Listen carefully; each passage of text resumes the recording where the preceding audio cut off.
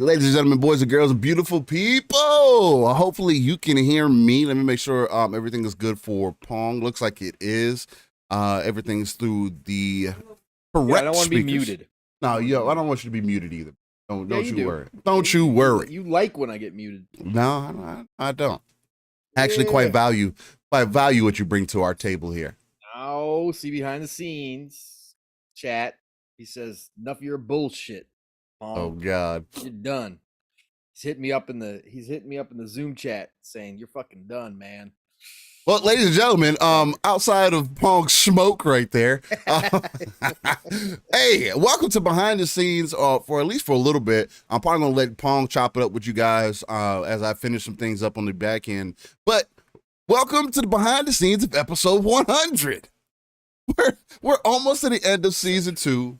E3 time's coming around. That's usually that's when we ended the first season, so it's probably gonna be right around the time when we end the second season. And it's crazy to think that we've been doing it for these many episodes at this point. I know it's definitely a stereotypical thing to say. Oh, everybody says that. Well, everybody may say that, but everybody's not us. No, but it's definitely good to see. I'm glad to be here. Glad to be rocking with you guys in chat. You guys have been here on a week-to-week basis, bringing us that love, bringing us the energy, and we're here to bring you that live, raw, and uncut content. So I'm going to shut up. I'm going to let Pong get up on the mic and just talk to you guys and see how beautiful you are. Episode 100.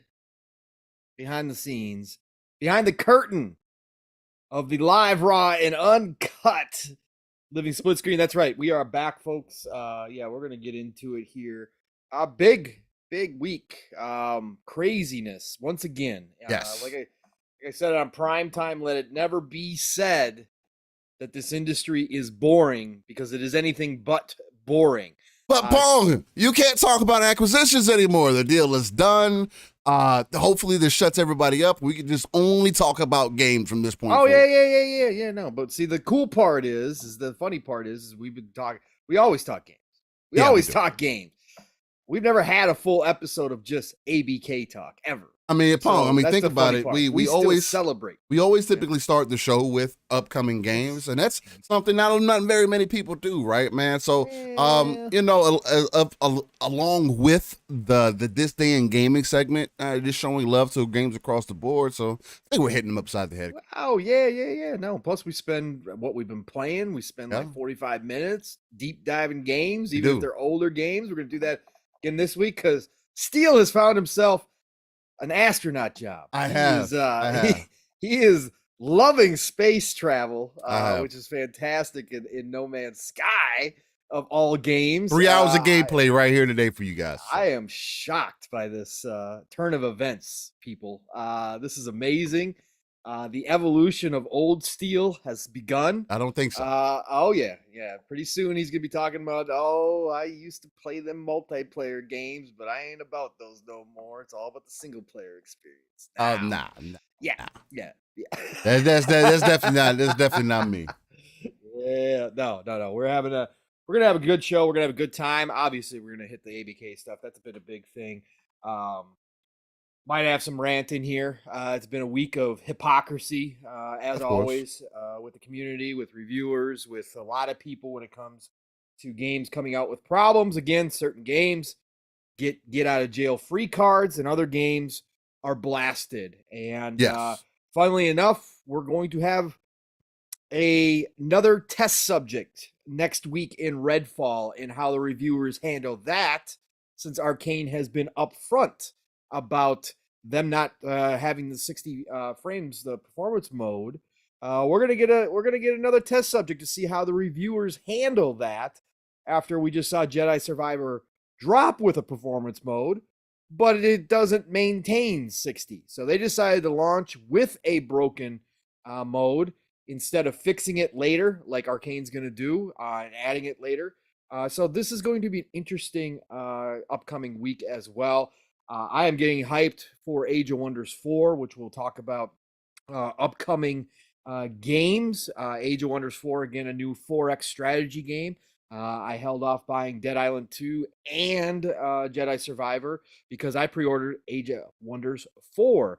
I actually pre-ordered the premium edition, which comes with the first season of DLC as well. But the reviews are already coming out for that game. And if you are a 4X strategy fan, I just watched ACG's review of it last night. Right now, it's sitting on Open Critic at an 85, Ooh. which is a big number for a 4X strategy game. So it's sitting at an 85 on Open Critic with 15 reviews. Again, it's not going to get huge amounts of reviews because of the type of game it is, because it's a niche game. But Age of Wonders 4 coming out next week, which we're going to talk about in the upcoming game segment.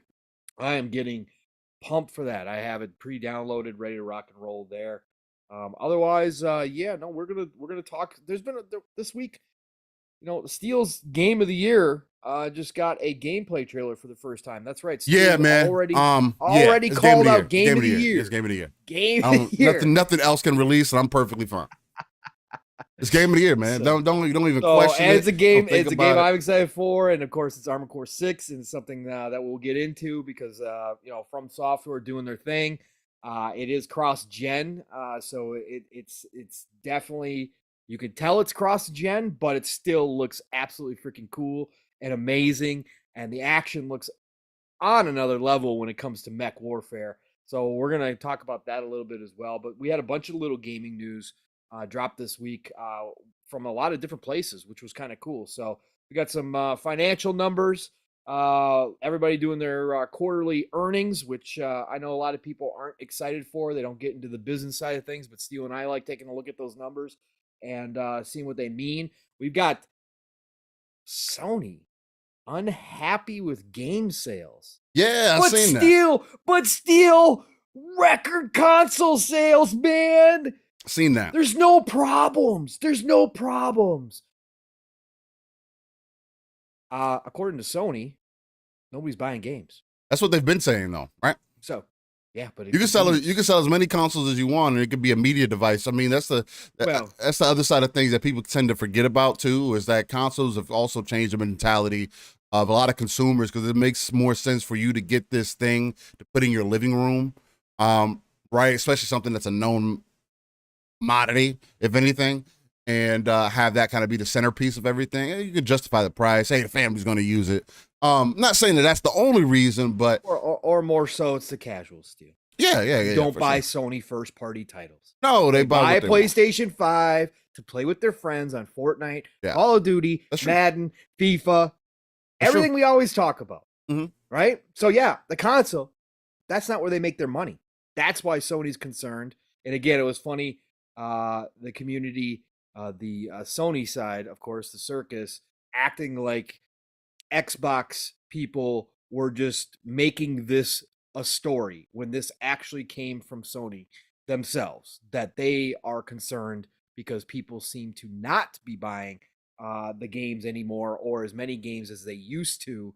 Tweaktown, shout out to Derek. Oh goddamn, what's his last name? I just forgot his last name. Anyways, shout out to Tweaktown. They just put out an article too as well, Steel, saying that maybe this is the first sign that $70 price point might be having an effect. Obviously, we know $60 price tag had an effect. So right, but even so, we're in a bad spot worldwide economy wise. So I think that's a big part of it. People like to dismiss that, because the less than 1% of the gamer population in this community all clamor and say that they buy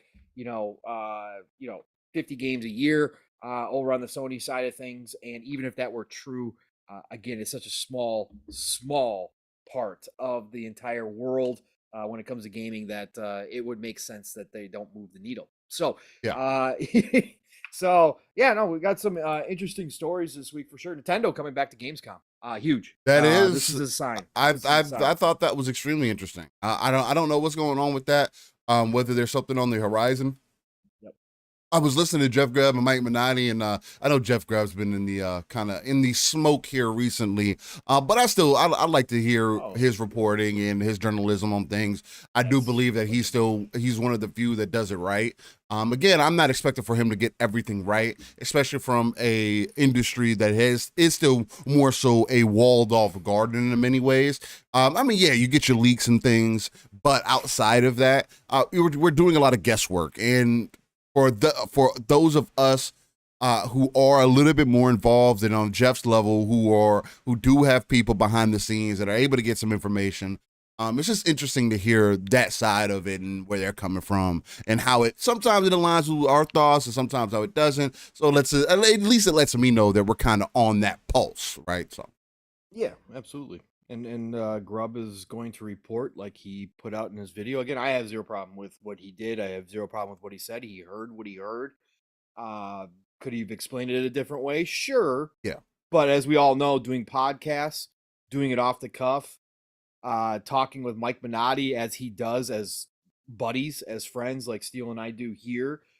Sometimes you're not, you're not choosing your words as a business professional. And so again, but I believe he heard what he heard. And again, Microsoft, Xbox, they are giant companies. And so there's going to be a lot of different people in there that have different opinions on topics. And I don't doubt for a second he heard from somebody that Hi-Fi Rush didn't do what it was supposed to do. We can debate all day long whether or not it's the case. Obviously, Aaron Greenberg came right out and shot it down and said, no, it's fine. He should. But that doesn't, which he should have, which was great. But it doesn't mean that Jeff Grubb was lying. It doesn't mean Jeff Grubb was trying to say something bad about Hi-Fi Rush at all. He was just explaining it as he heard it. And again, if that person they heard it from, that was their opinion, or that's what they had gotten from a meeting here, a meeting there. Okay, so what? I mean, I still do think there is a little bit of integrity to have there when you hear a statement like that, where you do probably want to get a little bit more clarification, especially when we know that Microsoft looks at how they evaluate games differently. So to hear from one person within Microsoft, for an example, to say, hey, well, they don't see this as a success and not get the clarification needed to just make a statement. I think even if it's even being off the cuff, because you are more so known, because people will, make entire articles based off of what you say. I can understand the frustration of why people felt some of the way that they felt. But at the same time, like, let's calm down though, because it's just, it shouldn't be this over, oh, now we can never trust. Oh, here we go. Somebody else that everybody gets so hype about and trusts gets all their information from down the drain. And it's like, I mean, guys, like, he literally says all the time. I mean, and again, this is my problem also, again, more so as we continue to do content where people just don't watch your shit, right? They say they support you. They say that they mess with you. They say that they like what you bring to the table, but they don't watch your shit. And it's very obvious to know when they don't watch your shit because they don't know what perspective you're coming from. Right. So it's like, and again, I'm one of those people, I don't mind repeating myself. I don't mind saying, hey, because we may have new people in here. We got people rocking all the time. So I just want people to be a little bit more genuine on certain things. Again, I don't mind being genuine. You could ask me if I watched the show yesterday. I'm gonna tell you, nah. I'm gonna be like, yeah, I didn't watch that shit. I was doing other shit. And I don't mind saying that. It's just, again, it goes back to that confidence thing that I always speak to also, of knowing not only who you are as a gamer, but knowing also who you are as a person, right? And then not trying to fake the funk, man. And that's what I'm saying. Anybody who's watched Jeff Grubb enough, that's why I was surprised by some of the Venom 2 steal. Yeah. Because if you watch Jeff Grubb enough, the dude wasn't intentionally coming out to say something slanderous towards Xbox. He would never, again, whether or not he should have chosen his words more carefully, or like you said, Steele, maybe tried to get confirmation or a secondary source or a third source, maybe reached out to Greenberg or somebody and said, hey, I just heard this from somebody in the organization. What's your thoughts on it? Sure, absolutely, of course. Somebody with Grubb's standing and position has the ability to reach out to other people. But at the same time, if you watch Grubb's content, he doesn't go out of his way to intentionally Yeah, no. slander any company. Like that's not Grubb. He just simply reports. Like that's the one thing I could say about Grubb. Yeah. He'll give his opinion, but he's not slanderous. He doesn't roll in that mud. He doesn't do that. He doesn't. So, and just real quick, Dark Zone, I do hope you're joking. He says, No Man's Sky, hey, Starfield is a clone of No Man's Sky with guns.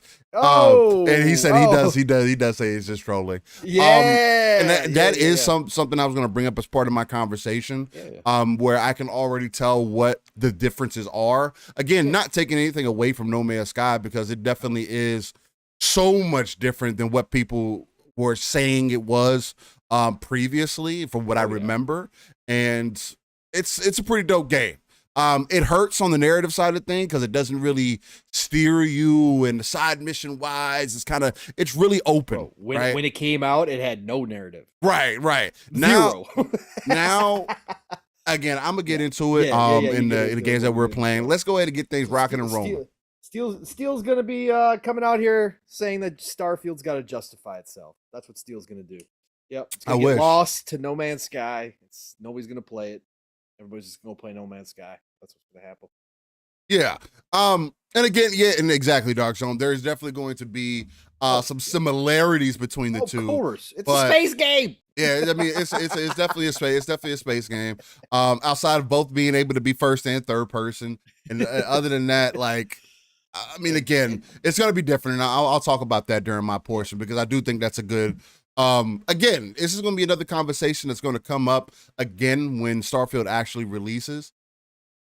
And as someone, June 11th after they show it off. Yeah, that too. That's a good way to put it, Tim. I like what you're saying with that. I don't necessarily see it that way because I can't get into Minecraft like that. But nonetheless, we'll get into it. So I can give you guys my thoughts. Let's get back into getting our intro done for our episode so the audio listeners can enjoy this wonderful podcast. Because without them also being part of that, where will we be on the audio side of things? And by the way, people, one thing that you could do to really help us out is on all the audio platforms, whether it's Spotify, Google, Apple, whatever you have, please, if you can, leave us a review, whether it's a 1-star, 5-star, preferably 4 to 5 star if you can. But whatever you feel is going to be needed, mainly because it does help on the audio side of things. We have seen some good growth over there, but in order for it to be seen by more people so they can get the feel for the show too, and also we get some other things in the back end as far as like uploads and whatnot, just let us know how we're doing on the audio side of things. Leave us a review down below. If you like the show here, just check it out on any one of those platforms. Leave us a review down there, and kind of go from there, right? And be honest too, man. If there's things we could improve on, you can put it down there. I don't mind. You don't have to just hit me behind the scenes. I like to be very upfront with folks. And again, if anybody has some suggestions while you're in chat, live a split screen, I think you should do this and this and this different. I'll definitely take those things into consideration. Again, everything that you see here is created by me. Fortunately or unfortunately, you can take that as you want. And you also get that live, raw, and uncut gameplay on a week-to-week basis. So there is that.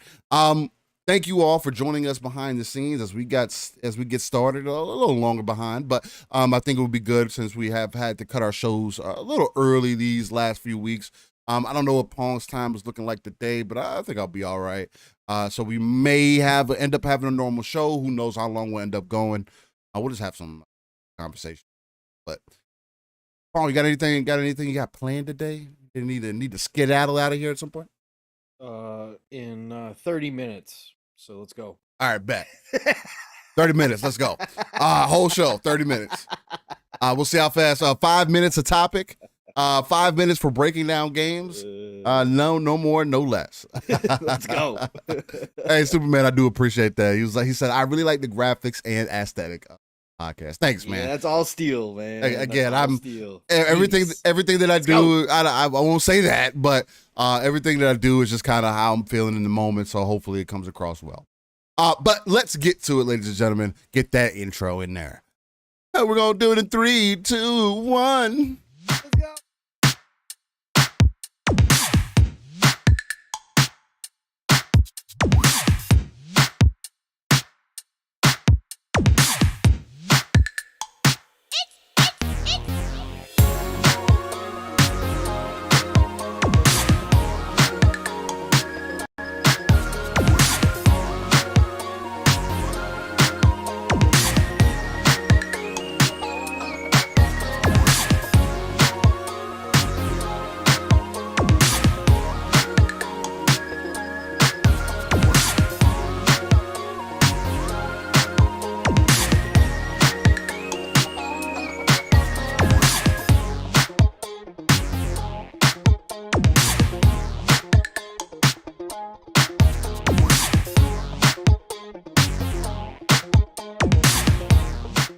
Ladies and gentlemen, boys and girls, and beautiful people. How y'all feeling this morning, man? Hopefully everything is going well. Hopefully everybody has had a fantastic week and y'all are ready for your Saturday morning cartoons or just some gaming news talk, or maybe you just want to chop it up about some games. Well, you're going to do that right here, live, raw, and uncut in the golden age of gaming, or as I like to call it, the age of accessibility. Right here with Living Split Screen, where we go and take that RTS approach and pull ourselves out of the world, look at the darker crevices of the map, pull those resources together so we can build up not only our own foundation, but hopefully the foundation to reach those 3 billion gamers that Phil Spencer always talks about. And speaking of Phil Spencer, Xbox is in some form of heat this week because the deal's been blocked. That's going to be some interesting conversation to get into, mainly because I seen a lot of smoke this week from people on the timeline, and not only on Twitter, but everywhere. And again, I want to make sure that people understand when I speak on things, or when we speak on things here, I'll at least come from my standpoint. I'm looking through different communities at all times, right? I'm scrolling through Reddit, I'm scrolling through YouTube, Facebook, Twitter. So I always try to pull in a collective information to bring to you guys. And a lot from what I have seen, again, we're up the ladder of firing Phil. Xbox is never going to be able to compete. They need to focus on honing their own games. And I think I got an interesting piece of the pie to add today, a piece of the conversation to add with, first party matters, but we have to take in mind when these games became in development, when they were brought in-house, and what that may have had an effect on why we haven't seen some of these games yet. Again, not going to excuse everything, but on one hand, we can't say that game development is taking longer and then not consider when these games that we're asking for have been in development. And we see the state of games right now, right, where you see with a game like Jedi Survivor, that game has even had the excuse of coming out to poor performance and still getting a good grade. So I think it's going to be an interesting thing to talk about. Again, we are also the home of the Educated Consumer Perspective, ECP. So that is the only place that we're going to come from. We're not lawyers, we're not attorneys, we're not any of that mojo jojo stuff. We're just here. We're gamers who've been doing this for some time. We got history with not only customer service but sales, and we're combining it so many different things together professionally, but also within our hobby. So I'm excited to get into today's topics and really bring that smoke now. But I have to introduce a gentleman that is not only my brother from another, but he is the uncanny X-Man himself. He's not Iceman and he's not Cyclops. He is probably pulling Jean Grey into the bathroom right after this show. My guy, Paul Soul. Thoughts to the people, man. This is going to be a 30-minute show if Jean Grey is showing up and I'm pulling her in the bathroom. Hey, right? he said, yeah, I'm just saying. Listen, this is going to be a quick show because I would have better things to do. Anyways, everybody, episode 100 of Living Split Screen. Unbelievable. Like Steele said, everybody says, oh, we never thought we'd be around this long. But guess what? There's a whole lot of podcasts that used to say that are no longer around and never made it to episode 100. True. Right? So, again, thank you all for joining us today on a landmark episode as this being 100. What a week to have episode 100. Again, you're going to get that Steele and Pong energy today because we got a lot to talk about, like Steele alluded to. There is a lot going on. Like I said, this is a hypocrisy week for sure. On Twitter, a lot of hypocrisy all over the place on multitude of different topics. So we're definitely going to get down and dirty with that. But it has been one heck of a week. I might introduce a new tagline today, Steele. Taglines. Yeah, dude, tagline. Of course, I got Golden Age of Gaming. Got play what you love what you play. Yeah. Play later, play better, play cheaper. That's gonna be one of my new taglines because boy, oh boy, we got another game. I brought that up last week, man. It's true. Oh, we've been talking about this for a long time, Steel. You know that. We've had conversations about if you can get rid of your FOMO, you're going to be in a much better place these days in gaming, which is sad to say, but it is what it is. But we'll get into all of that later. Hell of a week here, Steel. Gaming wise, I am just rocking out Ghostwire Tokyo still. Okay. Over 30 hours in. I saw Boom made a post last beat night it. that he beat it. He cleared it. Which is He dope. loves it. Super dope. He's loving it as much as I am loving it. Again, this game is fantastic. I know there's a ton to play. Dead Island 2, Jedi Survivor. Everybody's jumping into the big games. Do not pass up on Ghostwire Tokyo and giving it a chance if you have Game Pass, especially. Try it. Again, this game, I don't know what it is, Steel, and it's not going to be for everybody. I'm smart enough to know that it's not going to grab everybody. Right. There's nothing like outside of the atmosphere, outside of the mythology, and everything else is above average, but there's nothing that's like, wow, my God, how do these devs do this? But it's the entire package put together with all of these above average aspects of that game that just works. Music, acting, mechanics, verticality, the smaller, like I said, it definitely has the Ubisoft formula. You said it was Ubisoft Lite, though, from what I heard you say. Ubisoft Yeah. Lite. It's an older Ubisoft title before they got to the point of, oh my God, what are we doing? So more line like with the Ezio collection type. Yeah, it's got the and again, for me, I know part of it is I like collecting things if Right. it's fun to collect things. Right. And this has got that crackdown verticality to it a little bit. And the collectibles are everywhere. They're street level. They're up on top of the roofs. And there's something about it, as much as I don't like platforming, if you give me fun traversal mechanics, and I've got to figure out how I'm going to get to that rooftop way over there because it's got that collectible. And in this game, you're collecting spirits.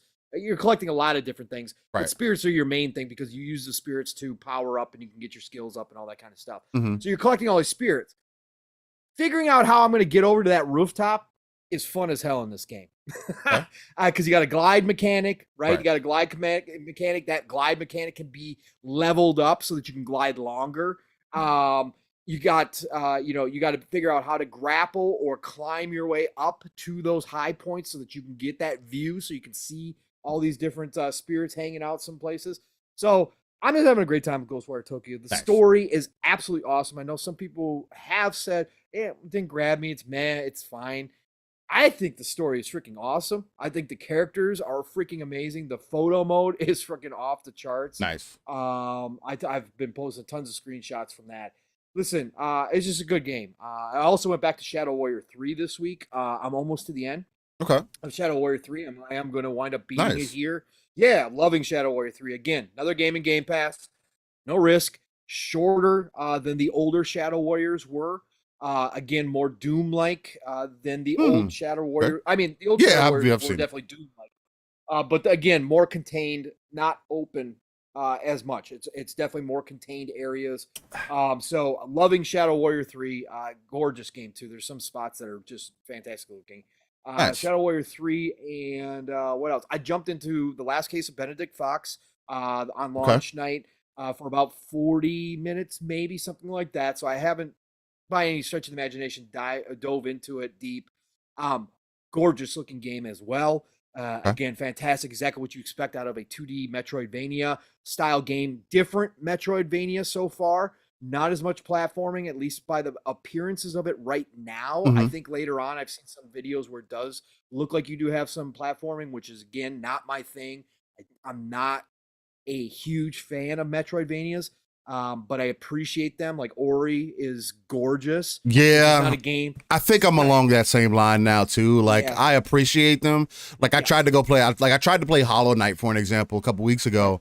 Just because I heard a lot of good things about it, and I can understand why people like the game. Oh yeah, absolutely. Love the game. Some people. But I just comparatively to other games that I have on my plate to play right now. I can't put that in consideration with, honestly. Now that's just a me thing, and I know people like, oh, well, you got to give it a fair chance. And like, I played the game for like 2-3 hours, and I just felt myself at the end of it being like, yeah, this is cool, but Yeah, I'd rather play something else. Yeah, I'd rather play something else. That's where I'm at too. And the last case of Benedict Fox is different enough right now, starting out, where I'm interested. And let me tell you this, for anybody who is thinking about, again, last case of Benedict Fox, unfortunately, it had hype building for it since we first saw it. Like, a lot of people were excited. What actually happened this week is the review codes went out late. They had a certification problem. So reviewers like ACG, SkillUp, all these people, they didn't get their review copies in time.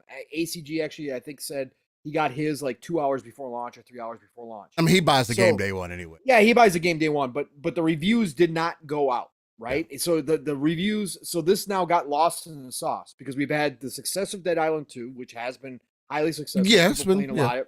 It's been really good for what it is. Steel for a game that's been 10 years in the making. Like, it's done well. And then you had Jedi Survivor dropping. And last case of Benedict Fox being an indie title, being a Metroidvania, needed those big reviews to get that hype. Now, I'm hoping that after people get done with Jedi Survivor or play it for a while, that they, look at Game Pass and like, oh yeah, the last case of Benedict Fox, let's download this, play this, and jump in, right? But again, it did get hurt by not having those reviews out there, which is a part of the review process that we'll talk about later. That is a double-edged sword, right? It is, So, but playing through the last case of Benedict Fox, let me tell you, accessibility features are awesome. So if you are like me and you don't necessarily like the challenges of Metroidvania because you just don't got the time for it, you'd rather play something else, you can tone this all the way down. There's puzzles in this game that are well, so far from what I've seen, not simple puzzles. I'm not going to say they're complex yet, but I'm going to say that they're not simple. They do take some effort, but the accessibility features, they actually have an auto solve.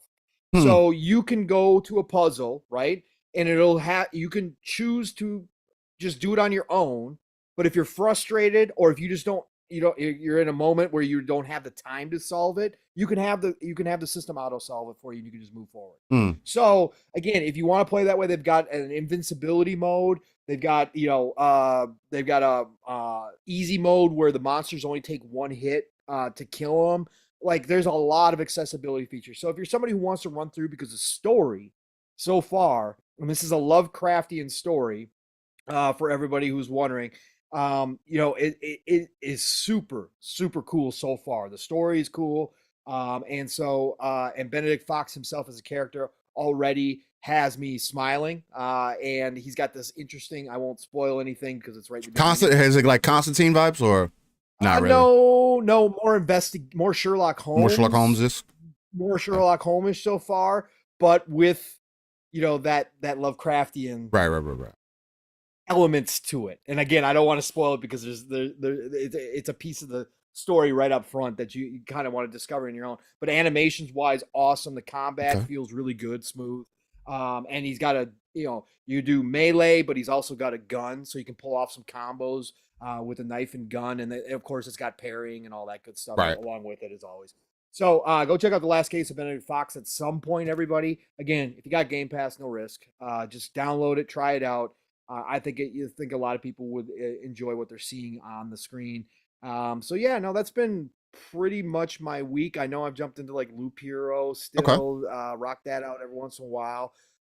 Again, I've been down to, just my internal hard drive because my external should crap the bed. So I don't have the list of games I normally do where I wind up going through and be like, oh, randomly, I'm just going to jump into this game.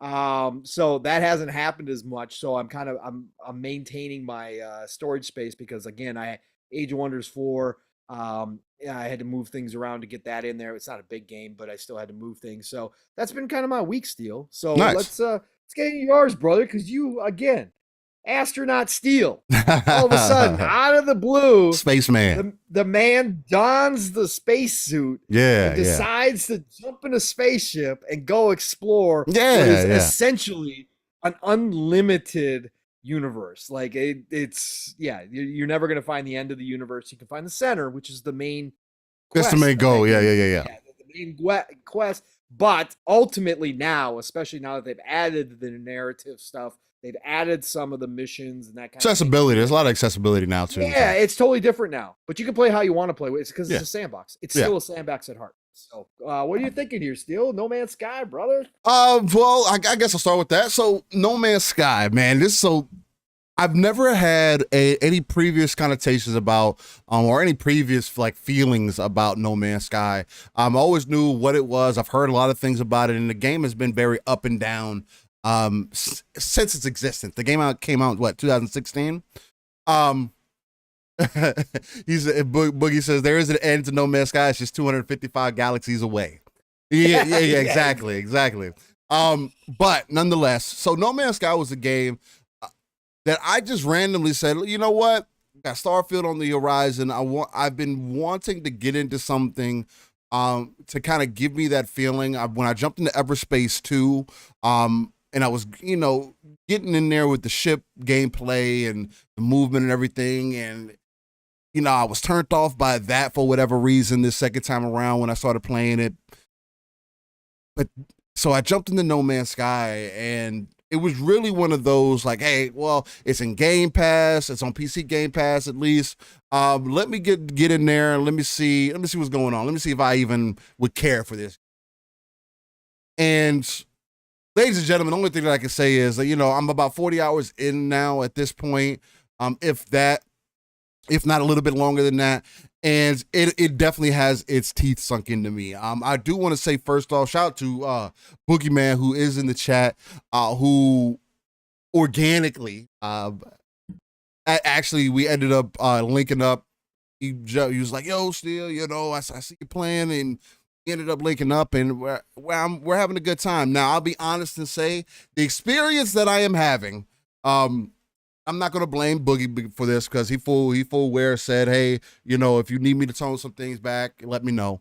But the experience that I'm having, I'm definitely going to say, if I was playing completely by myself, I wouldn't be as far as I am now. I'm not going to say like I'm stupid far or anything like that, but as far as like resources, my actual exosuit goes, my spaceship and things of that nature, the only thing that I'm working towards the main thing that I'm working towards right now is getting a freighter, so I can really start building up my fleet and stuff up, because that concept of that is really dope to me, right? I was telling Boogie when we were getting some sessions in, that this game really makes me feel like a first to third person homeworld in many ways, right? Where you're more so the central focus of the game, or of known as homeworld, but in this you're more so the focus, and you just kind of build around yourself. So eventually you end up building up your own armada. You can also end up getting a settlement that you take care of, so you have some base building in that, and some base management in that too. So it's kind of Sims like in that aspect in some ways. They'll even send you a broadcast, like let's say you're on a different universe, like a different galaxy, different planet. They'll send you a message like, yo, we're in trouble, we need you to make a decision, and you could come back, make a decision real quick, and then be off. There's a lot to this game that I just was not expecting to really pull me in. And in the beginning of it, I don't know, because I saw people making the comparison to like Minecraft, and I can see why people say that, because there is a lot of that resource management in the beginning. I can see why this game does turn some people off, because the resource management, if you're not paying attention to your main key things that keep you alive, that you can go farm on, and most of the planets have these items or have these materials, you're going to be lost in the sauce, and you're going to end up having a hard time. You're not going to be able to know where we're going. And before I had Boogie jump in, I was working on getting myself set up so I wouldn't have these problems. So I was building up I found a lush world that was peaceful and had a bunch of resources that I liked. And hey, it just seemed like it made sense. And it was like the third planet I landed on. And so I just started building up a base. And that was around the time that Boogie ended up joining it. And it was like, yeah, but still, it was like, you built up your base like this? What is this? Is this? I was like, yeah, but this is just some random base up. I just started building it up, and I got carried away. But this is what I do when it comes to these it's just like one of the reasons why I hate when one of these games pulls me in the way that it has, because I'm 100% committed to the base building side of it. Like, I get to a planet. I was telling Boogie, because people was like, yeah, people typically make the like a 1x1, make a little base real quick, and I'm out here making 4x4s. I'm gotta put a roof on everything. I gotta put a little I gotta put a landing pad outside. I gotta make sure everything looks aesthetically pleasing. I gotta have good. I now started putting my bases towards like the trading posts, so I can start looking out for ships. I got my first S-class ship the other day. So it's like I got a lot of things that are like working in my favor, and this game is literally the space adventure that I've kind of been looking for. Right between the one, I'm gonna say.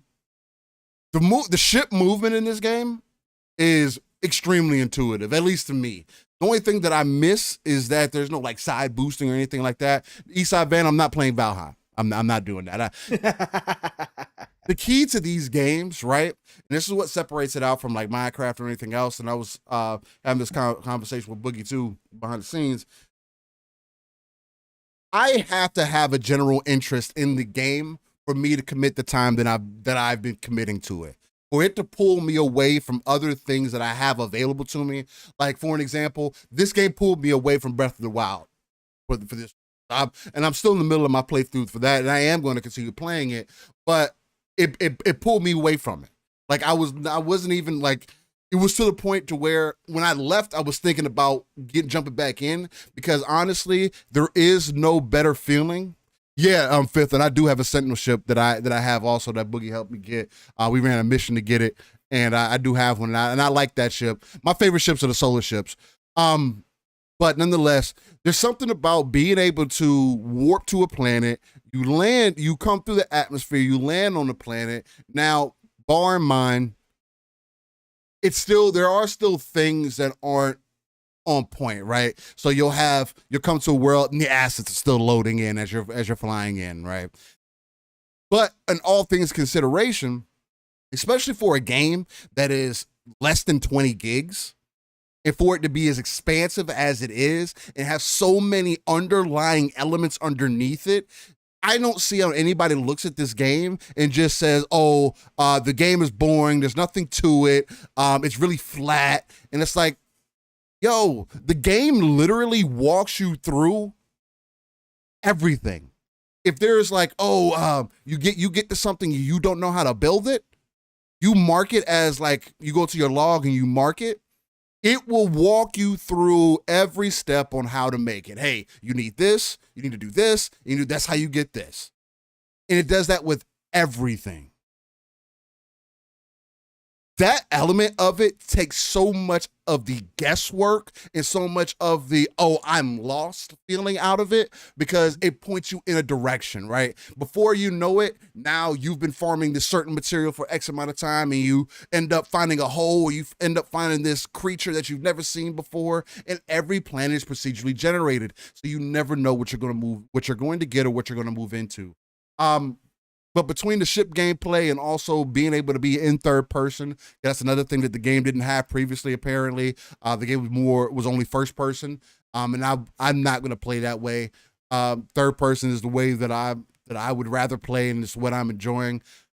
But it's a very dope game, and it's a very good looking game. It's a very well put together game, and it's definitely going to be one that I keep in my rotation for quite some time going down the road, at least up to the Starfield launch, right? The thing about this game too, real quick, the thing about this game too that also works for me is that the fact that it's co-op, and I think that is one thing where I'm looking at Starfield now. It's like, I really wish that, I could jump in this Pong system or whatever. They use that as a mechanic, and we kind of go do whatever. But what I'll also say to that is that just like Mass Effect, which is a single player game, and the differences that I'm seeing between possibly No Man's Sky and Starfield, for an example, and I know people were making these comparisons already when we were getting all the trailers, like, oh, Starfield is just No Man's Sky with a narrative. And in some ways, I can see how people could say that, but at the same time, I can't make the comparison because Starfield is going to be much more of a tuned experience to you as the player.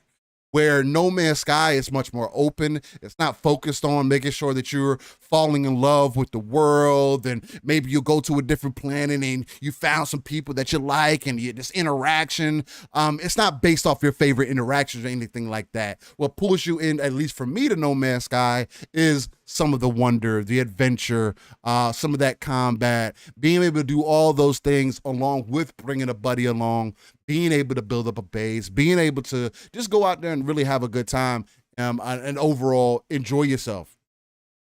That not take it as serious, right? I can listen to a podcast, play No Man's Sky, for an example. I'm not going to be able to do that and play Starfield. That's just not, because it is going to be more story driven. I'm going to be caught up in that moment unless I'm like grinding for material and stuff. And that's the other thing too. Your character in No Man's Sky doesn't really have a background. Well, I mean, there is some backstory for sure, but it's not like, oh, well, here's your character. You decide like what their upbringing is, and you decide their positive and negative attributes. You decide how they're going to interact with people. Your decisions affect the entire world. It's not going to be none of that going on. But it is fair to say that, hey, the comparisons to each other can be warranted, but you can't sit here and say that, oh, but because we have this, how will this other game end up stacking up to it? They're both going to be unique in their own ways. Again, especially with No Man's Sky being more multiplayer focused, especially now. And Starfield is just going to give us something so different and more set in reality too, right? Based, I should say, at least, which is going to be very interesting to see. I think Starfield is going to be what's going to really bring that Star Wars fantasy to life in some ways. Maybe possibly be able to tread that light and dark side with some mods being in place or whatnot. But both experiences are going to offer you different things in many different ways. I liked it.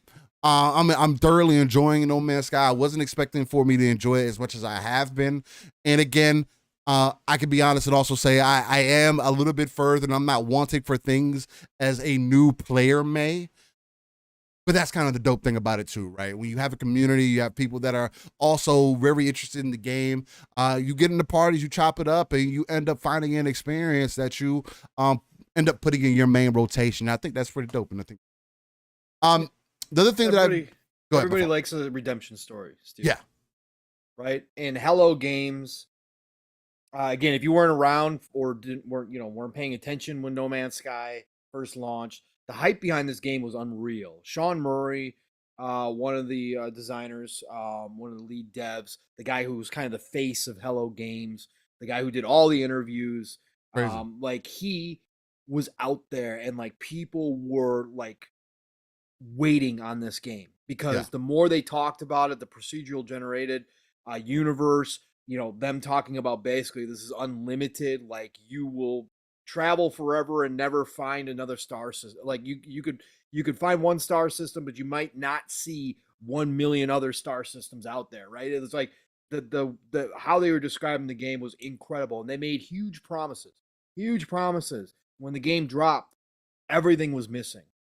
Everything was missing outside of the core gameplay, and people were like, what happened, right? But much like Sea of Thieves, much like many games that we've seen come and go, this is one of those success stories of a game where the developers did not give up on it. Sean Murray pretty much stopped doing interviews, and the entire team went back and went quiet and got back to work and started repairing what they, not repairing, but I should say actually started implementing the stuff that they had promised from the beginning, right? Yeah. And they didn't care about the noise. They didn't care that the game wasn't as successful as it should have been at the time. It still did very well because pre-orders like Cyberpunk were off the charts for this game. So they made a boatload up front. but they still didn't have the overall arc that they were hoping for when they launched the game. But they went back to the grindstone steel, and now this many years, like you said, it launched in 2016. So we're 7 years in. Year after year after year, they have put out big update after big update, like building that community excitement time and time again, listening to the community feedback, adding even beyond. Now the game is beyond even what they originally promised, right? Now the game has more to it than they even originally said it with no microtransactions that I've seen. Right, no microtransactions, which is crazy to me. They haven't charged. Every DLC has been free. Updates to this game. This has now found its place in the video game industry. It's a game that we don't talk about, right? It's a game that had all the hype and then disappeared off the charts. But it's a game that has come back and developed a hardcore fan base that absolutely loves No Man's Sky and grabs new people like yourself on a weekly basis, daily basis, where somebody jumps into it and says, give this a try. And they pop in and they're like, whoa, wow, this is not what I heard. Like, this is like totally different game now. Because if you haven't been paying attention, you wouldn't know.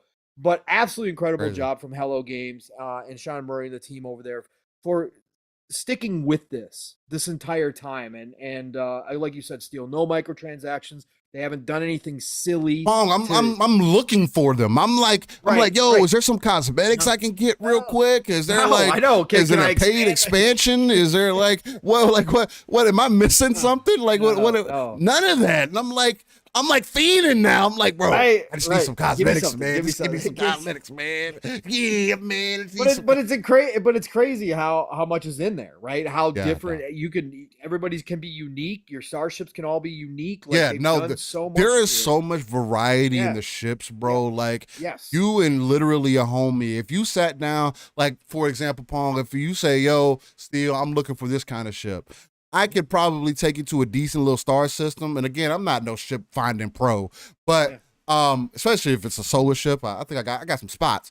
I could literally sit with you for a bit and we could find some S-class ships that you would like, and they would come in so many different varieties. You'd be able to kind of choose what you want. Now, again, things do have their tendencies, for a lack of a better way to put it. There's some sameness in some systems, but it's kind of like it's something that you would expect. But again, for a game comparatively that is less than 20 gigs. Yeah. And then we just got a game in Jedi Survivor, for an example, that is 140 gigs. It's like, okay, like you start putting things in comparison, at least size-wise, what you're able to experience and the different experiences, of course, also. But procedural generation, it's crazy when it works, and they definitely pushed the boundaries of that back in the day in 2016 of what could be done. That's why I'm excited for Starfield, right? Because I have that. Obviously, Todd and his team have looked at other space games. I mean, that's obvious. Todd's going all the way back to the 80s, right? To some classic tabletop and early computer space games that he's taken influence from. So they obviously looked at No Man's Sky as well. Yeah, of course. They had to. And obviously 7 years later, Todd and his team came up with their own way to procedurally generate planets, which sounds interesting, which sounds different than what No Man's Sky did originally. So this is the advancement. This is when influence is good. And again, the comparisons with Starfield, we're going to find out more. They're going to continue. People are going to use it to try to downplay Starfield. Again, we know the nonsense. But at the end of the day, like you were talking about, Steel, Starfield is going to be more handcrafted than No Man's Sky is by a long shot. It's going to be miles. It's much more handcrafted. It is much more. Starfield's about the personal experience, right? It's not about just, hey, here's a sandbox. If you find a couple friends to play with and you guys want to go dig together, great. Otherwise you can just kind of go dig by yourself. They got combat and stuff too. Yeah, they got combat now and they got all that stuff. But Starfield is going to have a purpose, Yeah. right? Starfield is going to have a purpose behind the sandbox. Superman, I think, put it perfect too. Yeah. He says, Starfield is my dream game, the ultimate space opera fantasy Right. where you get to be yourself and shape your own story. You get to shape your own destiny. You get to do all that kind of stuff. Whereas No Man's Sky, sure, I mean, yeah, you can do what you want. You can build up a fleet of ships. You can go around and attack pirates all day. But outside of that, there's no other guiding. There's no other guidance outside of here's a mission. Missions here and there. Yeah, here's a mission and that kind of stuff. So Starfield's going to be a completely different experience. And obviously you can already see visually, No Man's Sky is much more bright. It's bright, bold. It's got that little cartoonish. It's kind of the difference between cell shaded and like regular games. I would consider No Man's Sky the cell shaded version of what we expect Starfield to be. At least in my personal opinion. Yeah, but Starfield's gonna be a completely different experience. But that's the great part about gaming is that there's something for if you want a No Man's Sky, you go find a No Man's Sky. If you want a Starfield experience, get that Starfield experience. I am going to be interested to see Steel now that you jumped into No Man's Sky and it actually did grab you. Which again, I'm deep. Again, man, I'm kind of blown away. I never thought I'd hear those words out of your mouth on No Man's Sky of all games, but again. I know you're expanding out lately or recently since I met you. You've expanded out. You found Mass Effect, and it's one of your goats now. And all that kind of stuff. So, which is a different style game than you would have played. You probably would have loved the Mass Effect multiplayer back in the day. Yeah, I probably would have. Yeah. But the fact is that now that this has grabbed you, now that you've put time and energy and care into this, I can't wait to see what your opinion is when you hop into Starfield because there is base building aspects. Yeah, there's going to be shipbuilding aspects. Right? There is going to have those moments where you're going to actually be able to compare one for one No Man's Sky to Starfield because some of those mechanics are going to be similar. Right. And it's going to be interesting to hear your perspective because Starfield, like you said, is locked to a single player experience. If that changes your opinion or if because it's been crafted that way and because Todd and his team are so damn good at what they do that you look at the way that Starfield does those mechanics that are similar and go, nah, I'm still having a great time with it, even if I can't have a buddy in here because this is a different way of handling it, right? That they went about it a different way. So I'm going to be curious to hear your thoughts on that, man. I mean, that's what I'm hoping for. That's what I'm hoping that it gives me. And again, Mass Effect gave me that. I think that's what I'm kind of chasing now. That same similar experience. And I think Starfield will end up giving me that in many ways, but probably be a little bit more, be more expansive. Now, again, I don't think it's going to be as cutscene driven for sure or anything like that. It's going to be more interactive where, Mass Effect is definitely also pretty interactive, but it's also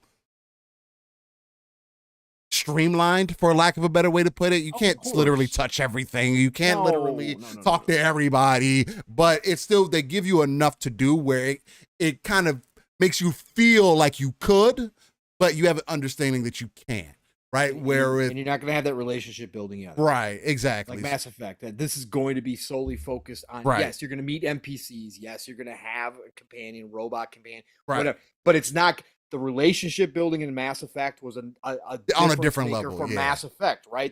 That's what separates Mass Effect is that relationship building. Well, Starfield offers more in different areas. So that's why I'm curious because now that you found Mass Effect, now that you found No Man's Sky, I can't wait to hear your opinion as somebody who's not a Bethesda head like me, not somebody who's a huge fan, an undying love for Bethesda games. Yeah. You walk into Bethesda now and you see their version of all these kind of games put together. What your thoughts are going to be and how you're going to react to it. So it's going to be interesting. It has a lot working in its favor with it being a space game. Again, I do love space, so it is what it is. But the other thing that I jumped into this week is also Descent. Jumped into the public test server for the new division mode called Descent. It is their roguelite mode. That they brought in, and I actually recorded some gameplay and did a live stream of me doing a run or some runs of that, and that was a really good time. I like what they're presenting there. I stopped playing it because, again, like other things, once you affect my progress, I'm gonna put you down for a while. And even in a public test server, I know they're testing things and early access and whatnot because the actual mode doesn't come until June. But nonetheless, I do think it's going to be some fun, especially for a group of 4, for buddies to be able to get in there and for it to be something outside of because of course it's still tied to the Division 2. You're still going to jump in like you would normally, but the difference is, this is separated out character-wise. So you're this, everything that you grinded for as part of the main game doesn't go into this. Again, plays into the roguelite elements. Right. Everything that you get is going to be you get to choose a gun up front, you get to choose an ability up front, and then you go room to room and you choose your abilities and stuff like that moving forward. It's kind of like taking the and I just had it right there. The Summit, there you go. It's kind of like taking the Summit and adding roguelike. That's the best way that I can explain it to you, Pong. Taking the Summit and making it a roguelike. Sure. It's pretty much that same kind of experience.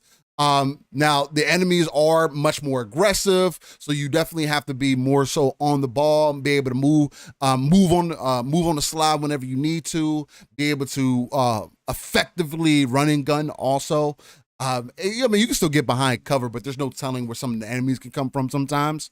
But it was really fun, man. I hadn't had that much fun in the Division in quite some time. And I definitely see the potential in it. Getting a squad together, us getting some runs in, seeing how people are feeling about it. Because when the actual mode does drop, this is going to give you items for your main character, right? So that is something to take in consideration. There is going to be a point to it overall. So that's really dope. What else? Trying to think of what else that I've jumped into. Jedi Survivor. Yeah, Jedi Survivor. Yeah. Let's talk about this, and we'll just roll it in. We'll roll into the topic, and then we'll go into upcoming games after. Yeah, exactly. Talos Ray said the jetpack. How long does it last in No Man's Sky? In No Man's Sky, the jetpack really depends. It's going to depend on your mods. I have some much better mods now than I did in the beginning.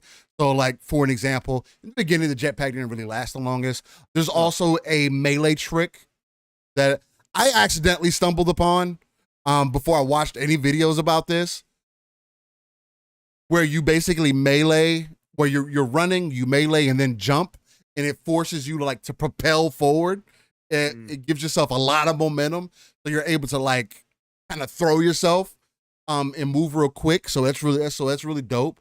But right now, comparatively, I would say the jetpack in the beginning lasted about maybe 3 to 5 seconds, and now mine lasts about 10 to 15, depending on the planet.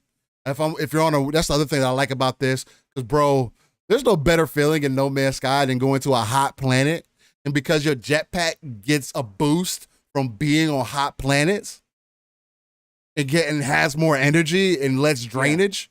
Yeah. Bro, I'm floating all over the fucking place. We get to a hot planet. I'm flying, getting resources. I'm like, yeah, let's go over here. I'm going over. Bro, I'm just all over the place. I'm having a good time. But no, nonetheless. So Star Wars Jedi Survivor. This game is getting a lot of smoke and a lot of heat as a game that is a proponent to something that I mentioned that we talk about actually here a lot. Games coming out and seemingly not being fully complete, right?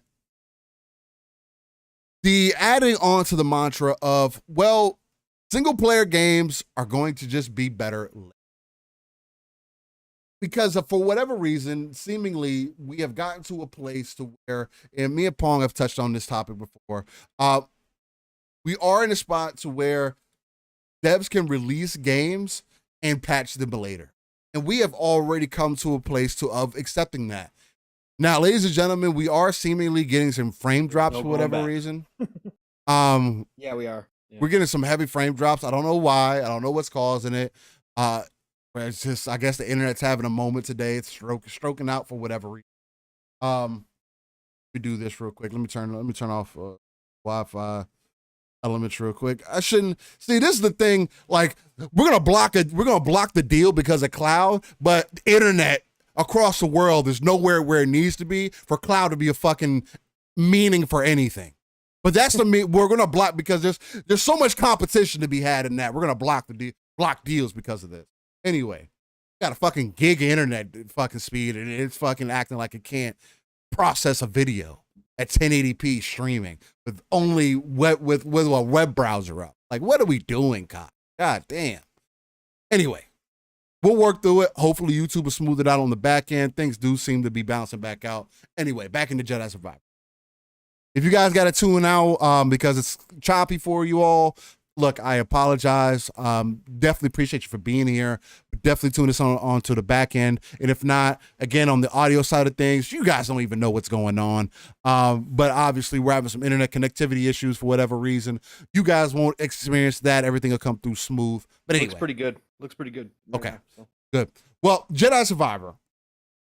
Again, this is another case, a game that's going to be another case of that. Well, we should just wait to play these games where you definitely need to start killing your FOMO for games.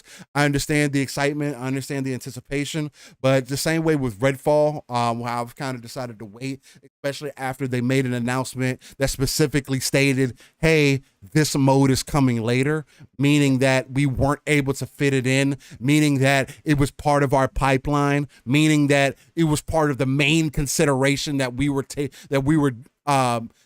making when developing this game. We have to, these devs have to start, publishers have to start doing better. Now, I'm only going to speak on this from the perspective of PC. Now, this is also probably one of the more controversial perspectives too, because I will be honest with you guys and say I am having the cyberpunk effect, at least for me, on the me and Pong side of things, where a lot of the issues that people are clamoring about, like even what Jasper mentioned yesterday, I haven't seen. Right. Now, what I have seen is the entire first level of this game has some fucking performance issues. And I think it's because of the depth of the worlds that they put you in on that first stage. There's a lot going on. But even in the intro screen, something is off. Because like on the intro screen on the left side, the ships are flying in very choppy. Right? So you'll see the ships are flying in super choppy. And this is just the intro screen, like where you're getting ready to press play or anything like that. The ships are flying in on the left side choppy, and on the right side, they're coming across this way really smooth. Like, why is that happening? And it's extremely noticeable. Like, I can't miss it every time that I boot up the game. I look at it for like 10 seconds. I'm like, why is the intro screen like? So. And let everybody know what you're playing on against you. I am playing on PC. And what kind of card you got? I have a 3080 Ti. Yep. Right. I have a 3080 Ti. It's been one thing that talked about. The better the card you got, the worse this game performs in some ways, which is weird. I have a 3080 Ti and I have a 12 core 24 thread processor. And this game doesn't affect my process at all. Like, matter of fact, it's so underwhelming to my processor for whatever reason. I'm wondering why there isn't more at least put on that end of it. And again, I got something that's double of what you can possibly get in your console, double of what typically people are probably going to have in their basic, in most PCs. But even for and I'm not playing at 1080p. I have two 1080p 144 hertz monitors. One's a 32, one's a 27 inch. And I'm playing at 1080p, ultra, no ray tracing. And in the entire first level, I never hit 60 frames. The cutscenes did. I had 60 frames in the cutscenes, and that was cool. But outside of that, this is like the best 50 frame game I've ever played. Like I don't know what else it's like.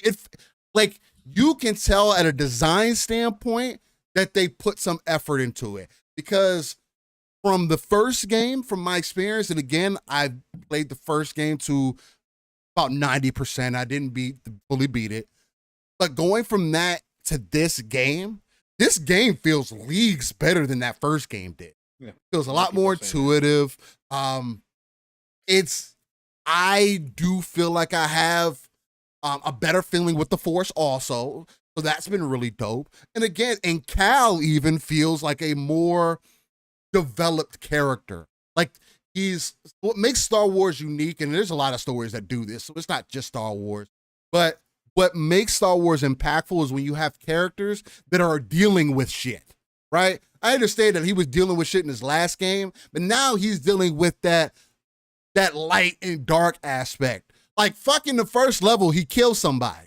It's like, all right, Jedi killing folks. Okay, we're getting somewhere. Like we're actually moving in a direction. And you could say there's like this internal battle that he's kind of having with himself about it, like where he's trying to justify it. Like, oh, I have to do this, which I feel like is going to come into play later, especially based off the last game, if you saw his engagement with Vader. So I'm kind of hyped to see what his engagement, if Vader's brought back in this time. They have to bring him in this time around. I'm hyped to kind of see how this is going to play out this time. Now, I will also say this game is literally part 2.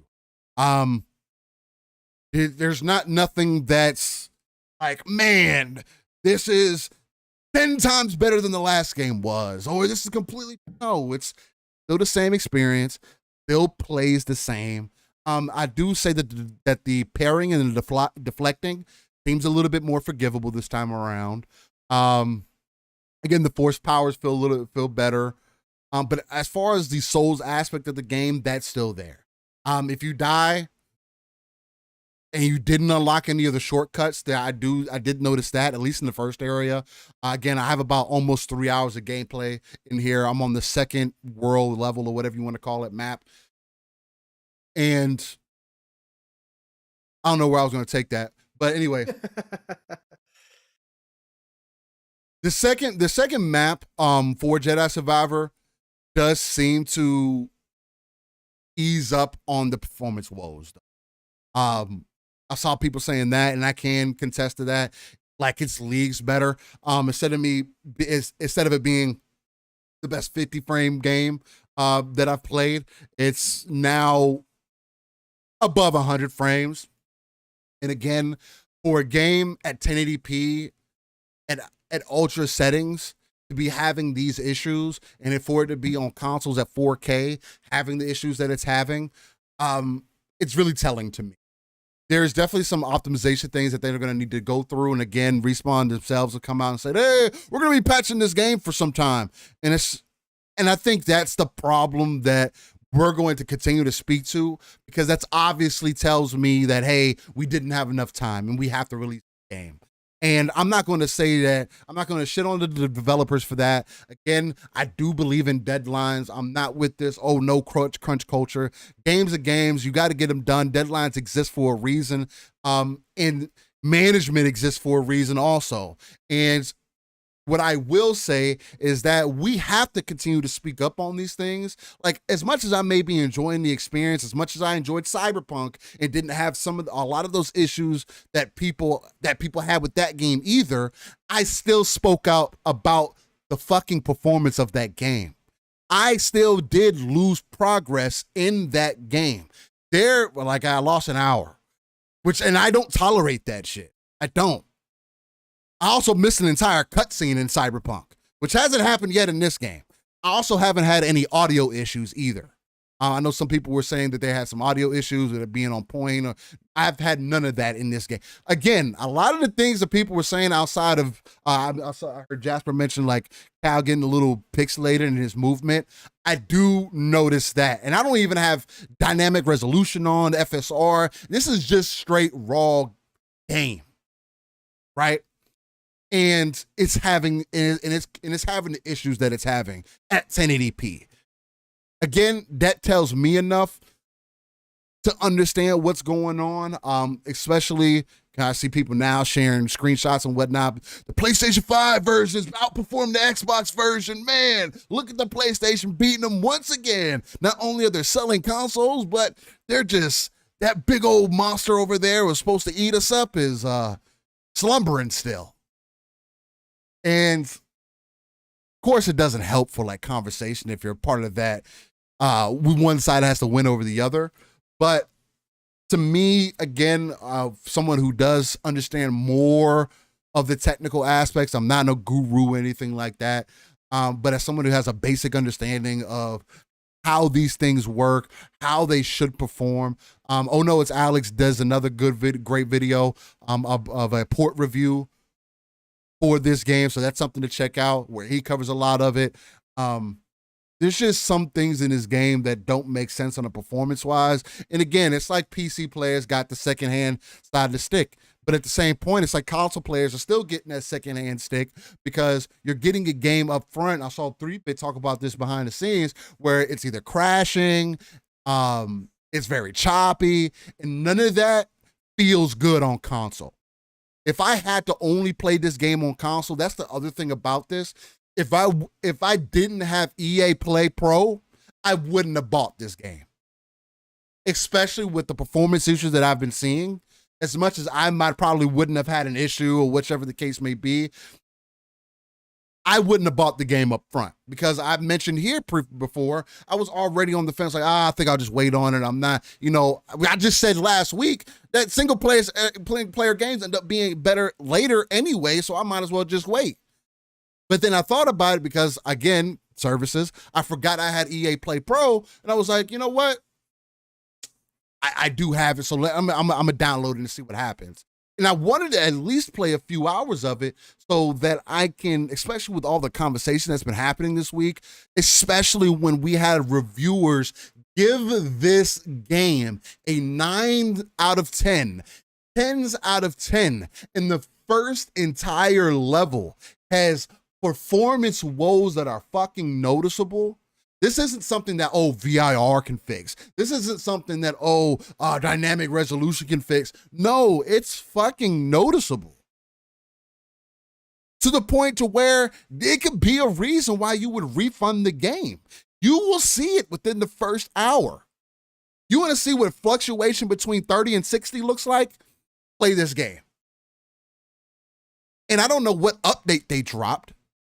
Maybe it was an update just for my computer. I don't know. Maybe that's why I didn't have the issues. Maybe that first day patch was just for me. But people are still having the same problems. Yeah. We've been seeing that a lot, Steel.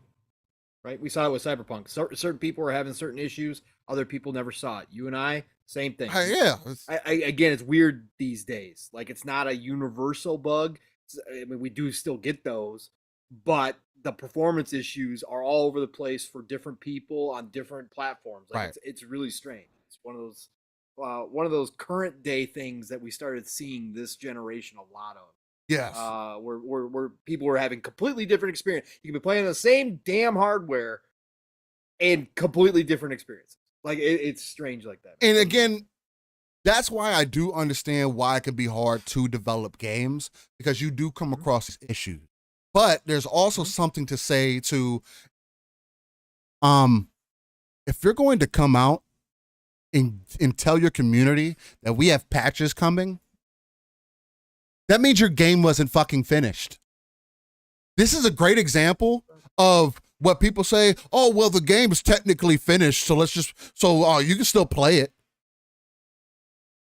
So does this make sense to you? Or do you want to use this as an example of you using that? And again, I'm not the one having the majority of the issues that people are saying, but I'm also one to acknowledge issues and say, hey man, I did have this issue in the first world or the first stage. And as much as I may have a computer that can work through the issues and make it not as noticeable, because frame dips to me on my PC, it's not as noticeable, especially when it's between 50 to 60. Or it's hard to tell. 50 to 60 anyway is kind of a gray area, can be in many ways. But then when you have it really drop down like when it goes into a cutscene, like it's that moment before it goes into a cutscene where it's just like, now we want to be 30. Now we want to be 25. Now we're going to be jump all over the place and figure out where we're going to be consistent at. It's a problem. Again, we should be able to have the conversation of, and I know Pong is going to talk to the hypocrisy of a lot of the conversation that have been happening, especially because, again, I mean, me and Pong got some smoking. We don't care because we're going to stand on out here regardless about how we felt about Cyberpunk. And again, Cyberpunk still, I would consider a top 10 game for me. Personally, as far as experiences go, especially how much I've just like fell in love with that game, especially story wise, it was fucking thrilling to me. This is another prime example of a game like y'all mentioned last night on Xbox Ultimate, of a game that gets a pass, of a game that nobody's going to go back to, review, and say, hey, well, we got to update this because it's actually not what we expected. Actually, they said it was going to be fixed, and they made us promises, and they didn't hit those promises. So now where you're seeing the user reviews come out and people actually tell you what's going on. Again, I am the guy that looks more at user reviews. I'll wait for user reviews before any other review because I can look at 10 to 20 user reviews and get an overall idea of how people feel about the game. Now, I may still jump in it and have more love and end up enjoying it better or more so than those 10 to 20 people that I looked at, but it gives me a gauge if it's something that if I need more information. Performance issues are not acceptable. And this mentality of release it now and fix it later is so piss poor that I don't understand it. We're not the only place that's going to say this. Many other places have said this. I'm not even the first place. But this is literally one of the very few industries where we accept this shit. We will pay $70 for something, and some people will say, oh, well, because people could get an EA Play Pro, they just say it's like Game Pass mentality. They'll just release it and they'll fix it later. This isn't just Game Pass games that this is happening to. So we're going to ignore Forspoken. So we're going to ignore The Witcher. We're going to ignore Cyberpunk all of a sudden now in that conversation. We're going to ignore almost every fucking game that has released to date, damn near at this point, except for, what was the last game? Hi-Fi Rush? That people are trying to undermine. Horizon, not even Forbidden West or Zero Dawn. Horizon 5. Halo Infinite on a mechanical level. Spider-Man in 2018. Like, how many games do we get nowadays that are what the publisher or developer has sold them as upfront? Don't worry, I don't have to wait. I'll give you the answer. It's been a while, and it's very rare. Most of the time, we get into a situation like this, and this isn't Game Pass mentality type shit. This is publisher mentality. We don't believe in crunch culture, so we'll just give it to the people. We'll make y'all pay your hard-earned $70 because right here at Living Splitscreen, I'm not going to make it seem like $70 is a little bit of money. If you consider $70 a little bit of money, yo, shout out to you, my guy. Even if I was making $1 million, $70 wouldn't be just some, chump change. No, man, $70 is fucking $70.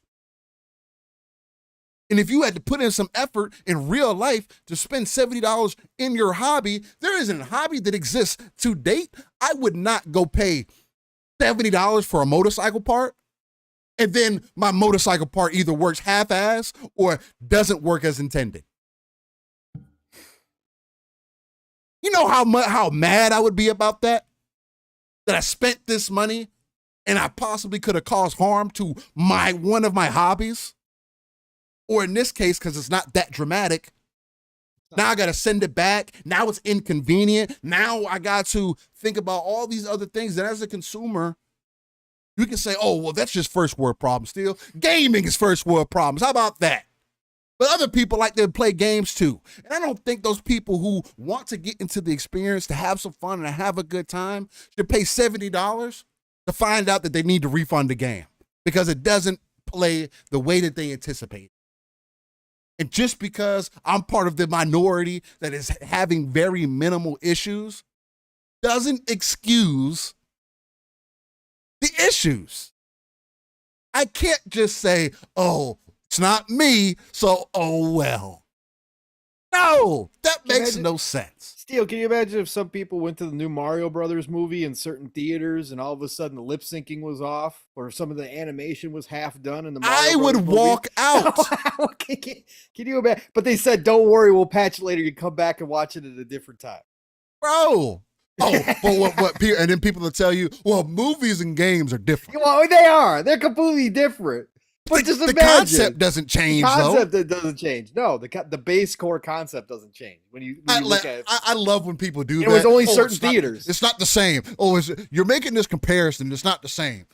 The concept is the fucking same. Yeah, the core come on, guys. Like, I don't have to build a sandwich the same way for it to still be a sandwich. Like, this just doesn't work that way. But Pong, I know you got a little bit more smoke because you saw a lot of hypocrisy, as you called it, from a lot of different people. And again, this is people that we've also gotten some smoke for. And again, we are in a very unique place right now in gaming to where there are circumstances where people like you and myself don't end up running into a lot of the same issues that other people have. Again, I've experienced that too. There are games that I've played that were worse for me than other people, and it happens. But as far as like the hypocrisy and then also what you're seeing about Jedi Survivor, especially as somebody that said, hey, I'll probably get it down the road. Yeah, I can't talk about the gameplay. It'll probably end up coming to Game Pass anyway, just like the first one did. It's gonna come to EA. So you'll probably get your chance to dive into it then. But like, how are you feeling about this entire scenario? Does it add on to the conversations that we kind of consistently have here already? And just kind of come from your standpoint about this, man. Like I said, because I don't have the game, so I'm not going to talk about the gameplay itself. I can only go by what I've seen and that kind of stuff. So I'm going to come at it from the other perspective. And again, first of all, as you all know, anybody who's been listening, but if you're new and you're hearing us for the first time, I'm not somebody who says you can't go play this game. You shouldn't enjoy this game. I'm not that person because, again, I've enjoyed for my entire 40 plus years of playing games, buggy games. Okay. Now I go back to a time prior to patches before a game could be fixed when a game was permanently broken. If you bought it, hey, that's the way the game was and you never got fixed again. So, and I'm not the guy who says that patches have been the downfall of gaming at all. Games have gotten more complex. The fact that a dev team can go back to a game and make improvements and fix things that maybe they didn't catch, that's a miracle to me as somebody as a gamer. All right, that's something that if I was a kid, I never would have thought I would have seen the day that they could send a patch and fix something like that. So I'm not going to sit here and tell you that if you're enjoying Star Wars, Jedi Survivor, that you shouldn't be enjoying it because the game's broken or that the fact that they need to do patches, you shouldn't enjoy this game. No, as Steele was talking about, and anybody who's listened to us, we were a couple of the guys out here talking about Cyberpunk saying, damn, I'm not experiencing a lot of the problems that people are. And for me personally, I'm the guy who says up front, bugs in general don't bother me. They don't take me out of the game. They don't bother me. Again, to this day, and I'm not joking when I say this, I don't know if I could point out screen tearing to you. I honestly don't. Might have not seen it. Right. I've probably seen it. I've probably experienced it. No. If somebody showed me a specific example, Pong, I would say, oh, okay. Pong, I'll tell you this. Yeah. Yep. You will notice screen tearing. There is, if you haven't seen it, then you haven't seen it. But you also have hardware. Yeah, but I'm also honest, Steel, to the fact that I wouldn't purposely, like, if I'm sure it's happened in my games. Like, I understand the concept of screen tearing. I'm just saying I'm not sensitive to it. Like, if it happens in my game, I'm not like, oh shit, screen tearing. There we go. No, I just probably play right through it and never even pay it any mind because, again, it's just me. I'm not sensitive to bugs like that. The thing that bothers me the most, and everybody knows this, is if you don't respect my time. If I lose gameplay time, that's it. Like, I'm uninstalling the game. Like, I'll give it once, and if it happens again like it did in Watchdog Legions, right? it's over. I'm uninstalling the game. I'm not playing until it's fixed because I'm not going to go through that. I'm not going to do that. So I'm not the guy who's telling you not to enjoy this game. I'm not the guy who's saying that Jedi Survivor is trash because it's broken. None of that up front. The hypocrisy, again, comes back to that certain games, certain franchises, certain devs, certain publishers get passes. Okay, they get past. We talk about this all the time. The Nintendo fan base excuses Nintendo games all the damn time. Yeah, they're going to excuse Breath of the Wild. I mean, there's already Tears Tears of the Kingdom. There's already people making excuses, making jokes about it. Like, oh, well, we talk about Redfall 60 frames, but you know damn well we're all going to be playing Tears of the Kingdom, and it's probably not going to be a 30 frame game. Listen, this is what I'm talking about. The fact that when Steele and I were talking about, and a lot of people were praising Cyberpunk, and the yellow chair mafia joke started going around, and it became not a joke where people were actually using it to attack content creators who did receive the Cyberpunk chair from CD Projekt Red. They were talking about, oh, you guys just gave this high ratings because you guys got a yellow chair from CD Projekt Red. Well, no, actually, most of the content creators were playing Cyberpunk on a PC, which happened to be opposite of this case. The PC version of Cyberpunk happened to be the best version out there. So a lot of their experiences were really good, right? Especially on the high-end PCs. People were having good experiences. Me personally, I was playing on the Series X. I wasn't seeing the problems. Like Steele said, we both came here and gave the same smoke to CD Projekt Red's management team for handling it. I said flat out they should have canceled the last generation version of that game. Yeah, they should never have put that version That made out. no sense. I never came here and said, well, because I'm having a good experience. Oh, well, I don't care about anybody else's experience or denying that other people were having problems. That's not the case. And if you want to get closer to home here, Battlefield, right? Battlefield 2042. Yeah, that's another one. That's another one. I was not having the same experience Mav was on his Series X. I watched his stream live and I was like, I haven't seen that. Again, playing on the same hardware, I didn't experience the same experience, but I know that people were having a bad experience. And EA came out and said, oh, we've learned from this. Okay, all right. That brings us to right here, right now with Jedi Survivor, okay? The problem being is that we've got multiple layers here. The review process for video games is broken. Okay, yeah. We know this. Yeah, it's been broken. We talk all the time on it, right? And from different angles, depending on what it is that we're talking about, whether it's bias, whether it's by excusing broken games, or if it's coming down hard on a game because it's not necessarily from a dev that everybody likes. Mm-hmm. There's all different problems with the review process. Mm-hmm. Jedi Survivor brings up another big one. Again, giving a pass. They didn't give a pass to The Last of Us Part 1 on PC for being broken. That game got demolished in reviews. And I'm not saying that Jedi Survivor has the same level of bugs that The Last of Us did, but that game's sitting at like a 50 Metacritic, a 52 Metacritic, something ridiculous. They slammed that game appropriately. They said, hey, there are major issues with this. This is the copy that we got. We know. They all knew that they were going to eventually patch it. Naughty Dog wasn't going to let there and sit that game, not fix that game. But this time around with Jedi Survivor, Respawn and EA gave them a list up front of bugs that they were going to experience, but said, no, trust us. We have a day zero patch coming that's going to fix a lot of this. So all of a sudden the reviewer's like, oh, okay, well, yeah, no, it's Star Wars. Okay, I'm going to review this game as if I trust EA and Respawn that they're going to fix these things, and we're just going to go ahead, and some of us, and I'm talking about the reviewers, are not even going to mention any of the bugs that are That's obvious. the problem, yeah. That's a big problem. Why give me a list and I don't talk about the list? Right, exactly. But number two, then you're going to give this game 9s and 10s under the assumption and trust that they're going to fix it. Now, of course, they're going to work on this game. But again, review scores are permanent. You're not going to go back and re-review this game. Let's say, Steel, 6 months from now, a year from now, that they've patched it and patched it and patched it, but there's still some bugs remaining.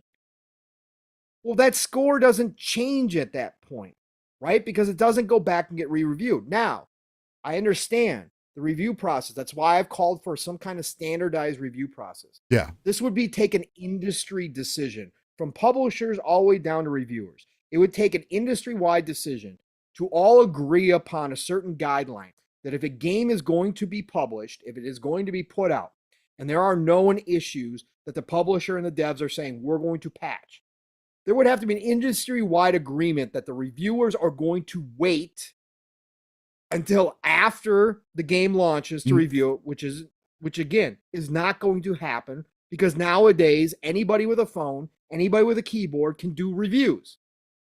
Okay? And if the major reviewers wait, they know damn well there's going to be a whole bunch of YouTubers, a whole bunch of keyboard guys that are going to jump all over the game and review it themselves early and put it out there to get those clicks, to get that attention. And then by the time everybody else catches up, everybody's already moved on. Nobody cares.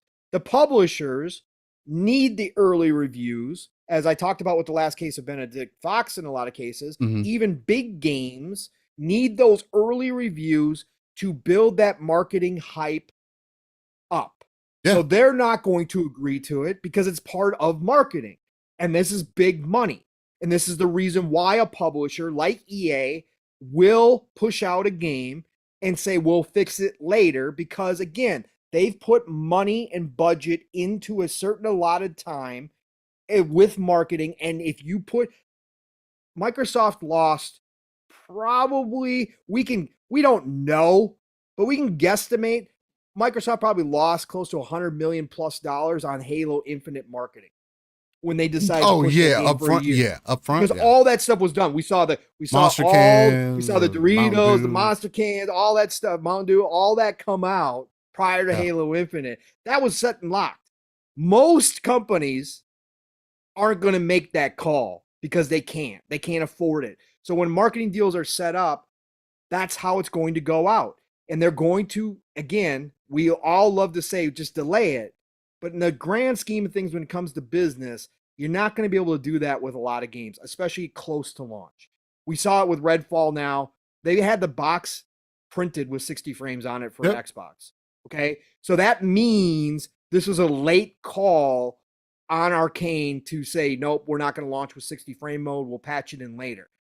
I think the same thing happened here, Steel, but Respawn and EA went the opposite route and said, well, we know it's not going to be stable. We know there's issues, but we're going to launch it with the performance mode anyway, and we're just going to tell everybody the patches are coming. So, again, two different decisions, but the same kind of ending here, right?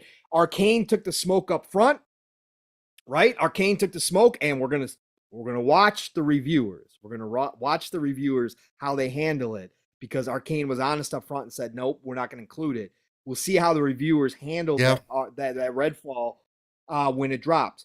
Versus this, where sure, Respawn told them up front, well, we got problems, but they didn't come out and tell everybody that there was going to be major performance problems, especially not again, the type, there's problems across all the modes supposedly, but supposedly quality does run better, but even that doesn't hold a 30 frame steady at point, which is crazy to me. But again, the reviewers have forgiven Jedi Survivor, gave it 9s, gave it 10s. I think it's sitting at what, like an 86 overall, 87 overall, Steel. Yeah. So the majority forgave it and scored it, and some of them didn't even talk about the issues, which I think again is a disservice to your audience that you're preaching to, because somebody who does not pay attention to the news like we do in this community, the average Joe Schmo, will go look at their favorite review site, their big review site, and see Jedi Survivor got a 9. They're going to go to the store, plop down that $70, and expect a highly polished, really good game. And for the people who are sensitive to bugs, and there are even, consumers don't play that shit. For people that aren't used to, like, right. They're going to be like, what the fuck this is Star happened? Wars. I'm excited. Yeah. They put the game in. They find out that you got to download the game too. And then you start it and it's like choppy. It's like choppy. And people are going to be like, what the fuck? Right? And then do you want to tell them, oh, well, if you go into your settings, you got a couple performance modes, you got some modes you could choose. Oh, and then you could also tell them, oh, well, look, because there's some articles coming out now, PlayStationLifestyle.net, for an example. Star Wars Jedi Survivor, PS5 crashing issues and fix explained. Right. What? Right. Oh, go to your menus, turn off HDR. Oh, well, you have HDR turned off, it works great. Bro, Right. am I the consumer or am I the technical guy? That's not supposed to be what this is about, right? That's not what this is supposed to be about. Again, but EA, and let's talk about this too. Respawn only had a little over 3 years turnaround time, which is amazing. Yeah. Okay? In this day and age, it's amazing. But Jason Schreier, everybody's favorite reporter out there, put out a glowing article and interview with Respawn about Jedi Survivor and how they allowed everybody on their team to work from home, how there is no crunch, and how they turned around and got out of the game in 3.5 years when other devs are taking 6, 7, 8 years to put out games. Well, let me tell you something, Jason Schreier. The reason why they could do it that time frame because they cut corners. It's obvious. They cut corners, okay? Not to say that they didn't do an amazing job, but they cut some corners. But yeah, they definitely. And I think and my theory is here, Steele, why we're seeing so many games be put out like this, not just because we already talked about this issue that the devs are starting to use patches as crutches, but now you throw in the crunch time as well. Yeah. And you see this new mentality within the industry, more devs, more publishers saying, we're not going to do crunch. We're starting to see, I think personally, this year especially, some of the downfall of that.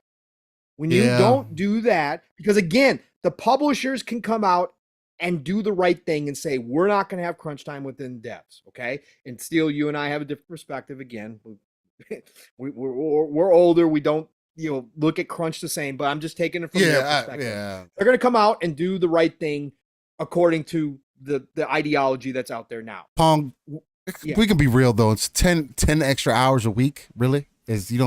Come on, like that's crunch. No, right.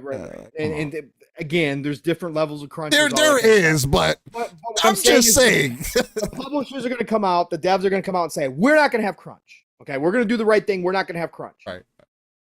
But those same publishers, the money men, aren't going to say, well, we're taking out crunch, so we're going to give you an extra 6 months. We're going to give you an extra year to develop this. No, publishers aren't going to do this. EA obviously had a time frame that they gave Respawn to get this game out. They obviously did. And they weren't ready to budge. As much as EA said, we learned from Battlefield, when the devs from Battlefield came and said, we need 6 months minimum to fix this game, and they said, you got 3 weeks. That's exactly what happened here. They told Respawn, no, you got to get this game out the door. So here we are. And again, there's no easy solution for any of this, but we do have to speak out on it when there is, as a consumer, as a gamer, money involved, where they're expecting us to drop these big dollars to get these games up front.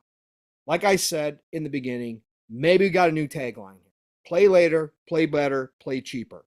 Okay? Yeah, I mean, unfortunately. If you can get out of the FOMO, if you can say to yourself, if you can say to, Steele and I have talked about this plenty of times, if you can say to yourself as a gamer, and again, I've gotten rid of most of my FOMO, but I wouldn't say it 100%. Yeah, it happens. If Starfield's dropping at 30 frames, I'm playing day one. I don't care. Okay? There's certain games that I still allow myself to have FOMO for that I'm not going to miss out, even if there's problems. But what I'm saying to you all, as an audience, in this day and age, now we're here. They're not going back, okay? They're not all of a sudden going to say, oh, we're going to start putting out completely polished games at this point. Don't worry about it. That's minimal patch. That's not going to happen. We've accepted it already, so it's soon. Right, so we're here. We're here now. So you as a consumer, you as a gamer, if you can get over your FOMO, especially on the single player side of things, and you can say to yourself, I don't need to be a part of this conversation, even though everybody's really hyped about this game, and you can hold off, you're going to you're going to get a better experience down the road. That's almost factual. It's getting up above probably 75% of the games, maybe even higher than that at this point. You're going to have a better experience, and you are going to get that game for cheaper down the road.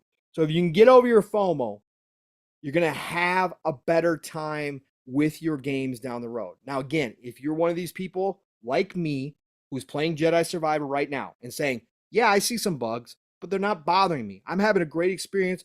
This is Star Wars, Jedi Survivor. This is Cal. I love Cal. I'm having a great time. I'm not going to tell you that you're wrong and that you're not having a great time.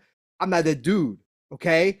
Have a great time. I'm happy for you. I really am. I think it's fantastic for people like me who can play through bugs and that don't have those issues. Enjoy your game, man. Enjoy it. I'm not telling you not to. I'm just saying overall as a consumer, if you are somebody who picked up Jedi Survivor day one and you're regretting your decision, take that as a learning experience. If you're somebody who's sensitive to the bugs, who want the ultimate performance, then just start waiting. Start waiting, because these devs and these publishers are going to continue to put out these games that are not fully cooked. Okay. It's just going to continue to happen. And we got to figure out how, as a consumer, you're going to move forward with it. Again, Redfall, I'm hyped. Loved that last trailer that Arcane just showed off. Was amazing. Like, it was a great launch trailer. Like, fantastic work over at Arcane. I love Arcane. But for me, knowing how I want to experience Redfall, I'm holding off. And I'm okay with it. I'm going to hold off until the 60 frame patch. If nobody's playing that game and I have to run that game solo, I'm cool with that. It's going to be another Arcane experience for you. That's fine. That's right. Right. Exactly. That I'm fine with that. I'm making the decision to hold off and not play it at 30 frames. Everybody has to do that for themselves. But we are at this point still.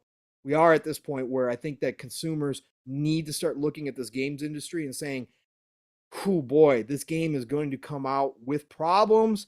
Do I want to experience those problems to play this game day one? Do I want to go through that? Or do I want to wait, save some money, have the best experience possible with this game? Because when I play Jedi Survivor, chances are I'm not going to have any of these issues. No, you're not going to have none. I guarantee chances you. Are I'm going to get the best Jedi Survivor experience out of anybody when I finally jump into this game, right? Yep.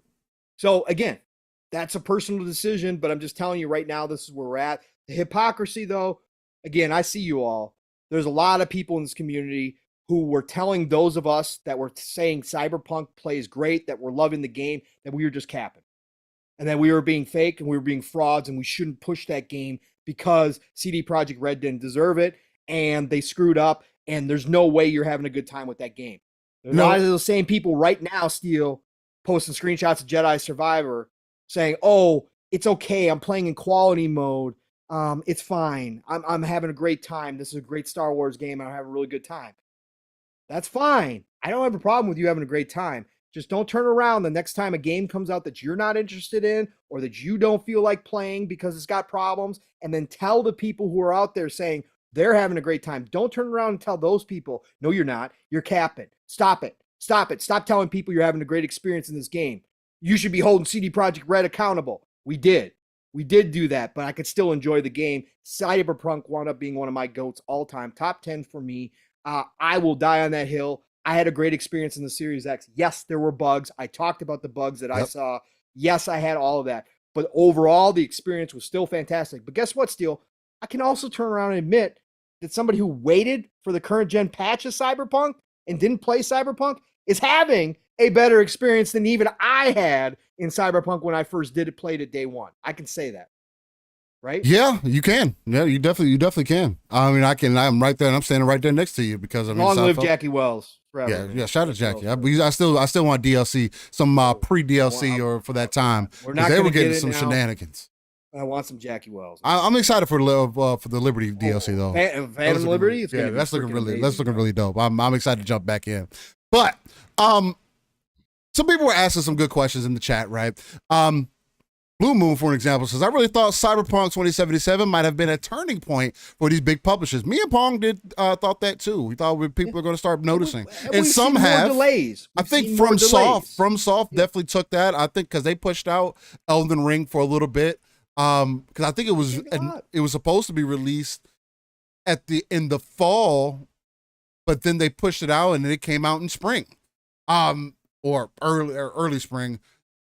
Late winter or whichever the case, and Elden Ring did numbers, and now they got Armor Core, which we'll get into in here in a little bit, that I think they're really running off the hype of. But just to get back into that, he says, what do you guys think would need to happen For me, I would think that people would just need to adopt the mentality that I have gained over the years. And again, the biggest reason that I have the mentality, or it's either a blessing or a curse, depending on how you want to look at it. I look at it as a blessing.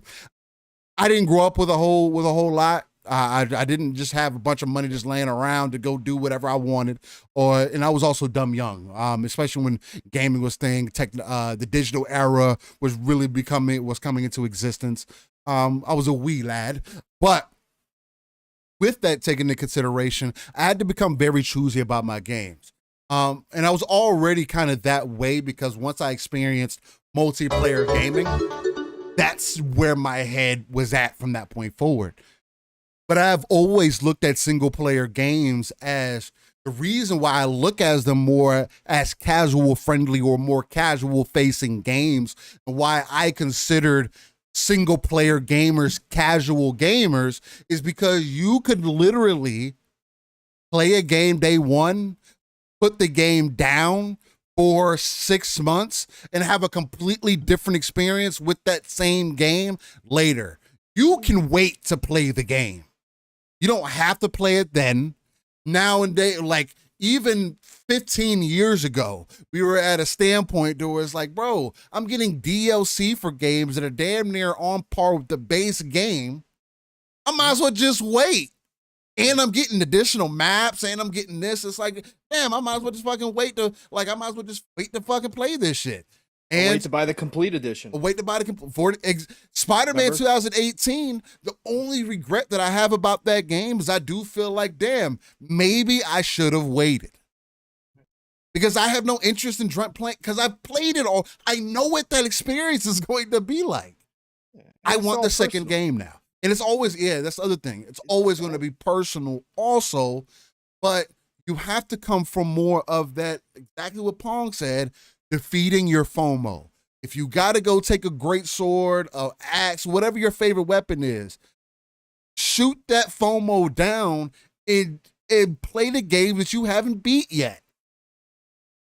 Most of us have a library of games that we could go to and always want to play the new thing so you could be part of the conversation. Right. I get it. Right. Of course. We podcast. The pressure's even more so. Exactly. Right. But I am also a good example in that I am just not going to play any and everything. I still haven't played Minecraft Legends, and I don't know if I thought it looked cool when it was initially shown at the Xbox showcase or the digital direct that they did. And now that I'm seeing more from it, it's like, okay, it's not like the Rift Breaker aspect that I thought it was. No. It's not as over the top and rambunctious as I thought it was going to be. And that's okay. I also, since then, have found other games to play. I now, since then, have got an Armored Core trailer. Right. Like, so now, like, my hype levels have changed. My curtain circle of games that I'm playing has also changed. I do also have a podcast, so it's like, I do play games depending on what I have going on in real life. Like, that is a factor. You have to decide what works for you. But and there's just no easy answer here still. There really isn't. That's what I was saying. Because we as consumers, right? You're never going to get a large enough base of consumers to unless the industry like completely started shipping like broken games, like across the board. Then you would see consumers in mass hold off buying games, right? But again, because certain people like myself can get through bugs that they don't bother them, that kind of stuff, you're never going to get a large enough group of people within the consumer base to all decide to hold off buying games where publishers were actually going to take a step back and say, we're going to do things differently. Yeah. Right? We're going to stop doing this. We're going to start pushing out games further. If the devs come to us and say they need 6 months a year, we're going to give them that 6 months to a year, right? It's just not going to happen. That would have to be an internal business decision for certain publishers. And we've seen Microsoft make those decisions now a lot more, but that would have to be a business decision that they do. And we as consumers, again, you're not going to find a big enough group of us to do it where publishers will sit up and take notice. Like I said, unless the games were completely broken. We have now gotten to the point where we've been trained as consumers. Like I said, it's a double-edged sword. The minute that patches started happening, 360 PS3 era, we became conditioned to expect that games are going to come out and they're going to have problems, but they're going to be fixed later. And then we as consumers make the personal decision, okay, I really, really, really want to play this game. I'm willing to put up with some problems to play it. Or, I can wait on this one. I'm not that hyped about it. Or I just don't need it right now. But you're never going to find a big enough group to do that, to make a difference. So this would have to be, that's why I said there's no easy answer. The publishers themselves would have to take a look in the mirror and say, we want, like back in the day, Steel, and I always go back to this, when Nintendo decided to create the Nintendo seal of quality on all their games, and they stamped that on their games, and that meant something to Nintendo. When Nintendo put the seal of quality on one of their titles, you know that that game was going to be polished. I can't think of an incident where the seal of quality was put on a Nintendo game and that game came out with massive problems or was broken. Their games came out polished. Their games came out pretty much bug-free. And again, we're in a much more complex state than we were back then, but a publisher these days would have to do that same thing. They would have to take a look in the mirror and say, we're not launching a game until this game is basically bug-free. And with the size of the worlds, with the complexity of the games, it's nearly impossible to do that in most instances nowadays. That's why we accept what we accept. And so there's no easy answer. Like I said, the reviewers need to be more honest with their audiences. I think that's number one key. Again, it's dishonesty, the way that certain games are given a pass and other games are absolutely destroyed for the same type of bugs or the same types of situations. That is wrong, okay? Because again, the audiences don't know any better unless you're sitting here in this community and playing it. And then let's remember too, Jedi Survivor did get a delay. It was delayed 6 weeks, right? So again, that's why I brought up the Battlefield situation. I don't doubt for a minute that Vince Impella and his team and Respawn knew that this game was going to have issues when it came out, right? Again, we know that there's certain bugs that aren't found until the games get out to the masses, right? Because there's no way to internally test things that much, right? Like getting over 1 million people hands-on with your game, that's when the testing really happens a lot of times because there's just no way to find every single bug. But there's obvious things with Jedi Survivor that Vince and his team at Respawn probably went to EA and probably said, look, we need some more time. The performance, it's not stable, right? That would be something that they knew internally was happening across all platforms. And so EA gave him 6 weeks. 6 weeks. I'm sure if you asked Vince and you sat him down, gave him the truth serum and said, Vince, did you know you were going to need longer than 6 weeks to put out a better performing Jedi Survivor? I'm sure he would honestly say, yes, of course. I could have used another 6 months. I could have used another year, right? To make sure that this game was running stable. So that's where we're at. Now, the Steel's gone. I'll bring up this topic a little bit too, real quick, on this same subject. You ask how this is going to be fixed. There is a bright light. And that bright light at the end of the tunnel is called AI. AI and where it's going, and it's going very, very fast for those of you that don't know. 3-Bit confirmed behind the, well, he actually confirmed in a chat, so it was public. But 3-Bit confirmed that he's already working for studios that are using AI. Okay, so AI is being implemented. AI is coming faster than any of us ever believed it probably could because it just seemed to suddenly appear out of the blue after being talked about in theory and seeing some small things, in the past, with chess playing and that kind of stuff. Like we've been talking about AI for a long, long time, right? Obviously it's been in movies, it's been in pop culture for a long time, but actual practical applications of AI seems still just a year ago kind of far away. But over the past year, AI has come up big time. AI could solve a lot of problems for devs.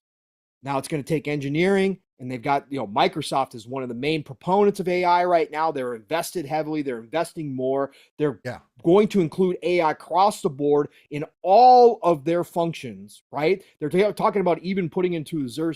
They've already started putting into Azure servers as well, but they're going to put it into gaming. AI could solve a lot of these problems still, is what I was talking about. AI is the bright light at the end of the tunnel. It could help. If they find it could help tremendously, right? Because if they find a way to incorporate AI into the testing side of these games, AI can run a billion different simulations, like a billion different players would, right? In your game and run it simultaneously and have it done like this and tell you where it found bugs, where it found problems. And AI, as we already know, is learning how to code.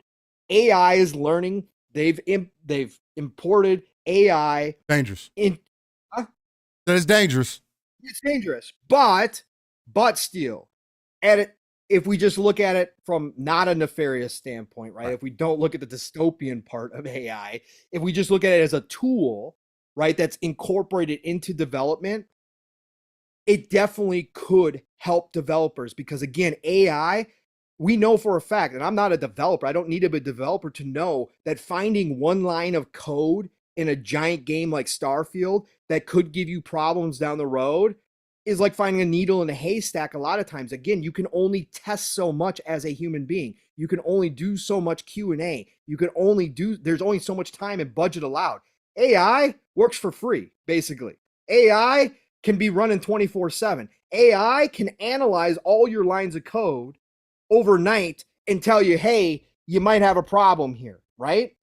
And then specifically point out that line of code and potentially even give you a fix to that line of code where the developers all of a sudden have a lot more free time on their hands to work on the games. But that AI could be fixing bugs in the background continuously as development goes along. So I think there is a bright light here because AI, again, is closer. I mean, it's already here. But what I'm saying is application-wise, it is much closer to being implemented into everything that we think, oh, well, it would be cool if you could do this.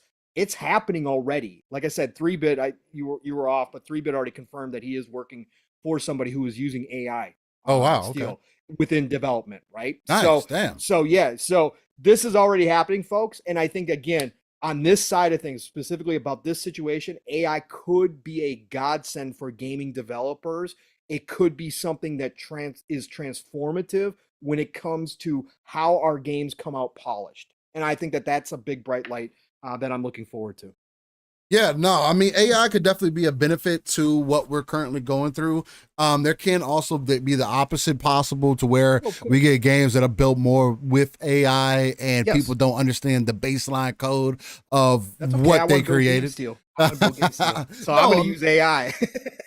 and it could work, but I just don't want more broken games that I actually enjoy for them to come out broken because games come out all the time. And we're gonna have half-ass games come out and all kinds of things. The creative part is still gonna be human beings. Right. Again, AI is gonna get better and better.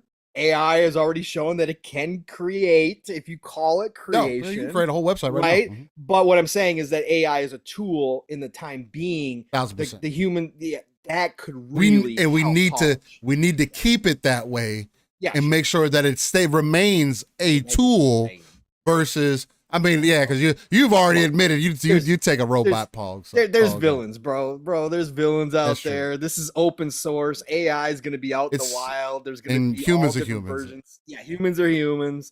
People are going to use it for awful things. It's going to happen no matter how much they try to regulate it. Again, you can't stop this. Again, can't stop people. Unfortunately. No, and the internet started out as a totally different idea than what it turned into. And as much as they've tried to regulate it, people still use the internet for nefarious and there still is the dark web. Right. So. Right. That exists that 99% of people don't know about. So there's that. Yes. So anyways, but no, I just games wise, I'm excited. Because again, going beyond that the heavy investment by Microsoft into AI, the fact that they have already talked about incorporating that into video games, again, we talk about down the road steel. what Microsoft does, what Xbox does to differentiate itself from its competitors, PlayStation, Nintendo. What is that draw that people, and yes, we can talk about great games, we can talk about exclusives like Starfield, Better but feeling when those games. but when those first smart games start coming dropping on Microsoft side, Sony doesn't have AI investment. They don't have the capabilities. Nintendo certainly isn't looking, well, as far as we know of, they aren't looking into anything. Who knows? Switch 2 could be AI. Who knows?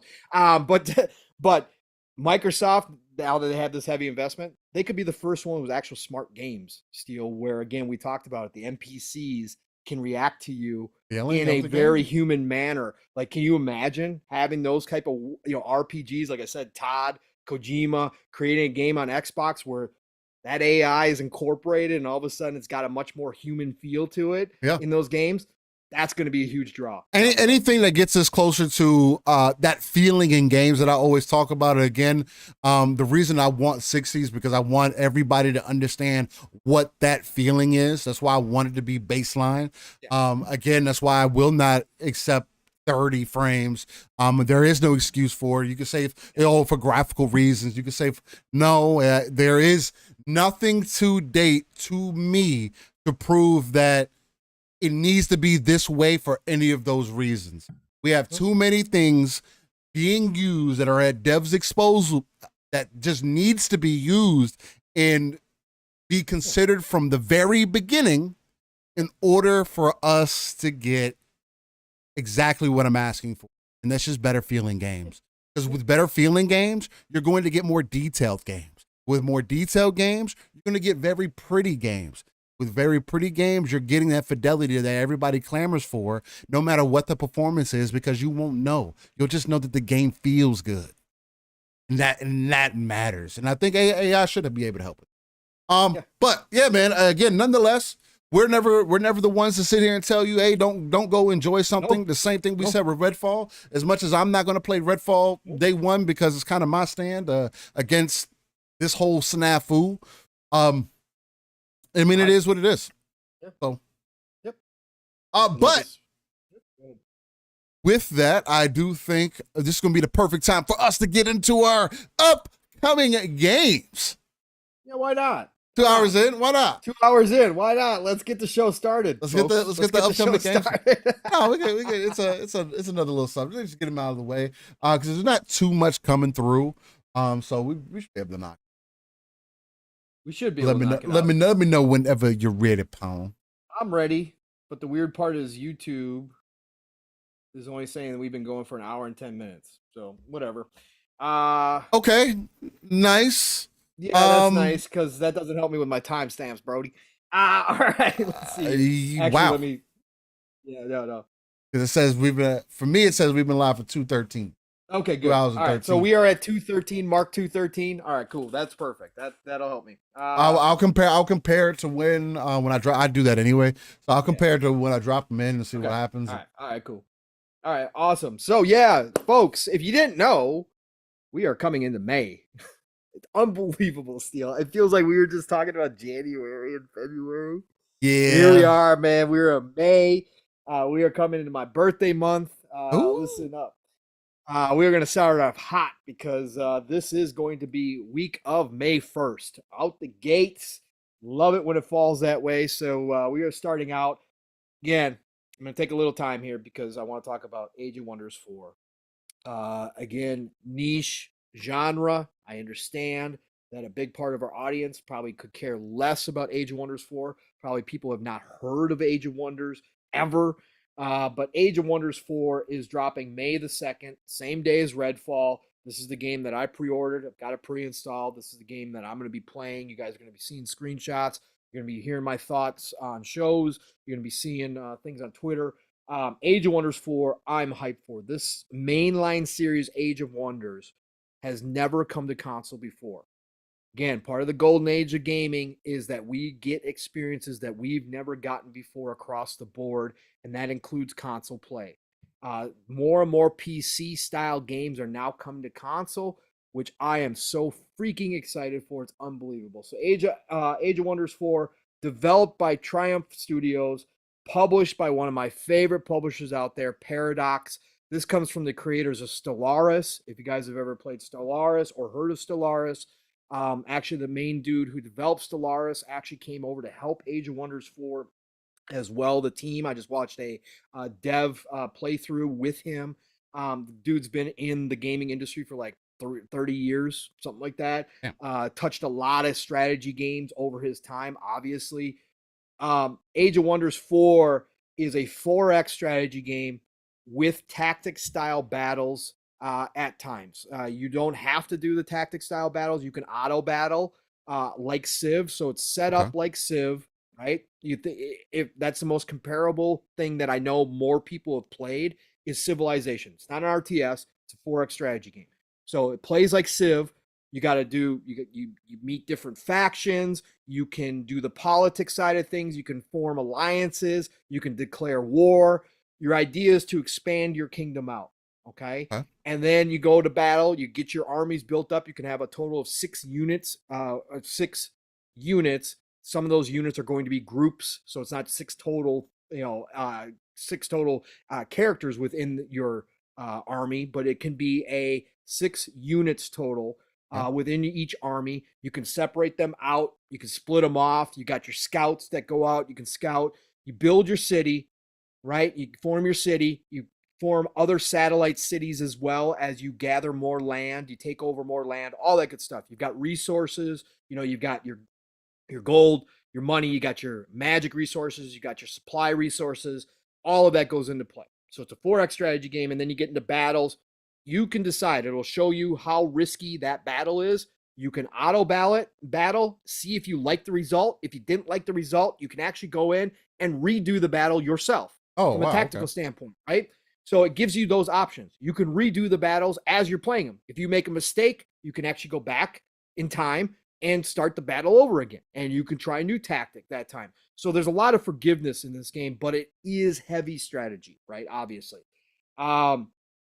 It's set in fantasy, high fantasy, but the custom creation in this game, you can create your own faction. If you guys played Stellaris, you know what I'm talking about. You can create your own faction from scratch. You can pick from, they've got like 20 different race styles in there, but you can customize what your races are good at, what your factions are good at, what their strengths are, what their negatives are. You can describe what type of faction they are, if they're a warring faction, if they're a friendly faction. It goes deep, Steel. I watched ACG's review last night. ACG pointed out, and again, I go to ACG because ACG and I like similar styles of games, and we pick out things in games very similar. So he's one of the reviewers I go to for most of the, if I'm looking for an opinion. Right now, like I said early on, this game is sitting at an 85 open critic. So again, for this type of genre, you're not going to get a ton of reviews. I think it's sitting at like 15 reviews right now. But for this type of genre, 85 is good, right? So this is an excellent form of the 4X strategy. ACG said, loved everything. His only critiques on this game was the graphics in the battle maps were a little bit less detailed than he would have liked because the customization is so deep. You can customize each individual unit, Steel. Damn. The customization you would love in this game. I know you don't like anything else, but you would love the customization because you can go and change everything on your class, on your main character, and your individual units. So he said that the battle maps were a little less detailed than he would have liked. He thought the audio music was fine, but just nothing memorable. And they don't have a lot of voice acting at all. Right. So most of the characters, it's all reading, which again, in a strategy game, I could care less about. That's what I'm used to. Right. Whatever. Those were his main critiques of the game. Outside of that, everything he said, it's everything you were looking for in a 4X strategy game. So again, 85 open critic. Check it out. I'll end it there. I just want to talk about it a little bit because again, it's something that not everybody's going to realize. We got Age of Wonders 4 coming out. We got Company's Heroes 3 RTS World War II game coming out that was PC only up until now. And now it's coming to console. That's coming at the end of May. We got Aliens Dark Descent coming in June. Squad-based tactical game. Not a full price game. Up for pre-order for $40.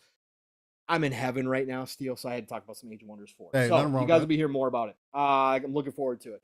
Redfall, of course, which we've talked about considerably first party, Arcane, Microsoft, Xbox, May the 2nd. Yes, 30 frames only mode, quality mode only.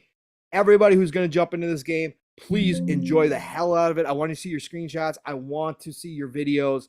I can't wait to see what people are thinking because I'm still hyped for this game. But again, because I have Age of Wonders 4, FOMO non-existent for this game. I can wait on the 60 frames patch. That's what I've decided to do. But I want everybody that is going to jump into Redfall to enjoy the hell out of it. I hope it turns out to be Arcane's best game that they've ever made because I love Arcane. So I can't wait to jump into this. Hopefully, because they were expecting the 60 frames to actually be there at launch because they printed the boxes with it, hopefully that means the patch is coming sooner than later. We'll have to wait and see on that. Maybe I'll be jumping to Redfall sooner than I think. But Redfall, May 2nd, Game Pass, day and date. You guys know the drill. You can go pick up the Bite Back edition for, I think, $28. It's on sale, obviously. Yep. You get the Game Pass discount. $28 for all the additional DLC. They're going to add characters, etc. So, again, Redfall, can't wait to see what everybody thinks about the game. Because, again, that last trailer they put out, chef's kiss. It was beautiful. It was beautiful. And I can't wait to jump in as soon as they get it. Super Dungeon Maker coming to Switch and PC on May 3rd to steal. This is an action game. Super Dungeon Maker coming out May 3rd, Switch and PC. Go check that out.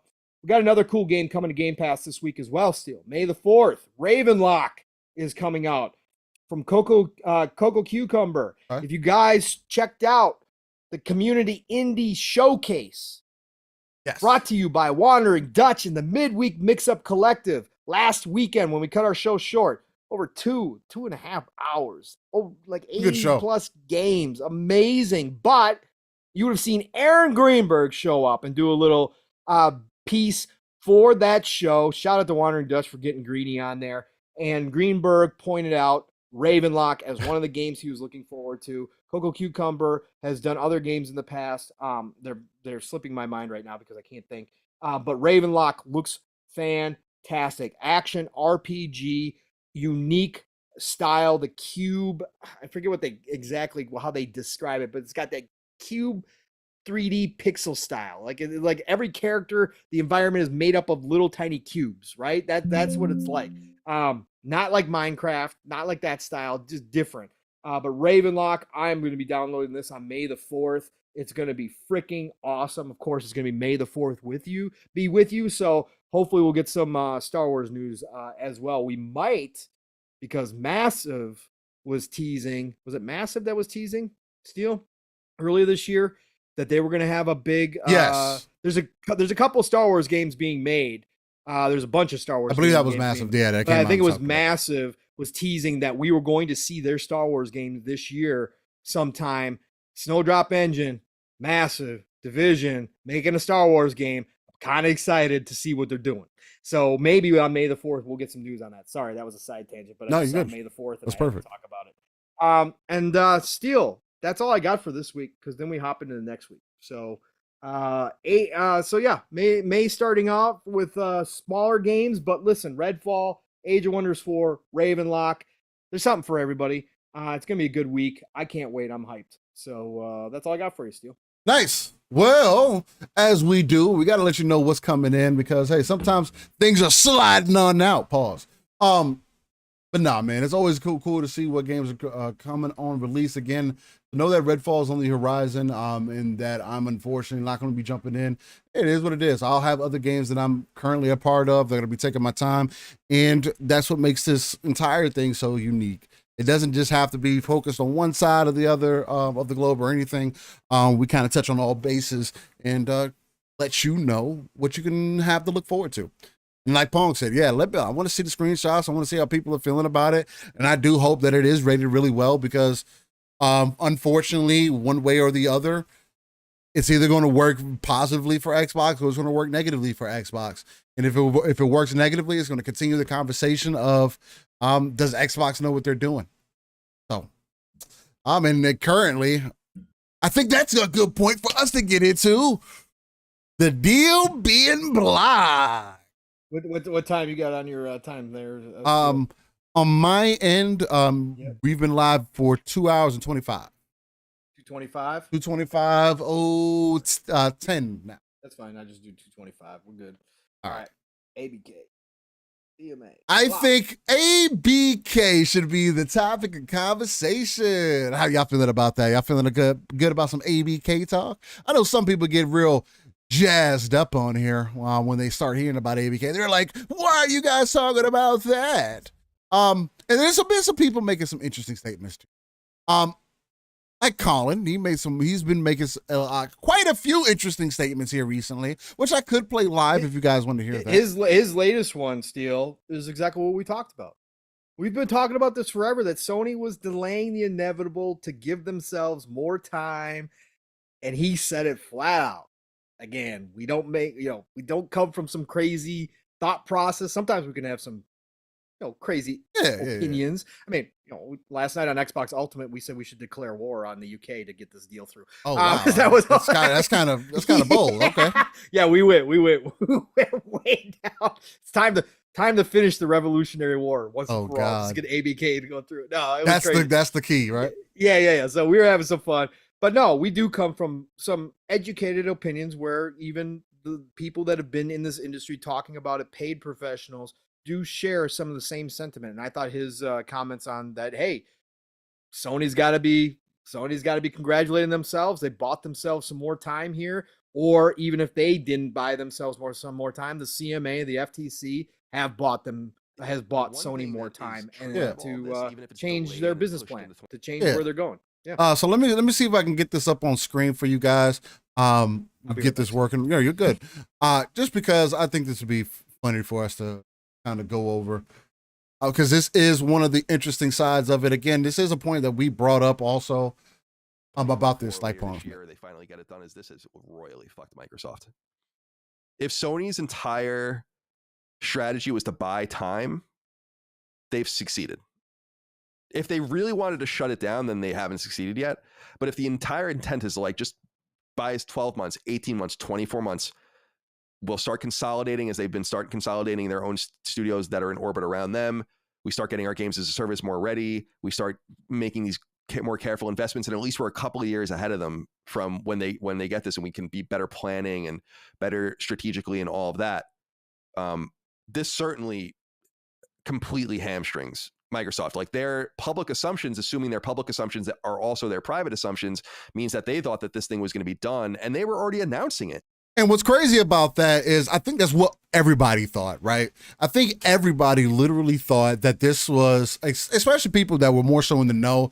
I know we had people that were sitting on the opposite side of the fence that were kind of like, well, you guys are so sure about this deal and this, that, and the other thing, and it's not good for Microsoft to come in here and buy all this good stuff. And this is what was going on. A lot of huffing and puffing and whatnot, unfortunately, on either side. And I don't think that, at least from us here at Live in Splitscreen, we weren't sitting here being like, yeah, like this is,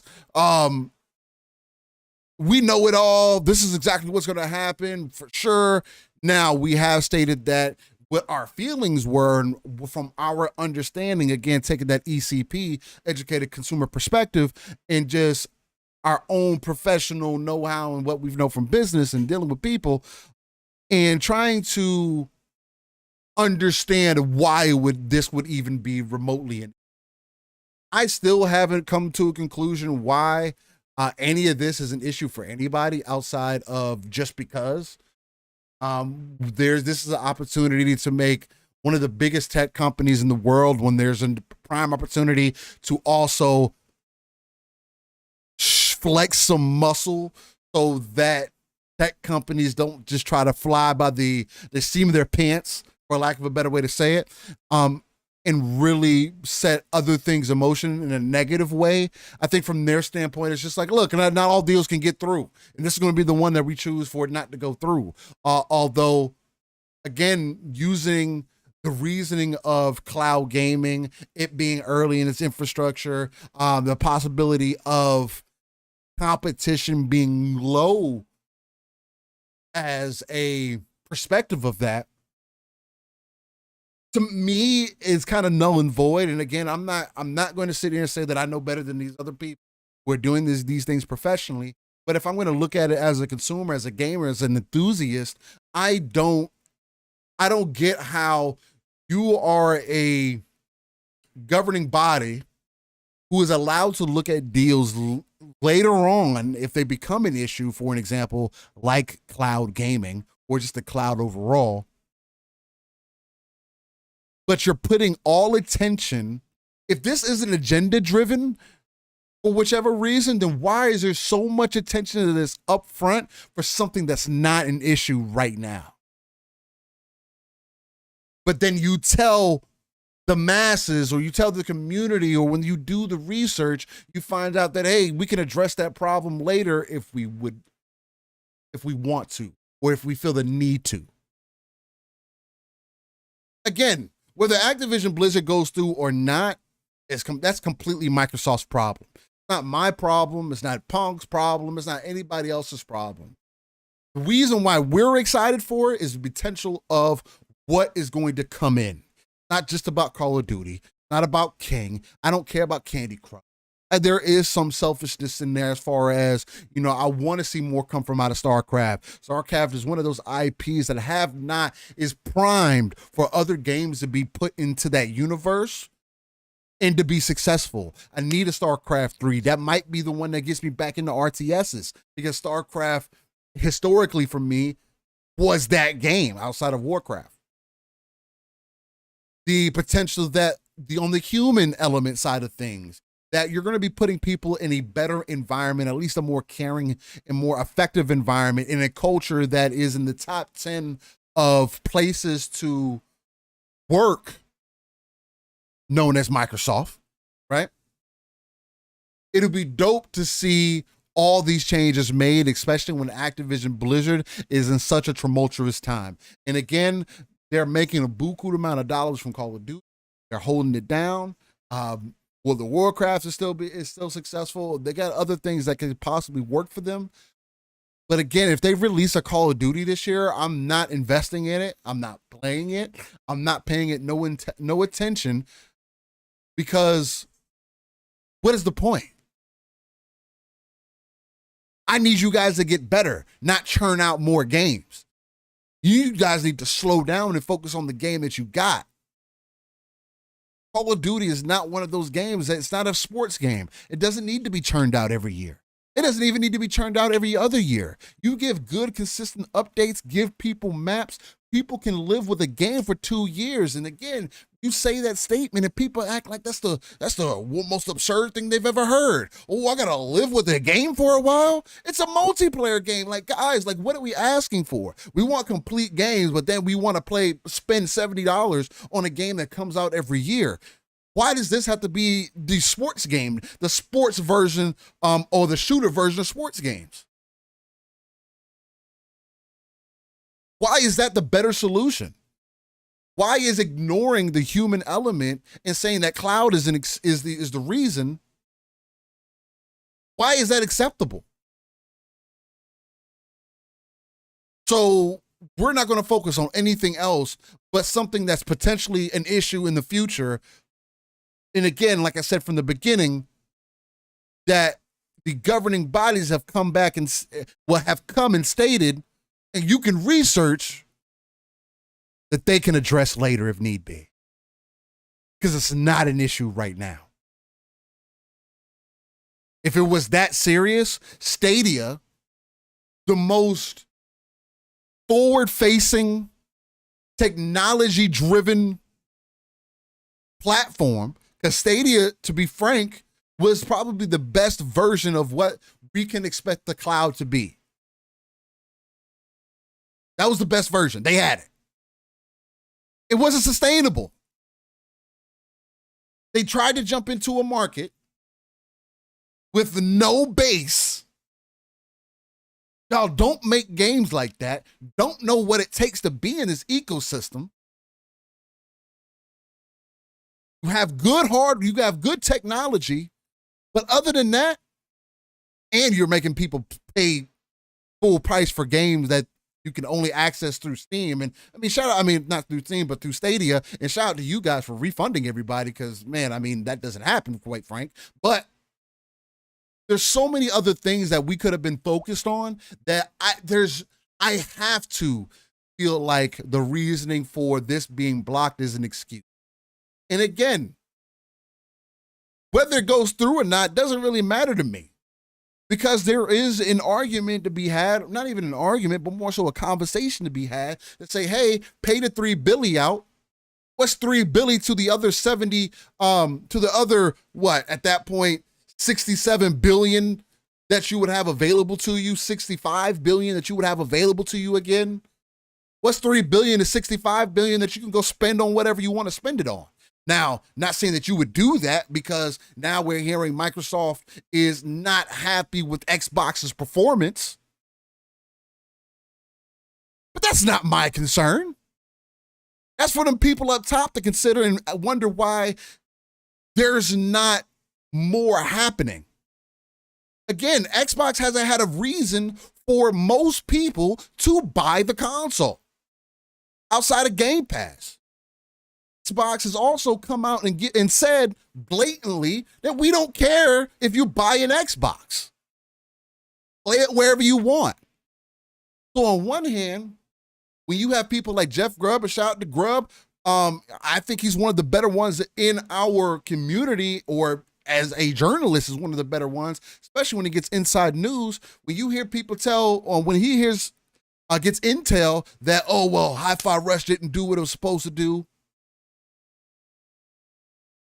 and people go up in arms about it, and it's like, oh, doom and gloom Xbox, oh, we told y'all this isn't working, this is why Xbox is failing, they're putting out these style of games. And then you have people like Aaron Greenberg, Xbox, or other people, representatives, come out, and again, as they should, and state that, hey, well, everything's doing fine, we don't need you guys to worry.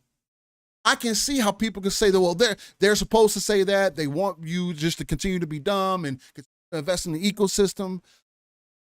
But then you also have the opposite side. You have that opposite side of the spectrum, people like me and Pong, who are like, well, man, I mean, yeah, the first party's lacking, but we can kind of see the vision of what they're trying to go for, right? I don't believe that Game Pass is degrading games. What I think is degrading games is people's expectation. What I think is degrading games is people's lack to want to move forward.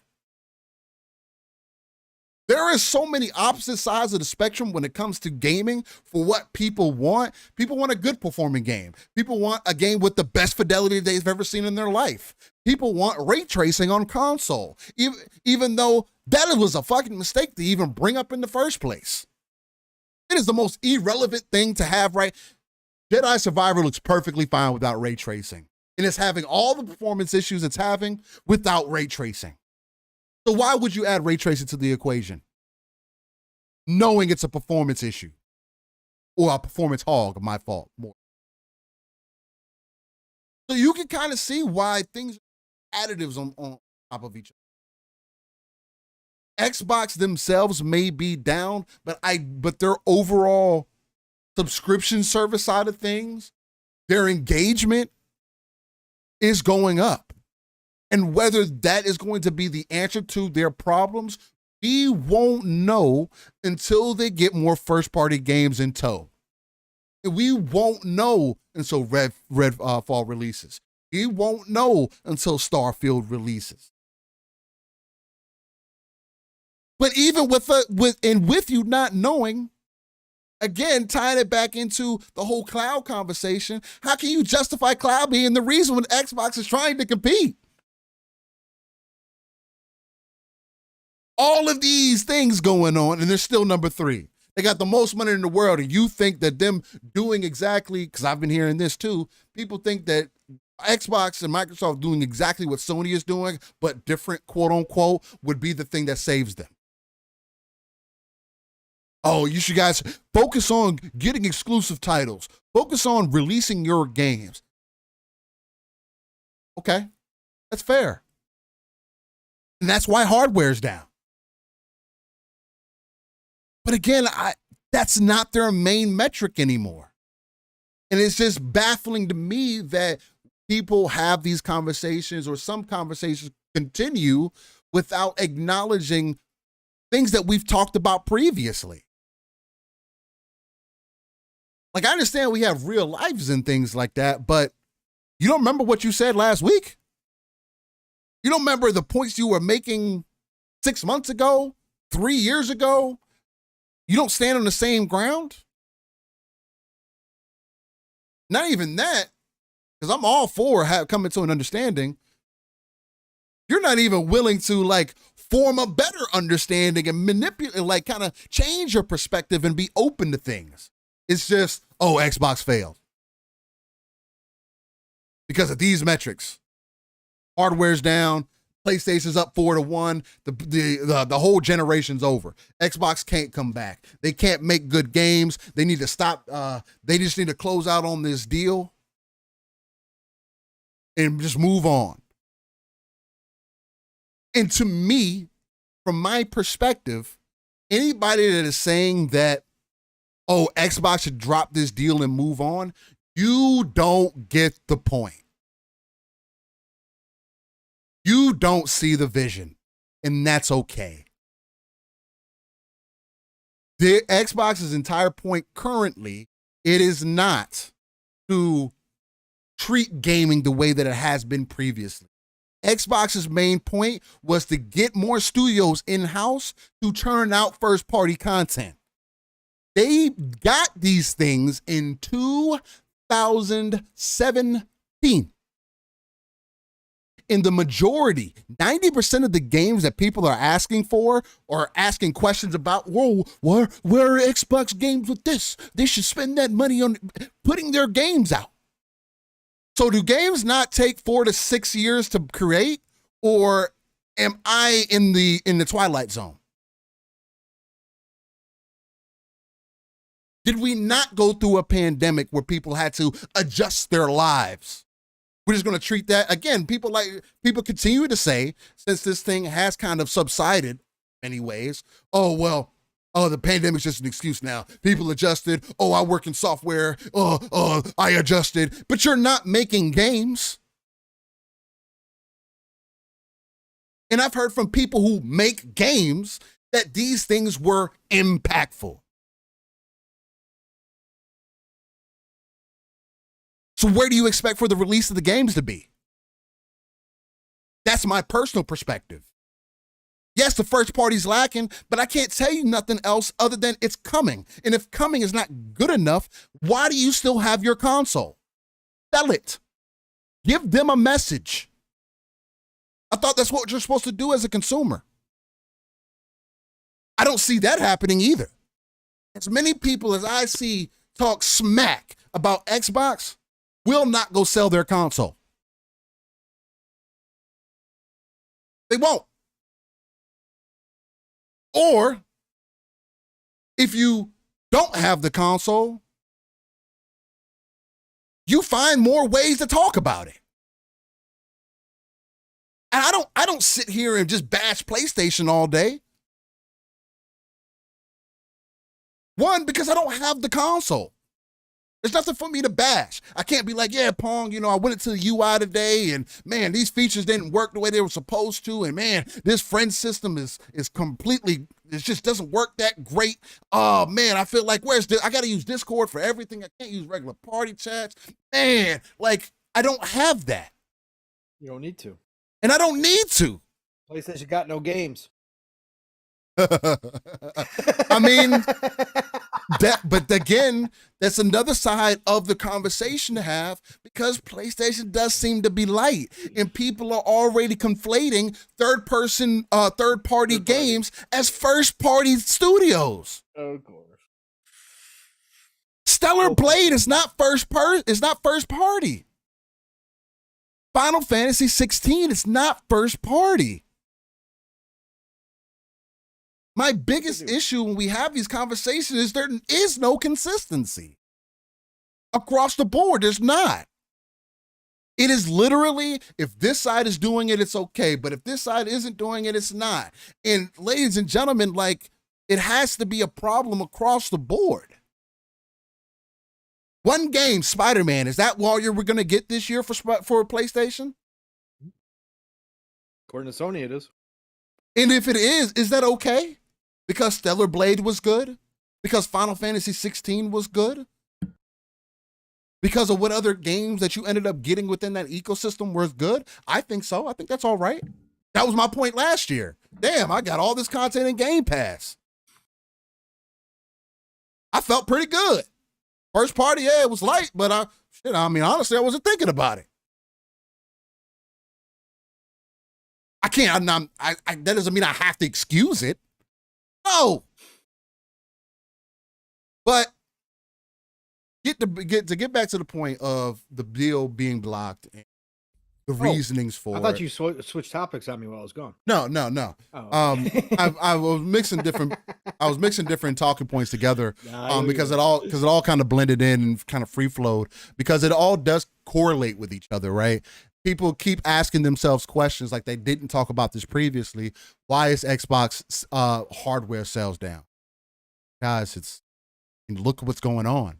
We've talked about this. You know why it's down. Hey, why isn't the Xbox first-party games like Hi-Fi Rush part of NPD? Again, I'm going to tell you the same thing. We talked about this. You should understand why. Xbox has stated why. That's not their motive anymore. And it's not up to me to know whether it's working or not. It's working right now. And to me, I think it will work for the future because it works on me and has worked put to use in reality also. Xbox and Microsoft have come out and said that it works. We can always come and have a conversation about the possibilities, but I thought we talk about the facts. People like to say that. Oh, I like to talk about facts and statistics and all these other great things. Okay, this is part of it. Or are you welcoming speculation town? Now that's what I want to touch on. That's the conversation I would like to have. Because it's all speculation. Me and Pong believing that the deal had no reason to be blocked was speculation. Again, we used our best ECP we could. Got blocked right now. There's other perspectives saying that could very well change. And we'll see what ends up happening. Pong, I mean, now that you're back, you're locked in, you've been hearing me for a minute. You're hearing me mixing the different topics together because they do blend well. As far as the hardware sales for Xbox, the deal being blocked for cloud, Xbox's entire vision for things moving forward more digitally than anything. And even acknowledging the fact that, again, we've had conversations and we have even iterated to the people that these deals can always be looked back on. It is hard to clarify, at least to me, and I want to know if it's for you also, why you're conflating yourself with a future problem right now. Potentially, quote unquote, because we don't even know if it's a problem or not. How do you feel about what's going on with the current state of Xbox, the deal being blocked, and do you still have some of the same feelings about the direction of Xbox? Or, because I believe I did hear you talk about this, or do you believe they should just shut everything down, close the deal, do everything like Sony does it, but just spend more dollars and just throw their weight around? I mean, at this point, like, what's the option? Listen, this is all political agenda.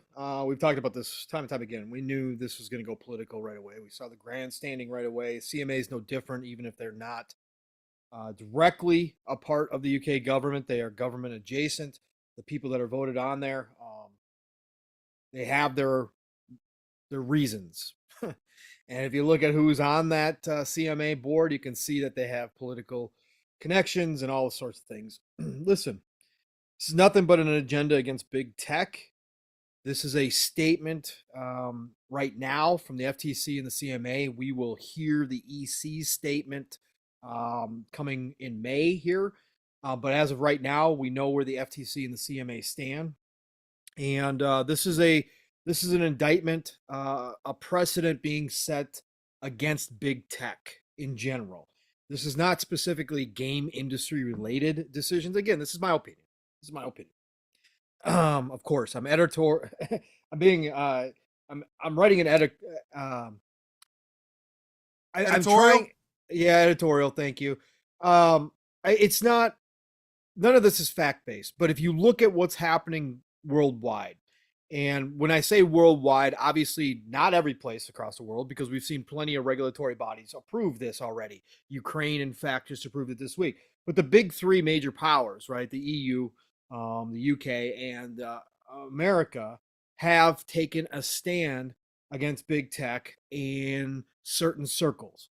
And this includes Microsoft. Microsoft has been flying under the radar for a long time.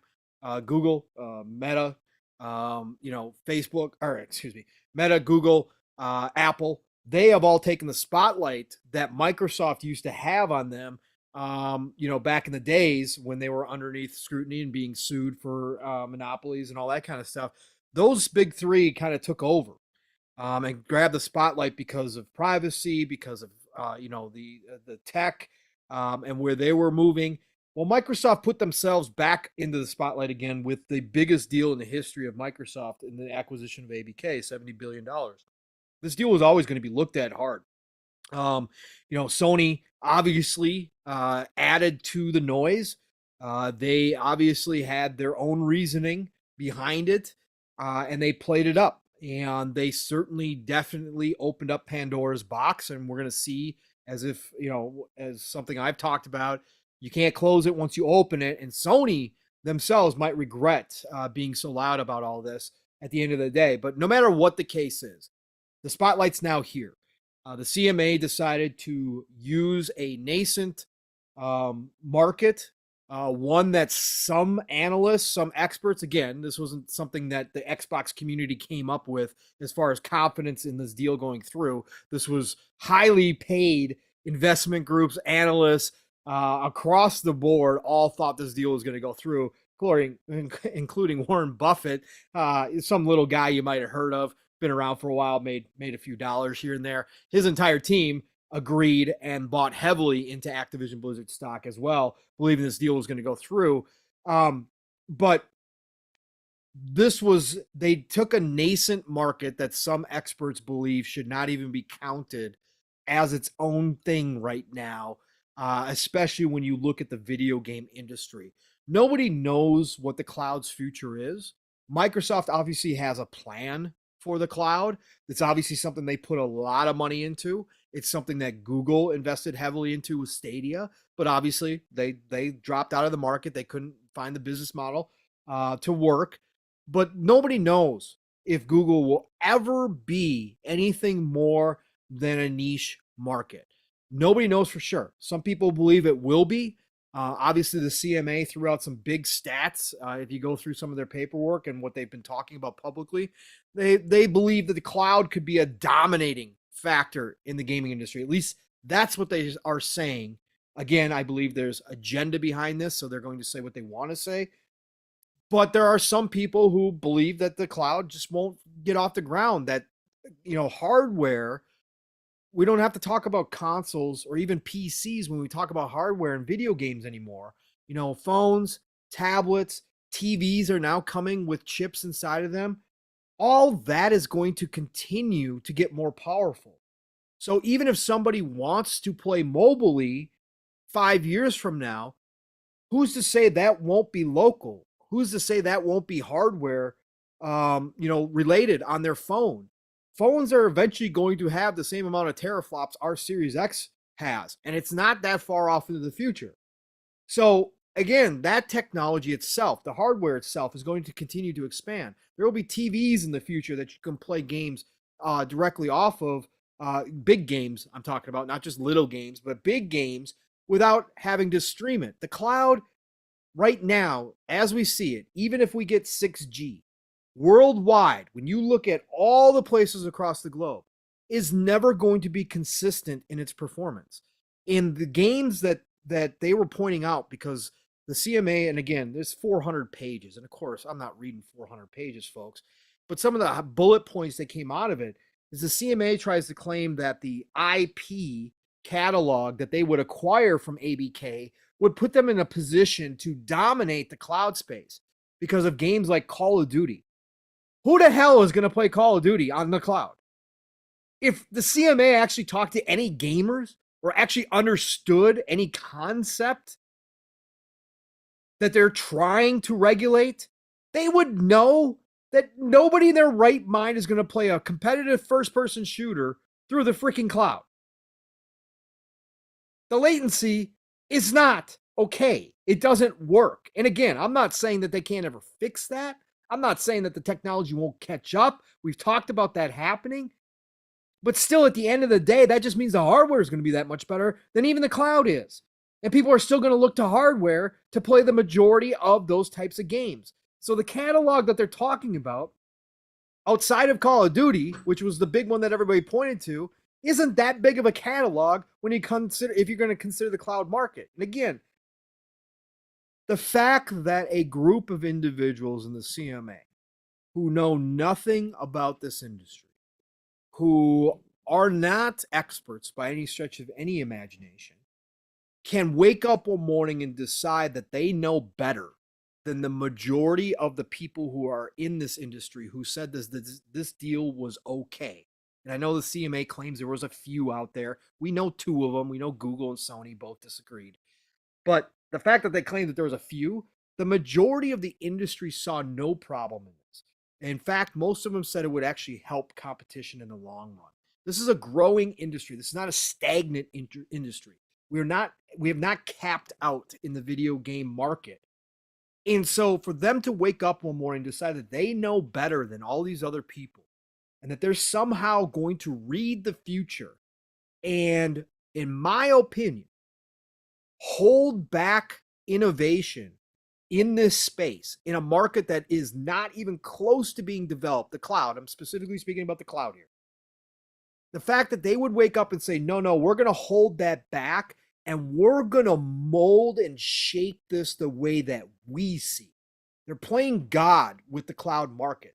This is my problem with the regulatory bodies in general. This is why I hate big government. This is why I hate this nonsense. Sure, there are times when somebody needs to step in, when businesses go overboard, when we get monopolies. I'm not going to be that guy that is out here that's let them all do whatever they want. No.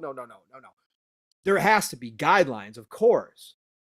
But if you are going to start projecting out a market that is in its infancy and say, when it grows up, Steel, whether that's 10 years, whether that's 20 years, whether that's 30 years, when that market grows up, this is what we see, this dystopian future where Microsoft rules overall.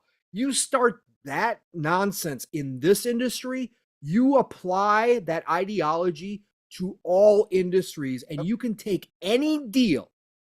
You could take any acquisition of significance, which is what regulatory bodies look at. They look at deals that are of significance. You can take any deal in any industry and project some random future out where it's dystopian.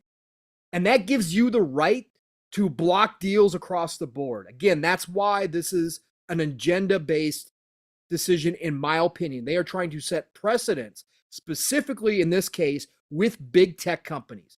They saw Microsoft roll on up to the gates with a $70 billion deal, the largest deal in Microsoft history. They didn't see Xbox. They didn't see video games. No, it was Microsoft. They saw Microsoft roll up with that $70 billion deal, and they started going, look at this. We got ourselves a winner. We're going to go ahead and put the hammer down on this deal to let everybody know who's in charge. We're going to make an example out of Microsoft. We're going to set the precedent going forward that, guess what? Big tech, business is closed, boys and girls. Don't you even think about expanding. Don't you even think about buying up anybody, because we're going to hammer you. And that's exactly what they're doing here with this deal, in my opinion. And again, it's the major players. 3 regulatory bodies right now. I mean, we could count China as well, 4, because that's part of the deal. But in the grand scheme of things, just looking overall, 3 regulatory bodies in the world kind of hold sway. They hold the most influence. Not every regulatory body has even influence. We all know this. But the FTC, the CMA, and the EC hold the biggest influence right now because, let's face it, the countries that are included in the EU, the UK, and America has a lot of major markets when it comes to business. So those regulatory bodies hold a majority of the power. And so they are swinging that power, not with facts, not with laws, not in the normal way that we would obviously hope to see a regulatory body, somebody who is supposed to stand for the consumer, would act in our best interest. No, that's out the window. This is now just like a lot of things in 2023 based on emotions, based on feelings, based on agenda, ideology.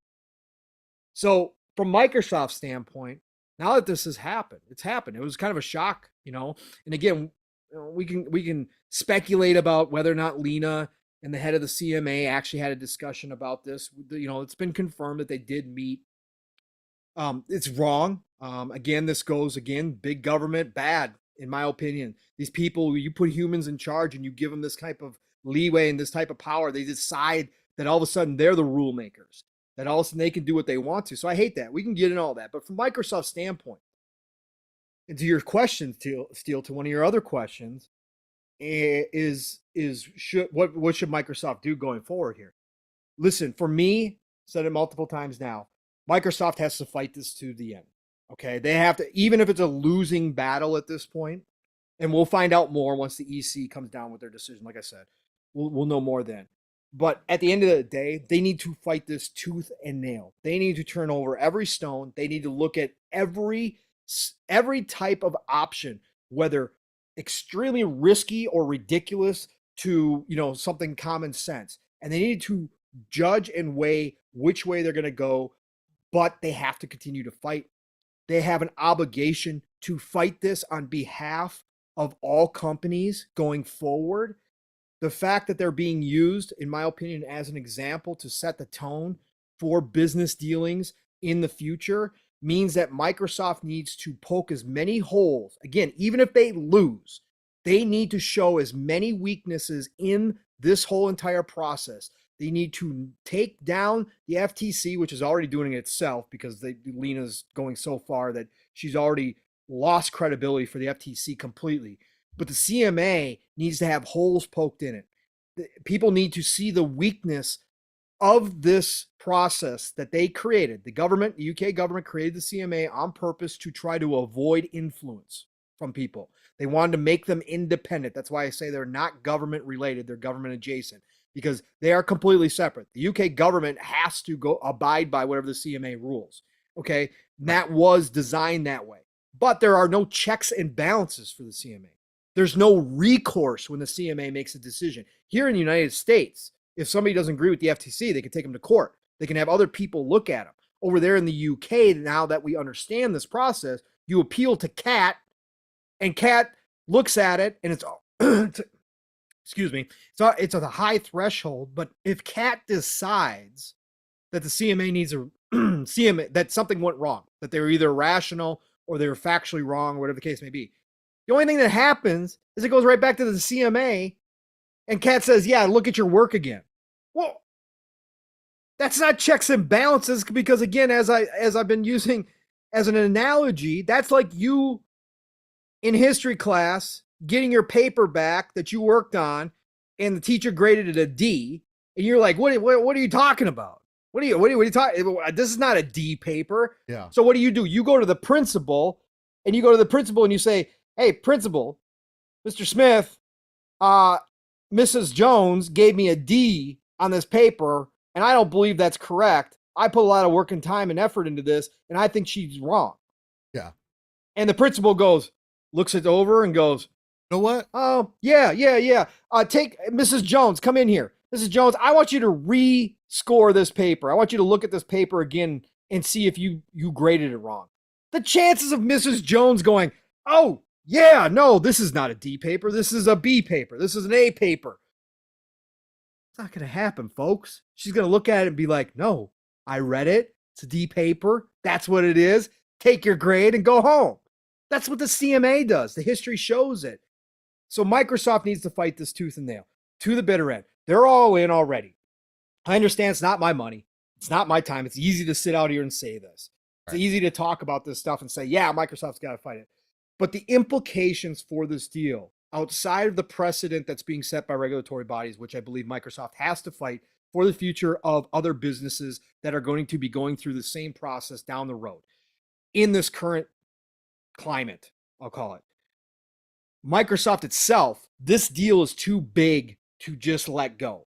This deal is not just about Xbox. And we've been saying that from the beginning. Microsoft has been saying that from the beginning. Yes, of course. At the core, it's about the video games. At the core, it's about that stuff. Sure, yeah. But their vision for the future is so much bigger, where they see tech, cloud, all of it going, mobile, 2 billion, 3 billion gamers, all of that stuff. Where all that's going and what that means to Microsoft as a corporation, this deal, again, that Microsoft doesn't go and make the biggest deal in their history in the video game sector unless it means something to the corporation. This deal is so big that they need to again, turn over every stone, find any weakness that they can, and try to get this deal pushed through for them. And again, selfishly, for the most part, I just want to see, games like Diablo coming to Game Pass. That'd be great. That'd be fantastic. But I've already pre-ordered, so I don't care. But I'd like to see, StarCraft come back, like Steve was talking about. I'd like to see something like True Crime potentially come back. That's my wish. Call of Duty, again, it'd be nice to have it in Game Pass, but is it the end of the world for me if it's not there? No, of course not. So for me as a gamer, this is about the potential of the IP, right? But when I look at the business side of things, here's the deal. Satya and Phil are not going to be around forever, folks. Yeah, no.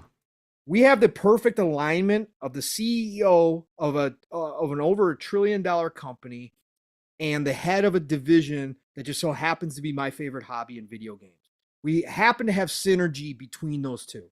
They share the same vision. They found common goals, and that means big things for us. Right. Satya and Phil aren't going to be here forever. I want Xbox right now. They are a core pillar within Microsoft. Right now, Satya has given Phil the title of CEO of Microsoft Gaming and brought him to the big boys table. Right now, that position is stable because Satya is still there. But when Satya and Phil leave, I want Xbox cemented in Microsoft Corporation. I want them to be the same as Windows, the same as Microsoft Office. I want them on that same level so that when the next CEO comes in, when the next head of Microsoft Gaming comes in, they can't turn around and go, what have we been doing here? What are we doing with that? What are we doing with Xbox? We're still sitting in third place. Like, what do we threw all this money at it? Got Game Pass, great, but really, do we need it? Do we need to be in gaming? We're a business to business company. We're not a consumer company. We're more of a business to business. Why are we doing this? I don't want it to go back to 2017, 2016, where major questions came up as to why Microsoft was still in the industry. And there's shareholders, there's board members who still have those feelings to this day. Yeah. That's why you saw a little bit of, there was other factors involved, but that's why you saw a rise in their stock when the CMA's decision came down. Activision Blizzard's dropped, Microsoft stock actually went up. Why? Because now you have board members and shareholders who are looking over at the AI investment and going, oh, 70 billion coming back to us, 65 billion after the fees, 65 billion back in the coffers. Man, we could make some heavy investments in AI. Man, we could be looking elsewhere. There's still people who question why Microsoft is in gaming, right? To the extent that it is with Xbox. So I want this cemented. And I think this deal, if this deal were to go through and they got ABK, it cements Xbox. Like, there's no going back. There's no second guessing it. That is a commitment on a whole nother level. Again, the biggest, you don't get to turn around and watch a $1 trillion company make its biggest deal in history ever that just so happens to be in video games.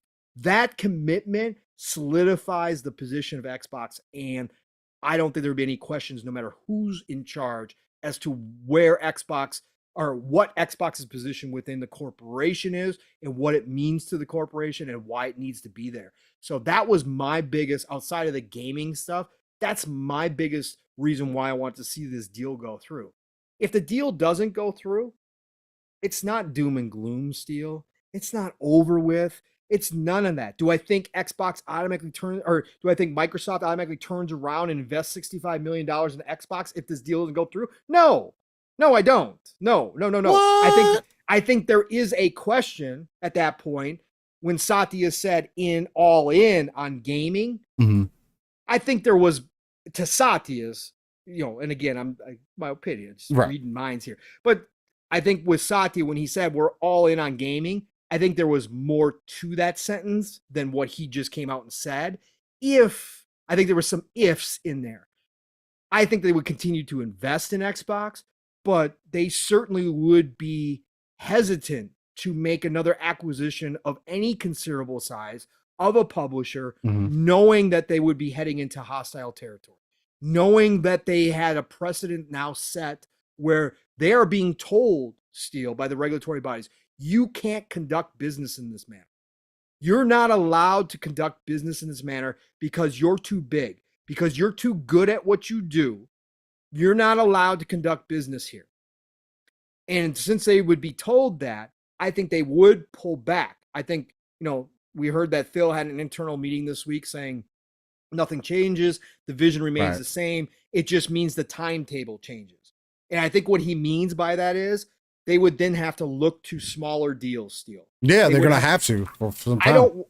I know people out there, and I totally understand why people say, give this deal up. I totally get it. The frustration levels, I understand all that. And you look at it and you go, oh, but they could be doing this. They could be doing this. Here's what I'll say. In my opinion, the 360 days aren't coming back, folks. They're not going to play a game they already lost. That's why they're trailblazing. They already tried that business model and they couldn't get over the hump. They are still going to look to that future where Game Pass continues to grow, where they expand the cloud, where the PC market starts to grow, and their mobile division becomes big and they get a storefront. Now, it may take longer to get there than they wanted to, but they're going to continue to look in that direction. And I've said this for years now, still, literally since I started podcasting, we started talking about this stuff when Microsoft started getting into acquisition season and we started to see where they were going. They need 30 plus studios to insulate themselves from the rest of the industry. They're not going to go play the third party exclusive game like Sony. We see what that got Sony. Sony's scared shitless to lose Call of Duty because they played that third party game. At least that's the way they're making it seem. Right. But they are. It would be huge revenue loss. It's not doom and gloom for Sony. We already talked about that. But I'm saying that you don't want to become dependent upon third party. No. Phil has specifically said he doesn't want to do the exclusive thing. Why? They want to own the IP that they put out. They don't want to play the licensing game. They're not going to suddenly turn around and flip-flop on that. They're not going to go back to the old business model and start doing those deals again. Sure, they're going to do deals from time to time. Right. We've seen it. They're going to do Game Pass deals. But they are looking to insulate themselves from the rest of the industry, is something I've been saying for years. They want to make it so that with Game Pass and the amount of content that's needed to continue to grow that service, they don't have to rely on anybody. So if you got a Square Enix out there who refuses to put their games on your console, on your space, on your ecosystem, that won't hurt you. You'll just turn internally. They want to insulate so that if something does happen with Activision Blizzard and something happens with Call of Duty, they don't have to go, what are we going to do now? I don't know what we're going to do. We relied upon Call of Duty. They want to insulate themselves so that those kinds of things that happen outside of their control will not affect their growth going forward with Game Pass and with their own ecosystem. They want to be completely 100% in control of their own destiny. Whatever else happens in the industry, the rest of the industry could collapse. And Microsoft would still have the talent and internal teams to continue to pump out content, to continue to give games across all platforms. Console, PC, cloud, mobile, everywhere. That's what Microsoft wants to do here. And I've said they need 30 plus studios. So they will continue to buy. They will continue to do acquisitions. They will stay away from bigger stuff. I think even An Eastern publisher, as nice as it would be, I think they would second guess whether or not that would get through. It'd be interesting to see if they move on one of the smaller ones over there. But I think that we would still see them moving in the general direction. It's just going to take them a lot longer to get there still. At the end of the day, I want Microsoft to get back Xbox. I want Xbox to get back to business still. They played the game. They went quiet. They kept everything close to the chest. They listened to the attorneys. They played the attorneys' game leading up through this whole process for the past year and a half still. Mm-hmm. Now that all the cards are being laid out, now that everybody's hand is showing, there is no more reason to do that. I want Phil and his team to turn to the attorneys, the high-priced attorneys, and say, we played it your way. Everything's out on the table. You go handle the CMA, but we are getting back to business. We are getting back to showing our gamers why we are here. We're going to show them the games that we got coming. We are going to talk about third-party deals. We are going to show them the future, but we are getting back to business. We have put business basically on hold, not full hold, but we slowed it down to a trickle for the past year and a half. Now we got to get back because some people are questioning what's going on with us. We don't want that. We want positivity. We want moving forward. It's going to start with our showcase. June 11th, our showcase. We're going all out. Sorry, attorneys. You're going to have to it doesn't matter. The cards are on the table. You do your job. You're high paid. Go do your job. At this point, yeah. Yeah, it's time. It's time. And that's what I want Xbox to do right now is come back swinging. Enough's enough. That's where a lot of the frustration with people is because how everything seemingly trickled down, slowed down to nothing from Xbox in a lot of ways. Sure, we've still gotten Game Pass drops. We got all that. But no big announcements, no big fun games, outside of the ones we know about. We want to see the future. We want to get back to that excitement, that hype. And I think Xbox does too. So I hope that's where we're going with this deal. Yeah, hopefully, for sure. And again, Nix is writing in there. Jez also displayed the hardware is an important narrative too. You need hardware growth to continue monthly active user growth. Sure. But Microsoft has continued their monthly active users. Sony, despite all their consoles sold, Nix, monthly active users went down. Engagement, the style of games that are out, that's what's important. And that's also another part of ABK, which we've talked about. Mm-hmm. ABK has one of the highest monthly active user bases in the world as a publisher. And adding to them to the squad team. And it's a cheat code, but it's a cheat code, but it doesn't matter. That's business. You got the ability, you go do it. But the point being is Microsoft was already beating Sony in monthly active users, despite the fact that they have a less base. Why? Because there are more places. So yes, I will never say that consoles aren't important ever. I will never say they're not important. Are they be all end all like they used to be? No. Absolutely freaking not. No. They're not. Not with the way Microsoft's doing it. Their monthly active users are because of the content they put out. They've got games like Minecraft. They got games like Sea of Thieves. They got games that engage people for longer periods of time than single player games. That's one aspect. The other aspect is their ecosystem is available in more places than other platforms have. So therefore, their monthly active user potential is up further. So yes, consoles are still important, but not the be all end all it used to be. Yeah, no, I mean nowhere remotely close, especially when you've opened yourself up and you're only planning to open yourself up more. And again, I mean, there's a lot of different metrics that you could use to try to justify a lot of different points. And in the end of it all, the main thing that I like to focus on is how it's affecting me as a consumer. Is it benefiting me? And thus far, it is. Again, you're seeing gameplay for No Man's Sky. The only reason that's possible because it was in Game Pass. Wouldn't have bought the game otherwise. It's just a perspective. If it works on me, it can work on every other consumer that's out there. You get them into the ecosystem, they try one thing. It might be a Call of Duty that they've paid for. It might be a Madden that they paid for. It might be a FIFA. Well, now I know something different. It might be MLB The Show. But after that, they check out Game Pass and they see, oh, well, what is this? Or they hear the hype and they're like, oh, well, what is this? And that's how you grow that base. You need content to be able to grow that base. as we've seen from Disney Plus, as we've seen from Netflix, as we've seen from Hulu and all the other services. We see what the path is. And I do believe, personally, the thing that makes the gaming service side much more unique is that time investment and you actually putting a hand to controller and spending that time within those worlds. There is so much of a difference between you just watching something and you actually experiencing it with your two hands. This device right here, as many people try to say that, oh, this is archaic, we need something better than this. You hand this to many other people in the world today. They'll be like, you want me to move my character and turn him at the same time? It's a foreign concept to many people still. Like, we have to focus on what's important, and it's just making sure that gaming continues to move in a direction that's going to be very welcoming, that's going to also allow innovation. And again, I just don't see how any of this either suffocates it or doesn't allow for there to be more of just that. And again, innovation costs money. Yeah.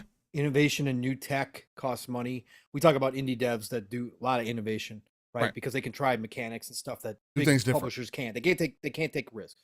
But when it comes to technology, generally speaking, it's going to be the big companies with big bankroll that push forward a lot. Or you're going to see smaller startups, but they have big backing behind them because you need money to do it. If you tell those big companies that they're not allowed to do it because they're too good at it, you're not going to see mom and pop shops pop up out of garages and say, hey, we've got cloud servers now. That's not going to happen. That's not how this tech This works. isn't about to be Japan all of a sudden where you got internet cafes. And right. But you're just not going to see the small guys start up cloud services of any type of level whatsoever. Yes, you're going to have a bunch of boosteroids. Yes, you're going to have a bunch of companies of that size, but they can't function at capacity like a Microsoft or an Amazon can because of money. And you can't say, well, we're going to keep the competition open by not allowing these big companies to get bigger in these areas. They're going to be the ones that get it to a point where it becomes more accessible for more people at a cheaper price than some bunch of small little companies coming in that can only service bits and pieces of, countries. Yeah. And they're going to charge more because they don't have the capacity that a Microsoft does. You can't stop that type of innovation or slow it down thinking that you're going to all of a sudden create more competition. At the end of the day, money still rules. Yeah, 1,000%. Because it costs so much to get into this. 1,000%. And you can't stop those companies that just so happen to be good at what they do and have become highly successful from pushing forward into these spaces. Because eventually, like I said, those spaces then open up to more people and more opportunity. A booster rate is never going to compete at Microsoft's level, no matter what you do to try to hold Microsoft back. It's not going to happen, folks. It's not. They can't put data centers all over the world like Microsoft can. You can't do that. And that's also not, it's not like Microsoft just decided last week that they were going to start doing this. This is something that has been built up over the time period that people said that they weren't doing anything. Right. I mean, and why is Microsoft here? Because they watched Amazon do it with AWS and they said, we want a piece of that. We're going to build up ours and we're going to go toe to toe with Amazon.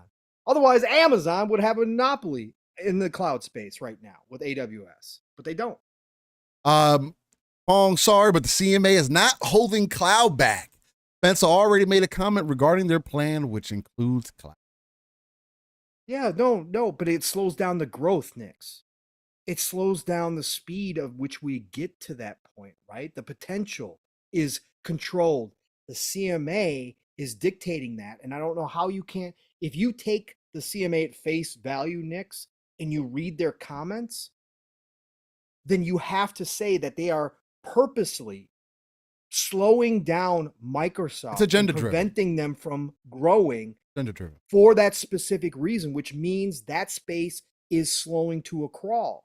Because again, there's only so many companies that can come in and make a difference in that certain space right now. It's a nascent market that is at infancy stage at best right It's now. just weird when we're talking about it and there's being such an emphasis put on it in many ways. And then we also in that same breath say, but when is the cloud latency ever going to matter? If that's the case, then why is this a problem right now? Right. And that's what Literally 5% of people use the cloud that are gamers. Maybe. Right. So how is it a problem? And that's what I said. And that's what It I'm needs saying. to Nick. improve. That's why there's more to this than just the cloud, because the cloud doesn't make any sense to be the one barrier that you're going to stop this deal at. And that's why all the analysts, many analysts, said you can't even count the cloud as a separate market right now because it's nothing. It's an right now. option right now. It's a minimal option for most people. Right exactly. That, and that's and that's like the point of the conversation as far as that being it, right? Yeah. And in Microsoft going out there cutting different deals. I mean, again, whichever the reason that they decided to do this, whether it was agenda driven or they feel like this is the right thing, again, I just feel like it goes against the entire point of what is trying to be accomplished here. It comes across to me like someone is misunderstanding something, and just because Microsoft is a big tech company, that this is why this is getting blocked. We just need a reason. And this is the reason you come with. But we can't give the other majority of our country a better internet infrastructure to even make this make sense. There's a lot. How does that go hand in hand with each other? You can't say that, cloud, it's possibly a big deal, but our internet infrastructure is still ass. How does that remotely make sense with each other? Where the majority of the United States of America have a average of 40 megabyte per second download speed. Yeah. Why is it that I am in the South and I can get a gig of download, but only get 15 gigs of upload? 15 megabytes, of upload. How, in what universe does that make any sense? And then I have to pay $150 for something that, for an example, up north, they get the same download that they get upload. Or the same upload they get as download. And they're paying the same price. Like, I'm not even getting the same thing as other people. But I'm worried about cloud right now. I'm worried about something that I have to play with Wi-Fi because the data is still not great enough. That's my perspective on why I'm like, and how does this remotely make sense to anybody? How can we cause and make any excuse for the reasoning for this with all these other things into consideration? The cloud wasn't even the main point of why Microsoft was buying this.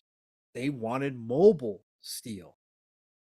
Why are you a governing body that's allowed to look at deals later then? Right. You might as well say, hey, our new motto, we'll do it now. We consider everything right now.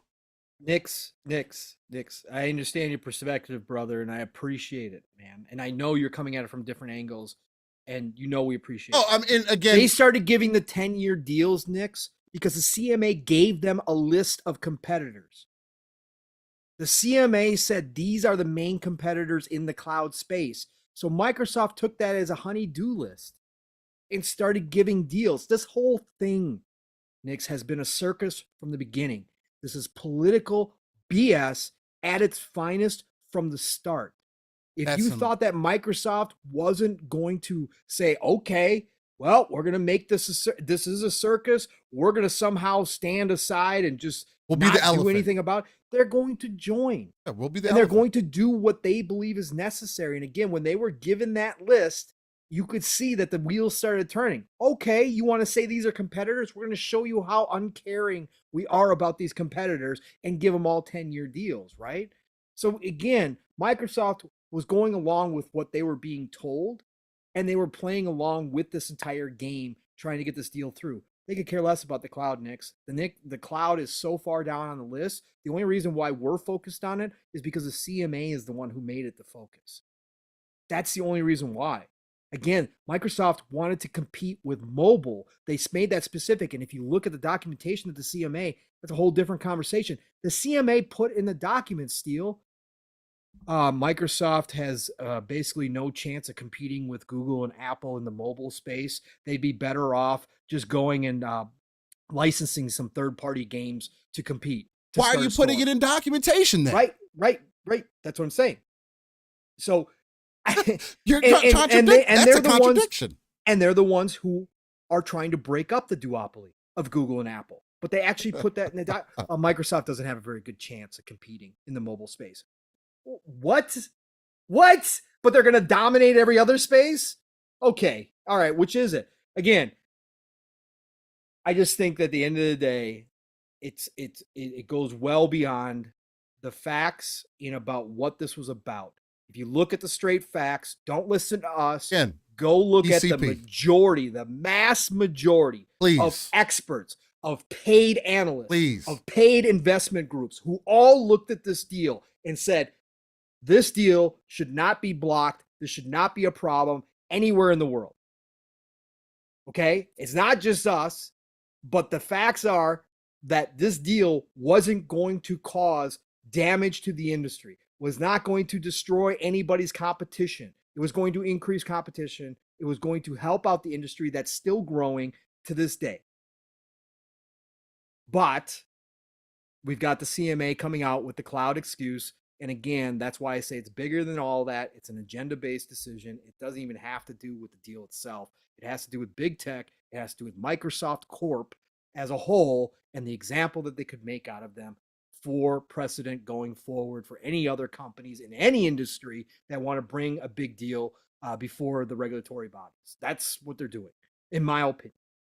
Yeah, and again, that's all that we can do is give you that educated consumer perspective. Again, it'd be weird to ignore our professional years of experience and also to ignore our gaming knowledge and what we have paid attention to throughout the industry, because we are at least two people to represent amongst many others, or maybe you consider it a few others, who like to look at the industry in totality.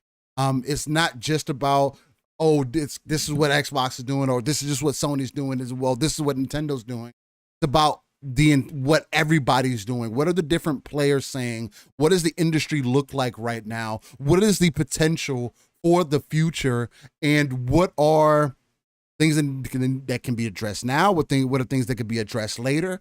And again, that's what makes being non-console centric or non-platform centric such a unique thing to be able to do, especially with right here Live a Splitscreen, where it's not like we're taking notes behind the scenes and saying, hey, we're going to touch on these points specifically because we want to drive in clicks and we know that people like these things. We talk about these things and we do it this way because it allows us not only to be free flowing, but to come from many different perspectives. And again, build up that foundation that I mentioned all the time in that RTS approach, because you do have to pull yourself out of the world to have a deeper understanding of what's going on throughout the industry.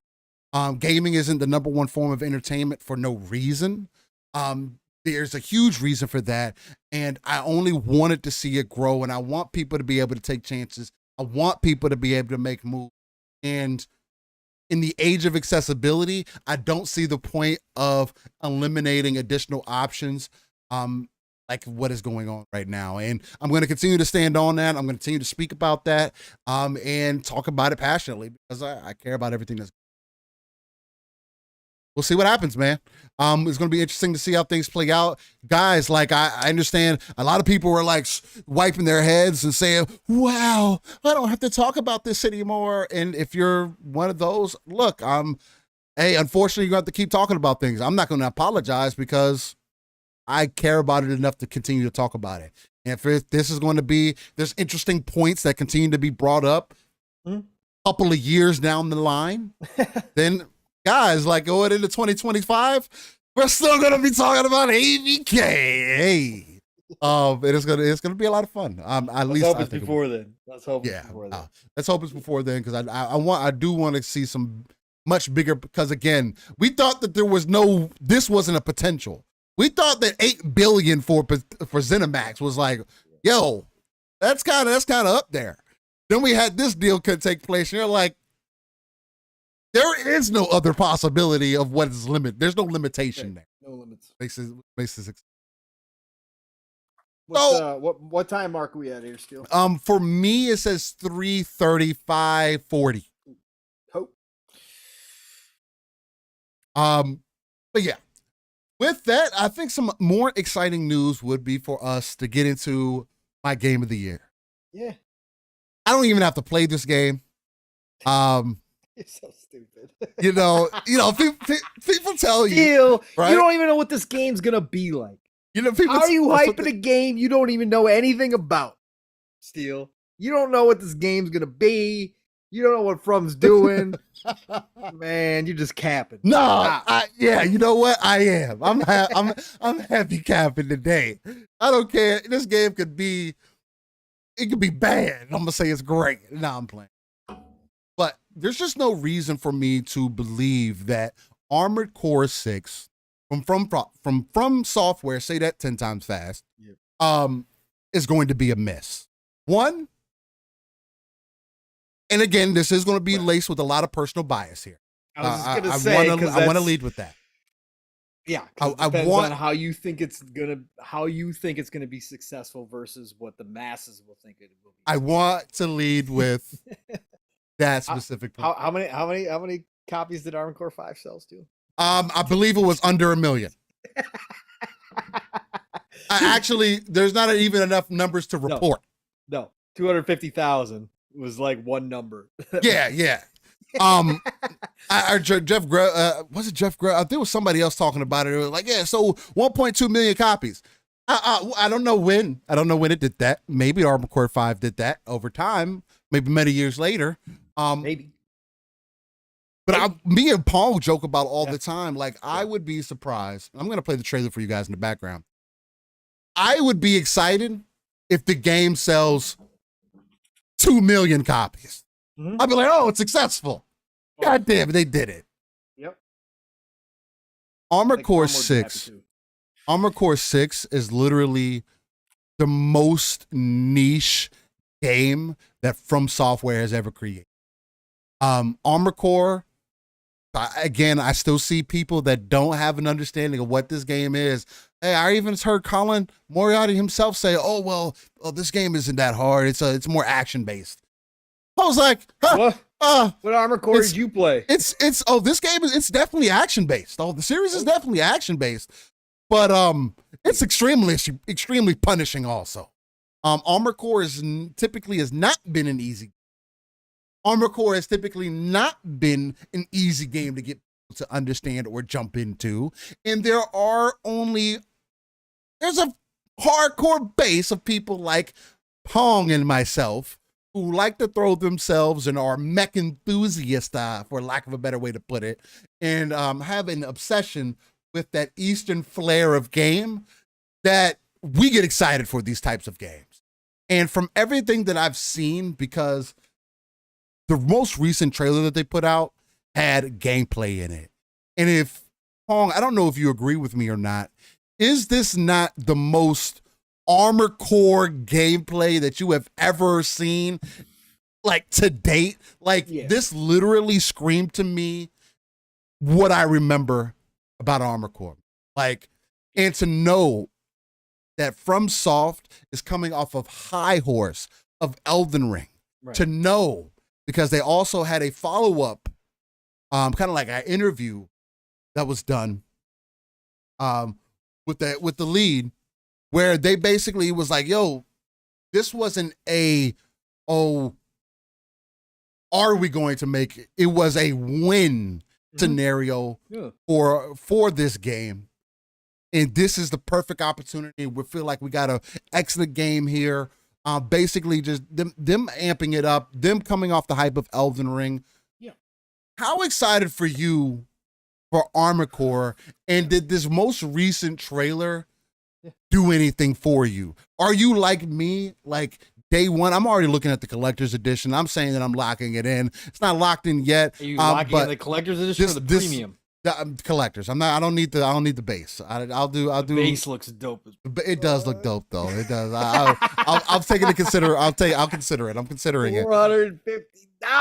It's a lot. I don't know if I love Armored Core, but I don't know if I love it that much. I saw the price. So you gotta be kidding. At least the game comes with it. At least it's not one of those editions that the game doesn't come with it. For that much, I hope so. Yeah. I don't need the entire thing, right? I will take the figurine though. I will like the collectors. That does look really dope. Got it right here. Yeah. You guys can see it every show. I have a special mantle for it. But yeah, man. How are you feeling about Armored Core? Do you think that this is a prime opportunity? Again, I'm seeing more marketing for this game than I've seen for any other game in a while. Like from Soft, it is like every day. Hey, Bandai, on every account. It's Bandai is getting it. Yeah, Bandai knows how to do this. We've talked about Bandai and how they've, adapted to the current age, unlike some Eastern companies, and they know what they're doing. So, yeah, no, impressive marketing so far. August 25th, 2023 is the release date for anybody who doesn't know. So we are getting it this year. So add to the 2023 list if you're interested in mech warfare with a very hard edge to it, then you're going to want to jump into this game for sure. Listen, for me, the only reason we're getting this game this year, crazily enough, is because they started development 6.5 years ago or whatever it was. I pulled that article. It was right around 6.5 years ago. So the fact that it's cross-gen is a little disappointing to me, but I knew it was going to be, right, Steele? When I saw the trailer, I just was like, damn, we wouldn't be getting it this year, Steele, right? Yeah, so there's that. If they had started this, let's say 3 years ago and just planned it for current gen only, I can only imagine what it would look like, because it does look cross-gen, right? It does look cross-gen in a lot of ways. But compared to the last Armored Core, which was back in the 360 era, obviously huge upgrade.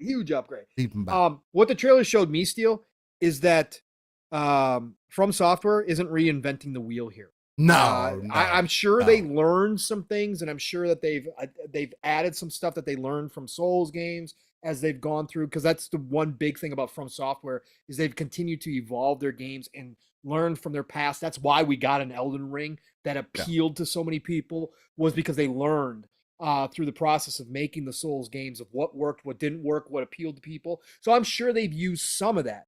However, this is basically, I know it's Armored Core 6, Fires of Rubicon, but basically this is like a new IP. You're reintroducing an IP after so long, and so few people played the last couple. I mean, 4 didn't last even sell 5. well. Last 5. I mean, it's always been niche, but I remember early Armored Cores had more players to them. I think 1 through 3 did pretty decent. Yeah, did pretty decent. But anyways, the fact is, this is like a new IP for them. So they're kind of going to be testing the waters here to see. I think that now that From is in a completely different place than what it was when they launched the last one, the popularity of From is now global, is off the charts, especially after Elden Ring. There will be people jumping into this game that have no idea what they're getting themselves into simply because it is From Software, right? Yeah. They're going to be trying this simply because they know From Software. And they're going to be like, From Software doesn't miss. I may not be the biggest mech fan, but I'm going to try. I'm going to try this game, right? So you're going to get a whole new audience coming into this game that's probably some who have probably never really seriously played a mech game before.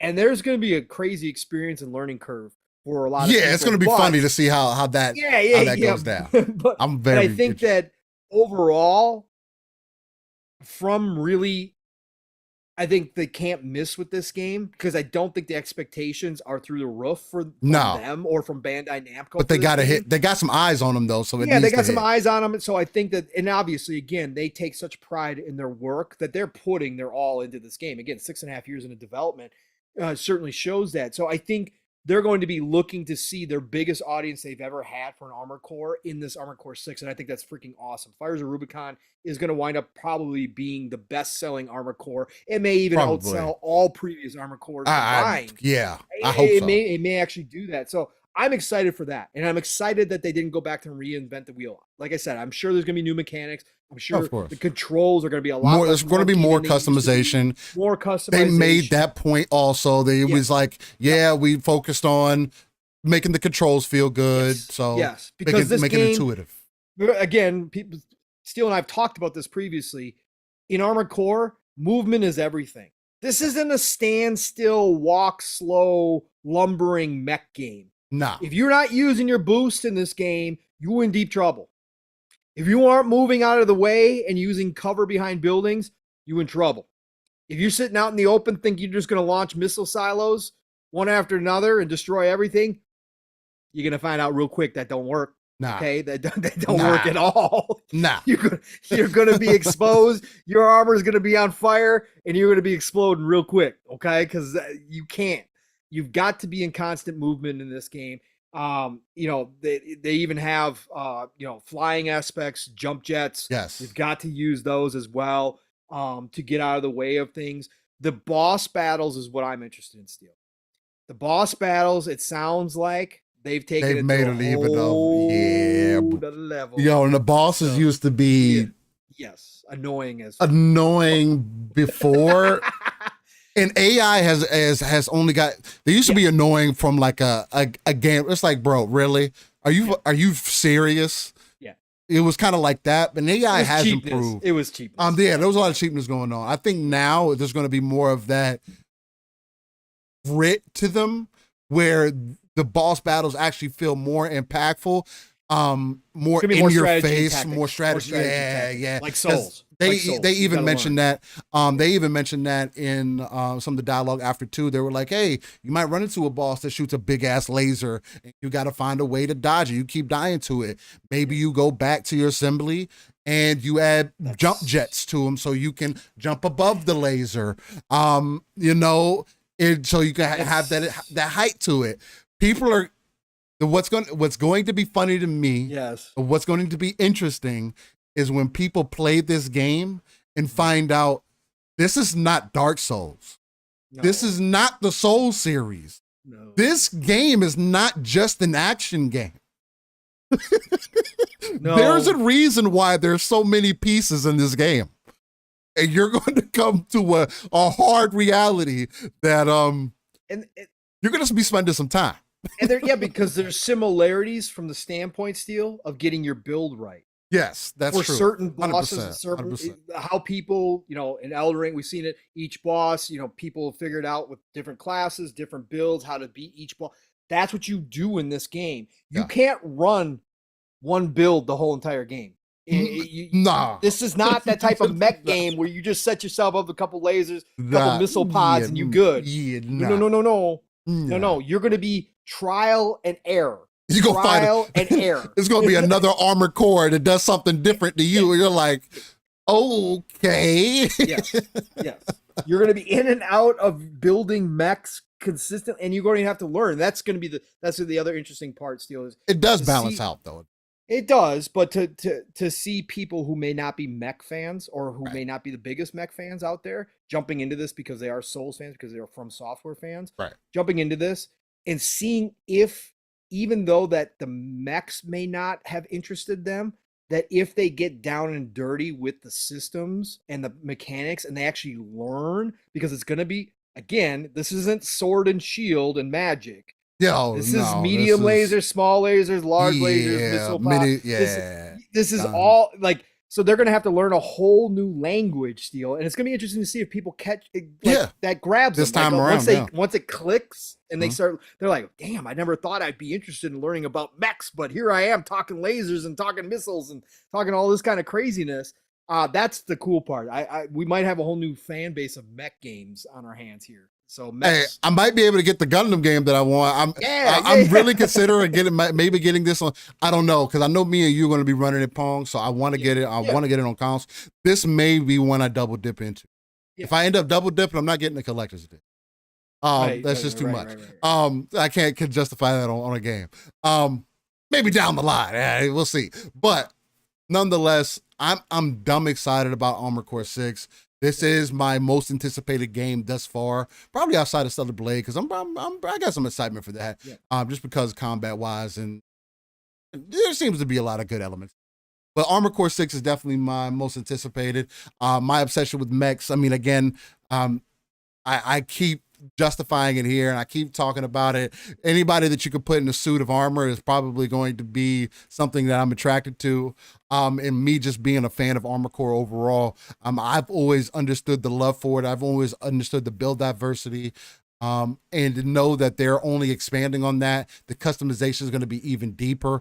That's another thing that they've never shied away from, whether it been painting or making your mech look different. In this game, at the end all to be all, I don't want people to feel weird about it. There is a learning curve, but towards the end game, it does start to level out where you can have builds that are in the medium range. You can equip some lasers and a sword and some missiles and have some fun. It might have changed. Yeah, it could have definitely have changed, but it does sound like they were aiming to make this more accessible. Yes. Like what they did with Elden Ring. It sounds like they've taken a similar approach to this because they understand what their previous titles have done, right? Yep. This is a prime opportunity for them to, again, I saw somebody say it in chat, this is an opportunity for them to slap on a case or in the game trailers from the makers of Elden Ring, right? For people to understand what this is. Yeah. I think it's going to grab a lot of attention. This is going to be the biggest Armored Core yet, and the thought of that gets me super excited. Oh, of course. And I will throw this out there. There's an outside chance this shows up in Game Pass. I really believe it. I believe there's an outside chance this one does show up. Phil is a huge mech fan. We got Mech Warrior 5. We got Mech Warrior 5 in Game Pass. Bandai Namco and Xbox have a fantastic relationship. Scarlet Nexus showed up in the Game Pass. I think there's an outside chance, being that it is so niche, even though From Software knows that they could probably sell more than they've sold previously. It's got co-op traditionally. There is an outside chance that if Phil did think about this and was like, you know what, let's drop the bag that they would take that bag up front for this game and introduce it to even a bigger audience potentially to get the excitement for Armored Core, because this could be, they've got Elden Ring, they got Dark Souls, that's great, but this is something completely different, and they could reinvent this whole series and start this whole series up again, and this could become a regular kind of game that they output. So I think that there's potential that Game Pass becomes involved. Jez put out a tweet a few weeks ago when somebody was posting about Armored Core 6 and said, wouldn't it be great if it showed up in Game Pass day one? Jez throws out a bunch of shit all the time. Right. He loves to do that shit. But every once in a while, he is throwing out stuff that maybe he's heard whispers about, that he just puts it out as a tweet and says, I don't know. But I think there's a chance, just because of Phil's love for mechs, because of the relationship with Bandai Namco, because of the niche market that it does have. I think there's an outside chance we see a Game Pass. It'd be pretty damn cool. I mean, if that ended up happening, I'm definitely going to make more investments on that game. Again, I haven't had this feeling about a game in a while. Like the feeling that I have right now, kind of like, the best way to describe it, it's like butterflies. It's the most immature but best way I can explain it, where it's just like, because you've traditionally loved the game that's been criminally underrated, or anything, when you have enjoyed something, it's like anime for me, right? Where traditional, like the older style anime is what I grew up with, and then seeing where it's come to now and seeing more people appreciate it, no matter what stigmas have continued to be created about it, the different directions that it continues to go. The fact that it is getting more of appreciation is something that always gets me super excited. To know that there may just be an endless amount of people to jump into this. Maybe this is going to be the best PvP they've ever put out too. Having that opportunity there, maybe the best co-op action co-op game that's been released this decade. Those things are really appealing. I'm excited. It could be the new Mech Assault. Hey, could be. I mean, it's not going to be that simplistic. But yeah, Mech Assault was much more arcadish than this. So Could blow up. Could blow up. Steel, I will just give you the heads up at this point, right? We're gonna have like a week and a half in Armored Core before Starfield drops, and it's over. So. Hey, I mean, it looks like we're gonna be getting down and dirty. I'm just saying. Looks like we're gonna be getting down. We're gonna be getting down and dirty, man. I'm gonna be off the radar. But hey, it's all good. It's all good. We'll see. I might hold off on Starfield for a bit, depending on how vast Armored Core is. I would not doubt it. I would not shock me. Like, I would not come here and be like, "What are you doing, Steel?" I would totally understand if you did that. I would say I gotta see, because it might be one of those where it's just like, yeah, man, this is my life now. I'm busy. That's all I got, and that's it. I don't know what else to play. But no, we'll definitely get down and dirty. We're gonna get down and dirty with it, man. I don't know. I'm gonna have to set some time to the side for sure and make it some live stream events or something to just get some living split screen Armored Core streams in. We go 10 hours a day and just give it to the people, you know. Jesus. No, I don't know. I got work.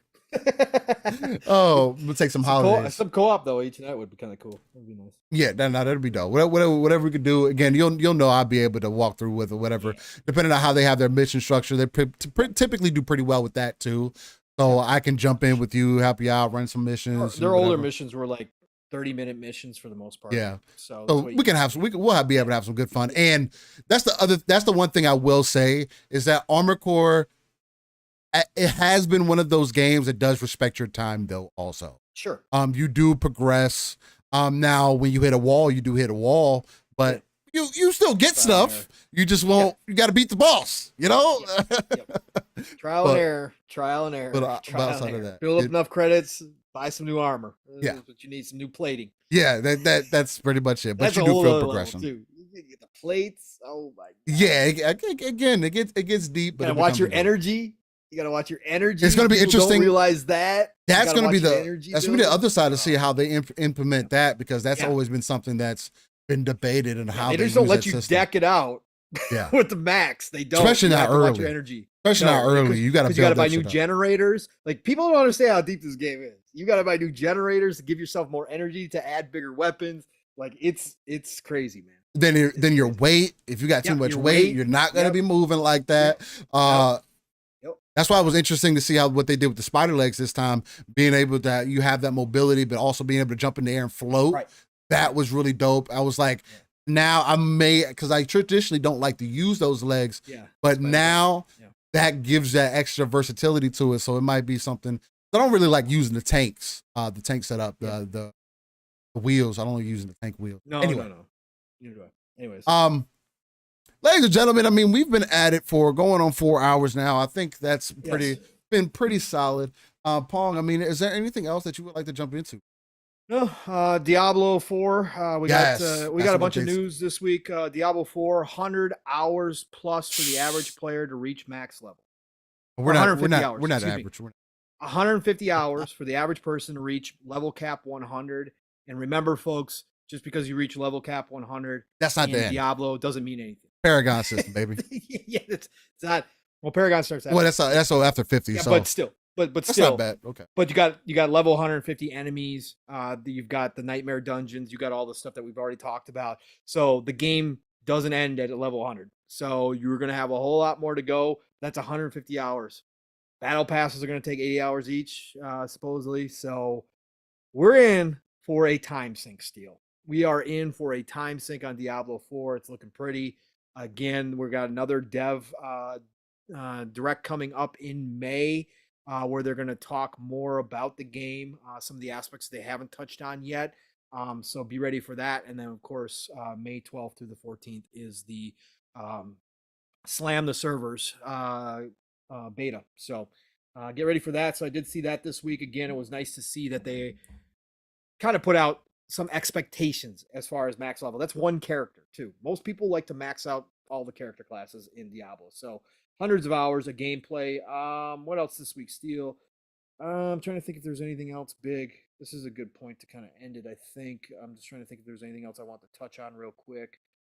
We got more We got Everspace 2 dev came out and confirmed yet again another dev that hasn't spoken out before, but another one coming forward saying PC Game Pass actually helped the sales of Everspace 2. He actually showed proof. He showed graphs of the different how it took off once it dropped into PC Game Pass, and so more proof that Game Pass can indeed increase sales, which some people continue to dispute and call Phil a liar for ever saying anything about it. We got the new Age of Empires 2 Definitive Edition DLC coming. And guess what, folks? A lot of people are asking, what are you going to do with it? Are you going to do a definitive edition of the original Age of Empires? Are you going to bring back the original Age of Empires for us? No, they're just going to drop it right into Age of Empires 2.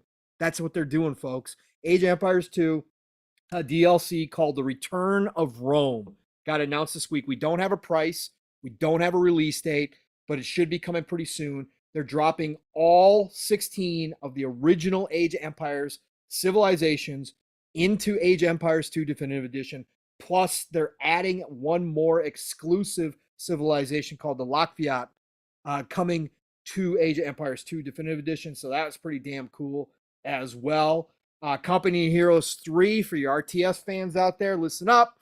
Company Heroes 3 coming in May. They dropped another trailer. Pre-orders went live for the console. The trailer had all gameplay from the console version, and it looks fucking fantastic, folks. So pre-orders are live. The deluxe edition, which includes the first set of DLC, I think it's 3 or 4 DLCs, will run you $80. Otherwise, the game, I believe, is $60 for the normal version. But Company Heroes 3 coming out, I will be playing that as well. I think I've got it lined up where I can budget that one in. Nintendo coming back to Gamescom this year, Steel. We touched on it early on in the show, I think pregame. Nintendo, first time, 4 years since they've shown up at Gamescom. We also this week, Steel, coincidentally enough, had the Nintendo European Research Division. That's right. Their acronym is actually NERD. This is not a joke. That's dope. It's NERD. Nintendo European Research Division is hiring a game tech engineer in its R&D branch to help with high performance implementation in current and next generation Nintendo platforms. So, of course, taking these two things together, worst kept secret in the video game industry is that Nintendo's got a Switch 2 or whatever they're going to call it coming. They've got something coming because the Switch is very long in the tooth. The fact that they're coming back to Gamescom after a 4-year absence, put 2 and 2 together, folks. Got to believe that maybe we're getting an announcement of the new hardware at Gamescom. It would make sense. Gamescom is huge. You got the Tokyo Game Show after that. Announce that hardware, announce a big game, whether it's a new Mario Brothers or a Metroid, whatever the case may be, and then hit Tokyo Game Show riding on a high in your homeland. They announced new hardware. I'm making $1 million the same. Yeah. And we're straight, Pong. I'm going to send you half and then we're good to go. All right. Phantom Liberty. Steel and I touched on this real quick too. Cyberpunk 2077. Yes, one of our GOATs. The one expansion pass that we're getting, the one DLC that we're getting out of this game now, it's going to be gigantic. It's supposed to be the biggest one they've ever done before. And you know what to expect from CD Projekt Red and their DLC because of The Witcher 3. Phantom Liberty, they're going to talk about it in June. So come June, they're going to give hands-on with the DLC to influencers and content creators and the press. So get ready. We're going to start hearing about Phantom Liberty. I know we got a million other things. We're going to be deep into Diablo 4, etc. But I'm making time for this DLC when it drops. As long as it drops prior to Starfield, I'm going to make time for this. So we are getting more word about that come June. So get excited for that. I think that's pretty much all the little topics I had, Steel, I think. Yeah. Bunch of little news this week, man. Bunch of cool stuff. Oh, Grounded got a huge update too. Yes. Shout out to Grounded. Shout out to Obsidian. Shout out for a passion project turning into potential. Again, they are I talked about this on PM to PM. They are following the arc of Sea of Thieves. Steel. They are following the exact same trajectory arc. Right, but because it started better than Sea of Thieves, right? But they are on the same trajectory as this game becoming just more. This game isn't going to die. This game is going to just become bigger and bigger. It's going to be one of those games that a ton of people play, millions of people play it. Nobody talks about it except for those fans, but it's out there, just continuing to get engagement, continuing to make money for Microsoft. Grounded is taking off. Huge. They actually called it the Grounded Super Duper Update. I'm sure your wife hopped into it, right, Steele? Not yet. Not yet? Okay. She's been busy, so. Yeah, yep. Wasps and the though. Wasps Keen have now been introduced. 100 plus new items to craft, base coziness feature, super duper machine, handy nat, additional custom game options, new achievements, and Steam Deck verified. Shout out to Obsidian, bro. Yeah. Again, passion project turning into this. Ridiculous, man. I love it. I love it. I love to see. Even if it's not a game for me, I love to see this. Otherwise, oh yeah, I talked about this earlier. Alien Dark Descent now up for pre-order. $40 game, not a full price game. Squad based tactics, so you have to like tactics, and it's squad. You're not controlling individuals. You're controlling the squad. Permadeath. You lose a squad member, you out. Oh, it's not an option. It's just that's part of the the game. Yeah, it is permadeath. Okay. I don't know if there's. They might have an easy mode where you turn off permadeath. Okay, XCOM had permadeath too, but you could turn. Either way, I was going to say, what's their vision for the game? Right. I think this vision is that June 20th. It's showing up June 20th. PS5, PS4, Xbox Series, Xbox One, and PC. The new trailer that they put out, go watch it if you're interested in it. Even if you just like aliens, you're not interested in the game, go watch it. Awesome. Story looks super cool. Yes, it's tropey. Yes, it's aliens, but it looks dope. IGN did a nice feature. I know IGN sucks, but every once in a while they do nice features.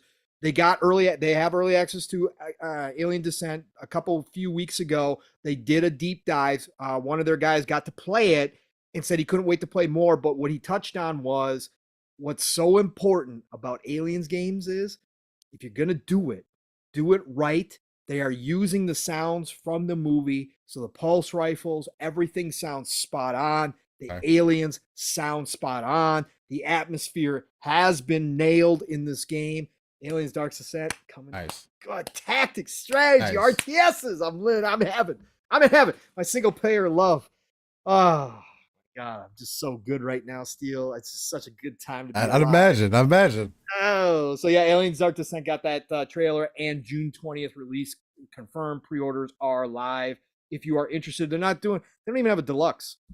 Oh, damn. So I don't know what they're doing. Get some pre-order items, some cosmetics, but they don't have any additional content right now. So I don't know what their plans are with this game. It's Focus Entertainment as the publisher, so they usually do support. So I don't know if they're going to wait and see what the reception is before they decide. I hope they do expansions on this game if it's that good. But right now it's just kind of the base available, $40. So nice. That's not bad. Check that out. Yeah, no, not bad at all. Perfect. Well, definitely some exciting news in that. Some things to look forward to too. So all right. I want to see more of it too. Yeah. See how they play out. Oh man, it's so good. All right, ladies and gentlemen. So as we wind things down, I think y'all know what time it is. It's time for This Day in Gaming. Hey, this is where we go 30 years in the past, up to of gaming history, because it's important to know where we came from, man. Gaming as art should be treated as such. And sometimes when you go through this list and you look back on what kind of games we had available to us, to what is possible today, at least for me, I can't help but to be grateful. That's why every experience is special to me. And yeah. The time mark on this is going to be 4:08:40. Gotcha. Yes, sir. Make me feel old, Steele. Make me feel old. Make the chat feel old, because we got a bunch of old timers in the chat as well. Let's make them all feel old. That's not the purpose of this. So we're starting in 1994 with Nice Deshot coming out on Super Nintendo. All right. Nice Deshot. Okay. What it was. Then in 94, we also had River City Girls Zero released on Super Nintendo. River City Girls, man. Good game. Good beat 'em up. Really good series. Then in 1998, we had Shining Force 3, Oh. Scenario 2, Bro. Nera War Edda, Miko on Saturn. Sega needs to bring this back. Shining Force, one of the greatest Sound familiar. RPG series of all time. Started out the first game, Sega Genesis, A Shining in the Darkness, one of my all-time favorite games. Like, just that whole series is so freaking amazing. It's unbelievable. They need to bring it back. They need to bring it back. Nice. Then we're moving in 1999. We got Suzuki All-Star Extreme Racing on Dreamcast. Yes, sir. Looks like a motorcycle. Beauty. Yep. Nice. Then in 2000, you had Grind Session on PlayStation. Grind Session. Skateboarding? Looks like it. Yeah. Then in 2000, you had Vanguard Bandits on PlayStation. It's not familiar, but Then in 2004, you had Hot Gimmick Cosplay Jong for Nintendo Switch on PlayStation 2. Cosplay Jong or Dong? Jong. The name of this game is Hot Gimmick Cosplay Jong for Nintendo Switch in 2004 for PlayStation 2. For Nintendo Switch in 2004 for PlayStation 2. So no, it wasn't the Switch. The Switch is old. Is this where they got the name from? Maybe. Nintendo Switch? What is going on? I have no idea. What is how ironic is that?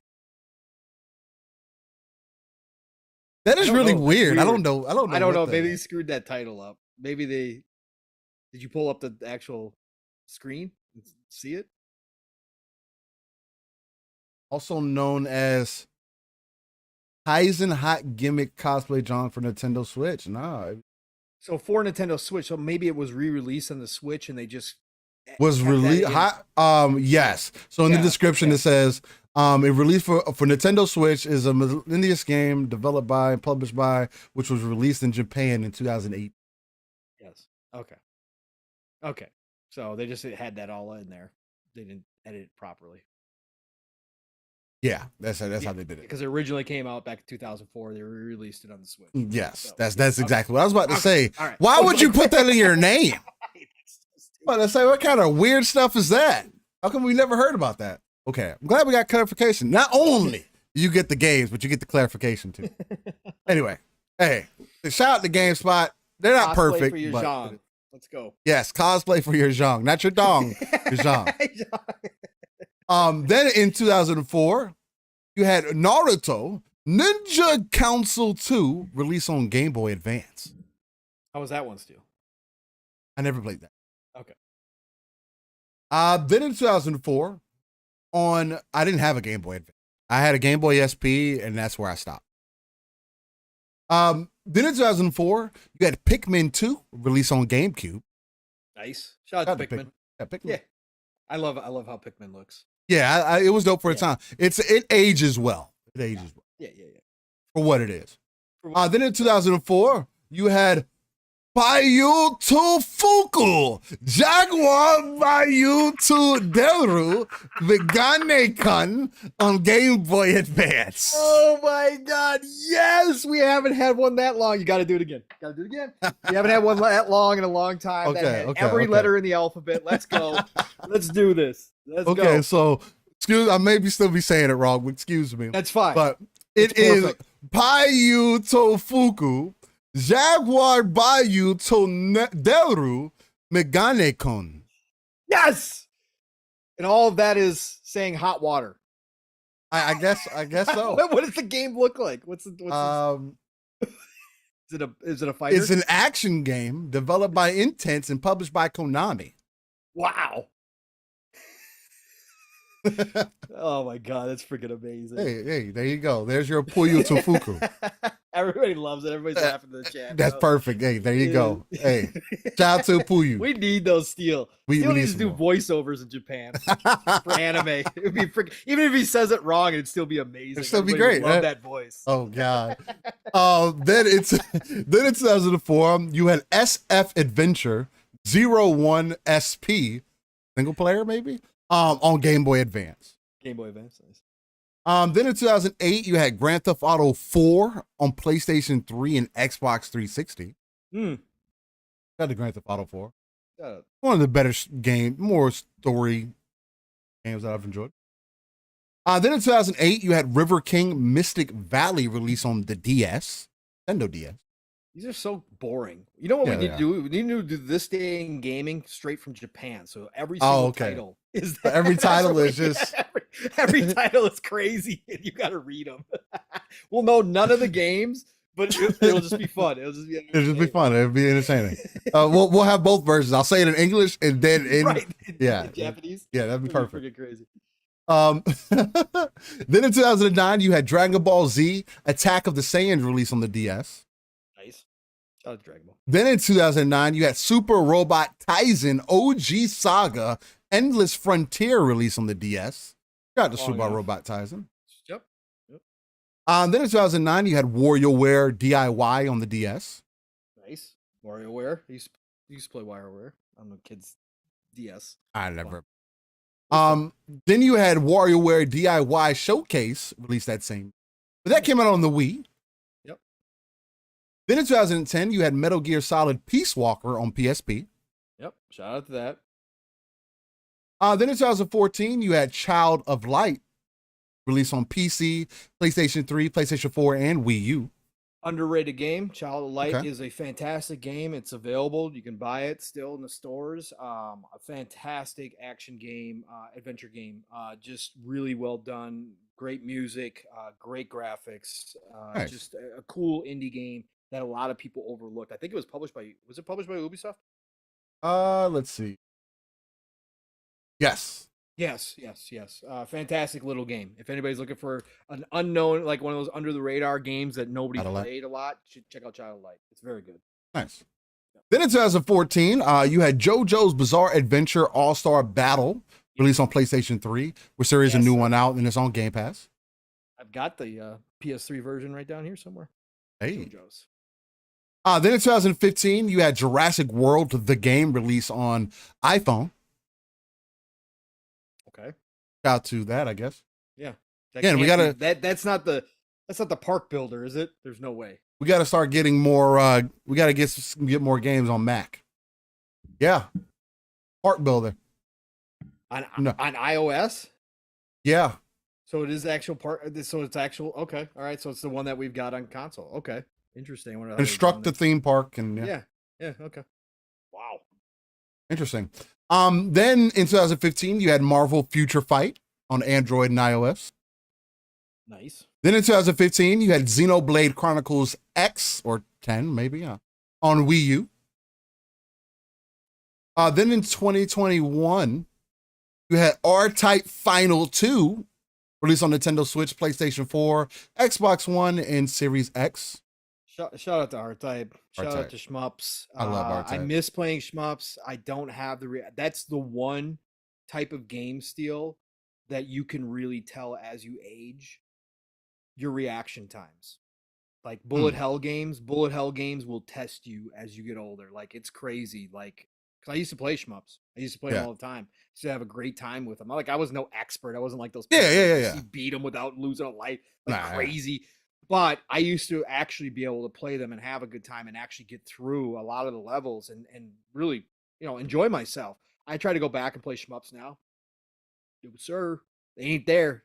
That skill set just ain't there no more. Yeah. It's crazy. I'm a step slow. It's crazy like that. It happens. R-Type is fantastic. Yeah, no, R-Type is a good time. I've had some fun with it. Again, it reminds me of back in the day. I mean, Metal Slug will probably still be forever my go-to if I need to pick one. The other one too, there's another one called Star something from back in the day. Can't think of the name of it now for whatever reason. but it was from back in the day. Either way, Is that the game? Shmup? Shoot 'em up? yeah, it was a shoot 'em up. It was called Star something, I think. Can't think of one offhand, but I can't. Yeah, I usually have it right there because it's one of those that because I played it on PC so often.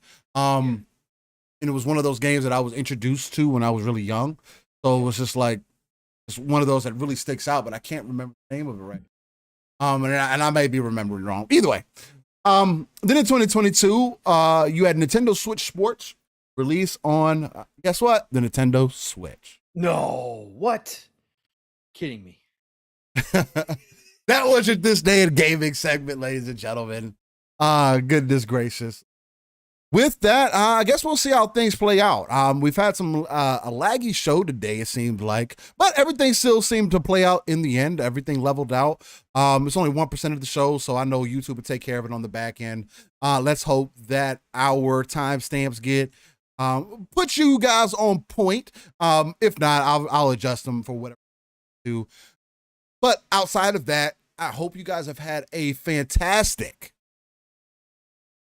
Saturday morning with us today. Over 4 hour show, really giving it to you live, raw, and uncut. A lot of deep, passionate conversations we're having today. We hit you guys over the head with what we're playing and the state of gaming right now, and Jedi Survivor, which I'm probably going to get into after the show, possibly, unless people got some free time and you want to get into some No Man's Sky. I know Boogie be around hanging out, so we'll see what ends up happening. I might dive back into some No Man's Sky or some Jedi Survivor because I've been having a good time with it, and I do want to play. The fact that I can get that good old beard. Yeah, give Cal a beard. I can't believe they did that to Cal. I can't believe they did the mullet. I can't believe they did that. It's so great. It's so great, man. Why not? I need a big beard. Mullet? Oh, the mullet is weird. Yeah, I said the mullet's weird. I don't know. Again, I said it after I saw Rat Tails on the Jedi in the prequels. It was yeah. Over with, so whatever. Anything goes, I guess. MG says still need more Breath of the Wild gameplay. I'll probably do that too. I'll probably get some to stream some of that because I am enjoying myself with that, and I have about one more Ancient Beast I got to take down, and then I'll be moving towards the end of the game, I believe.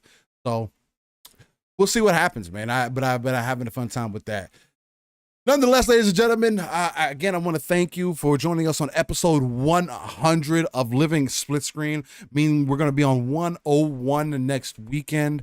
I am one of your hosts, Steel Rain. That's Steel Rain that's he is a 7 everywhere. And expect more shorts to happen this week. I was hitting you guys upside the head with some at the beginning of the week, but it kind of faded out. I got super busy throughout the middle of the week, and so I wasn't able to post. But yeah, I've been trying to do that more often just to try to pull in not only more people, but also more content for the channel for those who are subscribed.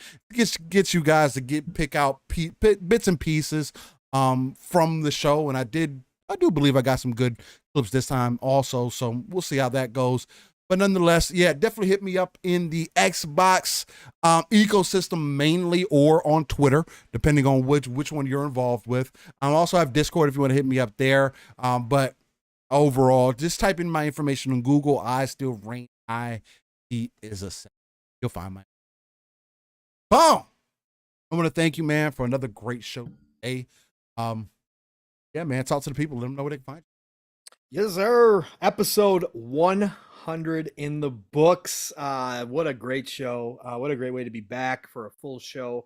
4 hours plus, doing it with one of my best friends in the entire world, the man right here, Mr. Steel Rain, who does everything behind the scenes. He's been putting in the extra work to do the clips, like all that kind of stuff. Again, never expected Steel, but always appreciated, brother, the effort that you put into this channel and what we do here on Saturday morning. So thank you for that, sir, and thank you for great conversations today about a wide range of topics and getting down and dirty with them, because that's what we do here. Chat, you guys are all absolutely freaking amazing. Again, showing up, showing out on a Saturday morning for myself and Steel when you could be doing a lot of different things. Thank you all for being here. Again, never expected, but always appreciated. And for those of you listening in the future, same, nothing but love and respect for anybody who drops in minute or 4 hours. It don't matter. Whatever you listen to us for, we appreciate you. Pong Soul Xbox, Pong Soul Twitter, you know the drill there. Tonight, got another big milestone show. And this is for an OG in this community, PTK Blam. Again, the Shop Podcast. You know it. It's Blam, it's Fuzzy, it's myself. But it's episode 300 tonight for PTK. We are going to have Lord Cognito join us for at least a good portion of the show. I'm sure some others are going to be dropping by to show respect. Again, if you haven't heard of PTK Blam, if you haven't stopped by his show, one of the best in the business, got this small little show that he's been doing for like 6 years. We're finally starting to see the audience grow a little bit, and we'd like to see more of you show up on Saturday nights. And again, tonight's the perfect night to come in and kind of get the flavor. It's a chill show, relaxed. We talk gaming news for 2 hours. He runs a tight ship, so we're 2 hours and maybe sometimes 2:15, 2:10, we out. Okay, that's how we do it there. But we have great conversations. He usually has Fuzzy and I lead a topic each as well, which is always cool to do. So drop by the Shop Podcast tonight, 9 p.m. Eastern, 8 o'clock Central Time. Come in, say hi, pay some respects to PTK because he has been doing this for a long damn time and he knows everybody in this community. Is crazy. So drop in there, and then otherwise next week it starts all over again. All good things green. Xbox Factor Podcast every Tuesday. Double Barrel Gaming Channel. Mr. Boomstick the man. 12 p.m. Eastern, 11 o'clock Central Time. Always has a great panel there. Thursday nights, it's PM in the PM. Pong and Mav in the PM over on Fun Speculation Channel. Again, Mav put out yesterday on Twitter record growth for the past month over on the Fun Speculation Network. Doing big things over there, having a great time doing it. And Thursday nights, two-man show like this. Every once in a while, we do have a guest. Otherwise, it's me and Mav doing the same damn thing where we catch up and we BS, just two dudes who love gaming, that enjoy each other, love the chat, and we just have a good time doing it. So every Thursday night, 7 p.m. Eastern, 6 o'clock Central Time on Fun Speculations Channel. And then back over there for Xbox Ultimate, which is crazy. We don't know who's going to be there. We don't know how the show's going to go. Again, last night, we dove into this whole ABK thing and wound up talking about the options for Microsoft. And somehow it went from the options of Microsoft from a business standpoint of what they could do to declaring war on the UK or sending special forces in to kidnap the CMA. That's where our topics go. We had a ton of laughs. Everybody was dying. Chat was dying because we were going off the deep end over there. It was nuts. We talked about tea and crumpets, and man, it was nuts. So Xbox Ultimate every Friday night, 10 p.m. Eastern, 9 o'clock Central Time, Fun Speculations Channel. And then back here again for 101. That's right. Episode 101 next weekend, right here with my brother from another Steel Rain, doing this all over again. Next week should be fun. Going to talk a lot of Age of Wonders 4. It's going to be a blast. You'll be seeing me on Twitter, put that up as well. So we're going to have a good time talking about all the gaming news that shows up this next week. We're coming closer and closer, folks. We are like a month and 2 weeks out from showcase season. It's going to get crazy. There's going to be news dropping. There's going to be rumors flying. Who knows what happens next week? We'll be here to talk about it. Golden Age of Gaming is here, folks. Whatever you're playing, Dead Island 2, Jedi Survivor, Age of Wonders 4, whatever your style, don't matter. There's something for you out right now. So get out there, enjoy it. Have a great rest of your weekend. Play what you love what you play. And remember, play later, play better, play cheaper. Talk to you all real soon. Steel, get us out of here. Hey, I like it. I like it a lot. Ladies and gentlemen, thank you for coming out. See you guys next week on episode 101, and much love. Stay safe. Peace. Get some gaming in, by the way.